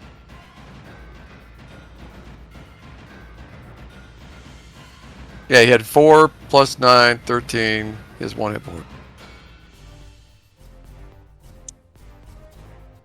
Crazy. I don't know. Did an update on mine. Snowlinks is still showing that it's got. How come it didn't take off? It's weird. You didn't have it targeted. Yeah. Doesn't look like you targeted the links. Yeah, It just said rolled the app. dice. Oh. Weird. Yeah, the hit was, but it didn't do the damage. Weird. I He should don't be at understand. 13 out of 14. Yeah. He's hanging on by a thread. Okay, where he's just. Okay. Next. This wolf is so sad. It's got 1 hit point, but it's still rocking. All right. +5, and it's gonna bite, and it misses. Ooh, missed. Lorax the Lucky, you're sanctuaried and you're away from the crowd. What are you doing? I'm taking my longbow, which is it the which one should I target One- here? one hit the gaunt point one? left. Is that the gaunt one? I don't know. Or No, or you the need the winter attack. wolf being evacuating? The north one there is probably the The one north with more one. hit point. Yeah. Okay. Target mode. I don't know. Okay. Alright, go Longbow ahead. plus. Yep. And do I get 2 attacks for that, or wait till later? I didn't even see that come up on my screen. I see it. 7, I guess. Yeah, Yeah, okay, go it was ahead. just a Yeah, little 2 attacks. There's the other one. 9. That hit. Okay, roll your damage. All right. 6. Nice. Full damage. Oh, got him. Woo! Man, if this Link survives this, we're gonna give him a medal. I'm gonna have to sit down and talk to him. Like, no, you do not fight. I thought he was dead for sure. All the live wolves are up north now. Everything is dead in the south, right? No, we still No. got one wolf, but it's on his All right, its Hallis. last leg. You can put it into this guy if you just can connect. He doesn't miss. So. All right, that's fair. Business. He's gone. You got 1 hit point. You got, Yeah, he cuts Still him in gotta roll half. the damage. It hurt my kitty cat. yeah, that you did. All right, Broadwolf. He's going to attack. And with a parting shot. Damage. Malvern? Still got I my. believe in you, Wizard, or is he Necromancer. Yeah, he more like finally. you? I gotta go for it again.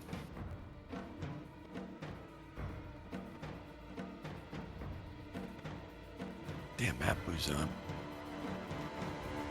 I need to get a giant monitor.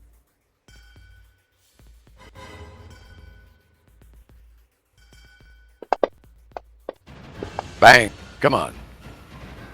Hit!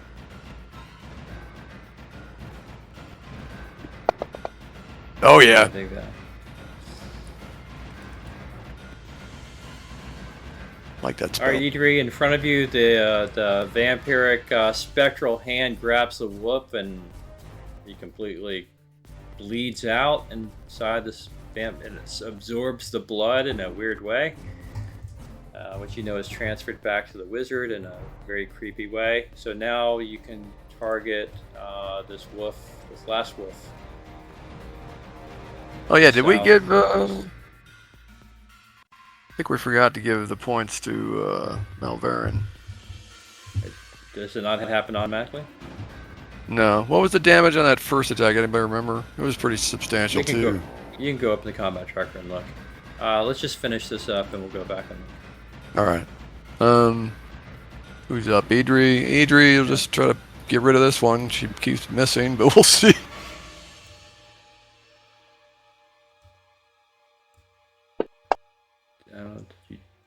Kind of cocked. What happened there? I didn't even see it. Yeah, again, yeah, an 8. That die did weird things. Okay. Yeah, mine did too. Crowled. Crowd. All right. Well, he was gonna swing, but there's nothing to swing at. Your call. I could try to cast heal. Yeah, I mean, He's lasting the round, for God's sakes.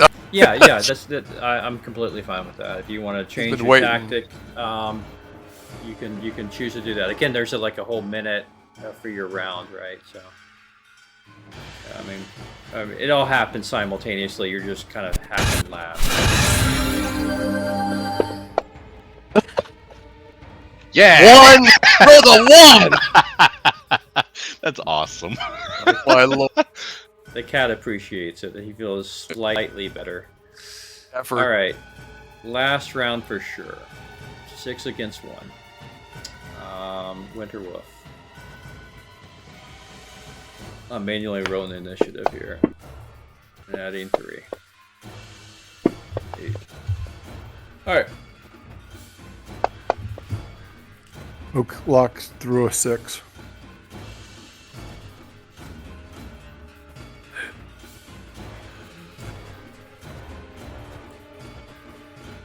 All right, Crowled. Hold on. I guess I'll just, I don't know, abstain.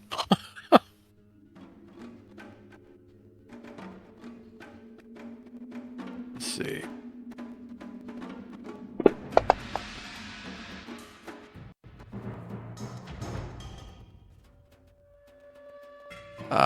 Malverin's not going to even do anything. Idri's, I guess she'll move.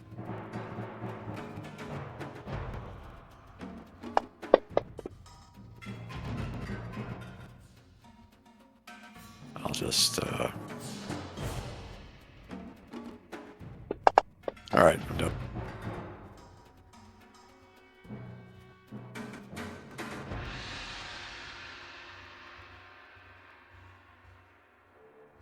Oh, are we done with that round or no?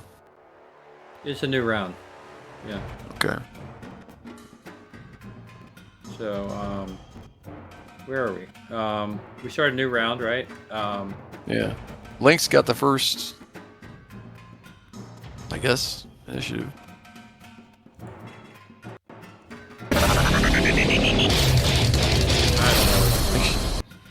Link should probably. I have no idea what's Oh, going on. was it not? Was it not a new round? I'm looking. I don't know. I'm not paying attention. Round I'm 7. looking to see what your first damage was. So, look, just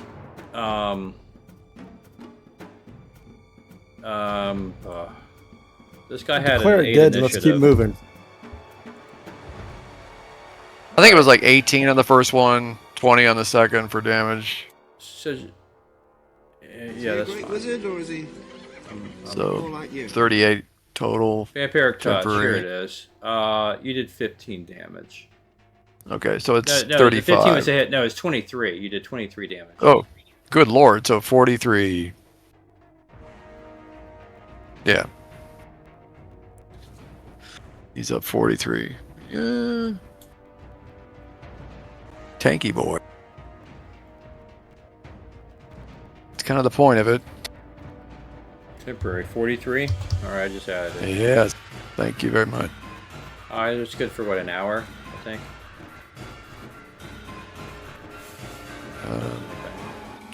Something like Okay. that. I'll look it up. All right, it's your turn. What do you want to do?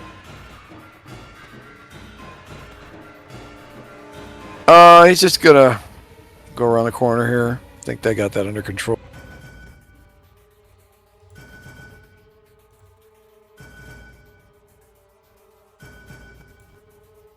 Done. Whoop. Oh, It moved ahead for some reason. I didn't mean to move that, yeah. Yeah. All right, Carl, what are you doing? Not really much I can do right now. That one was my one small heal. I'm not going to waste others. I don't really have a whole lot, actually. I could give it a healing potion.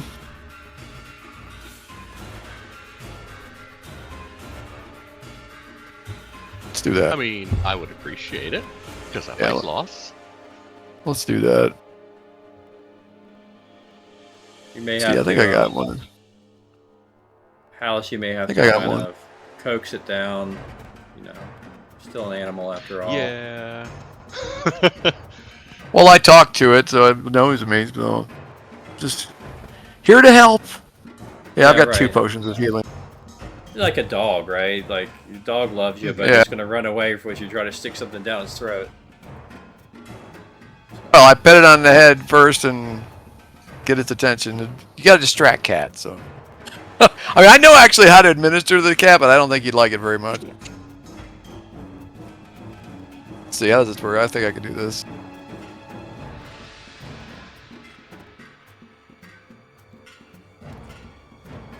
Oh, maybe I have to. Did that work? Yep, you're targeting it, and then you should just be able to open it up and click the. I clicked the Heal. heal and nothing happened. You just drag it Maybe it onto did the happen. Snow Link's icon. I tried that too. Hold on. Oh, I see. It's like, for some reason, it's. So I dragged the empty window. You drag the plus over onto the Snow Links. Yeah, I'm trying that. It's not working. I don't know why. You have it targeted. Try just clicking the plus. I've done all that. Weird. Let's see. Want me to try? Oh, wait. I Oh, wait a don't minute. I know what's going on. Powers. It was in preparation mode for some reason. Not sure how, but You want me to do it? I can drag it. yeah, it's just not working for me. All right, hold on.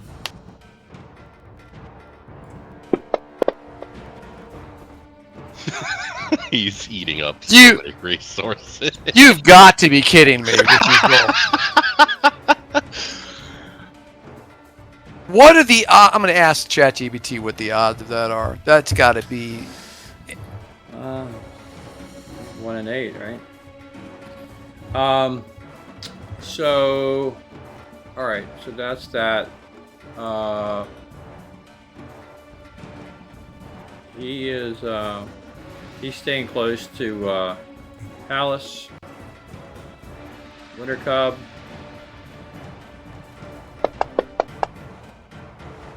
Misses. Somebody put this cub out of its misery, please. Hallis is there. Lorax is there. Alice is gonna motion for it to just like kind of stay, or at least try to get it to stay. Okay. Lorax, what are you doing? Guess I'm Alice gonna is gonna move move, but to the north to where I can get into bow range and try to shoot at the wolf. All right, go ahead, take your shot. Just so you know, the odds of what y'all witness is 1 out of 128. Oh, Less than a percentage chance.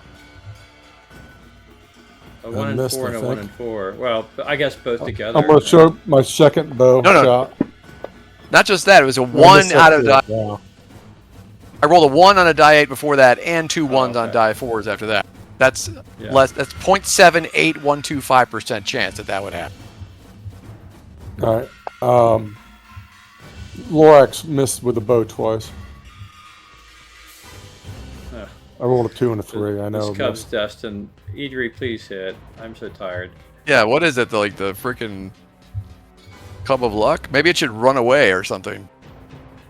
It's, No, don't let it run. It's family. It's She's due to hit something. Oh, there we go. It's All right.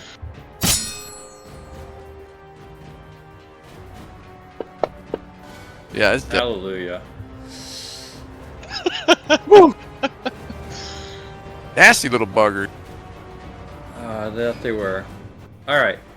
You have, at a great effort, cost a bloodly battle.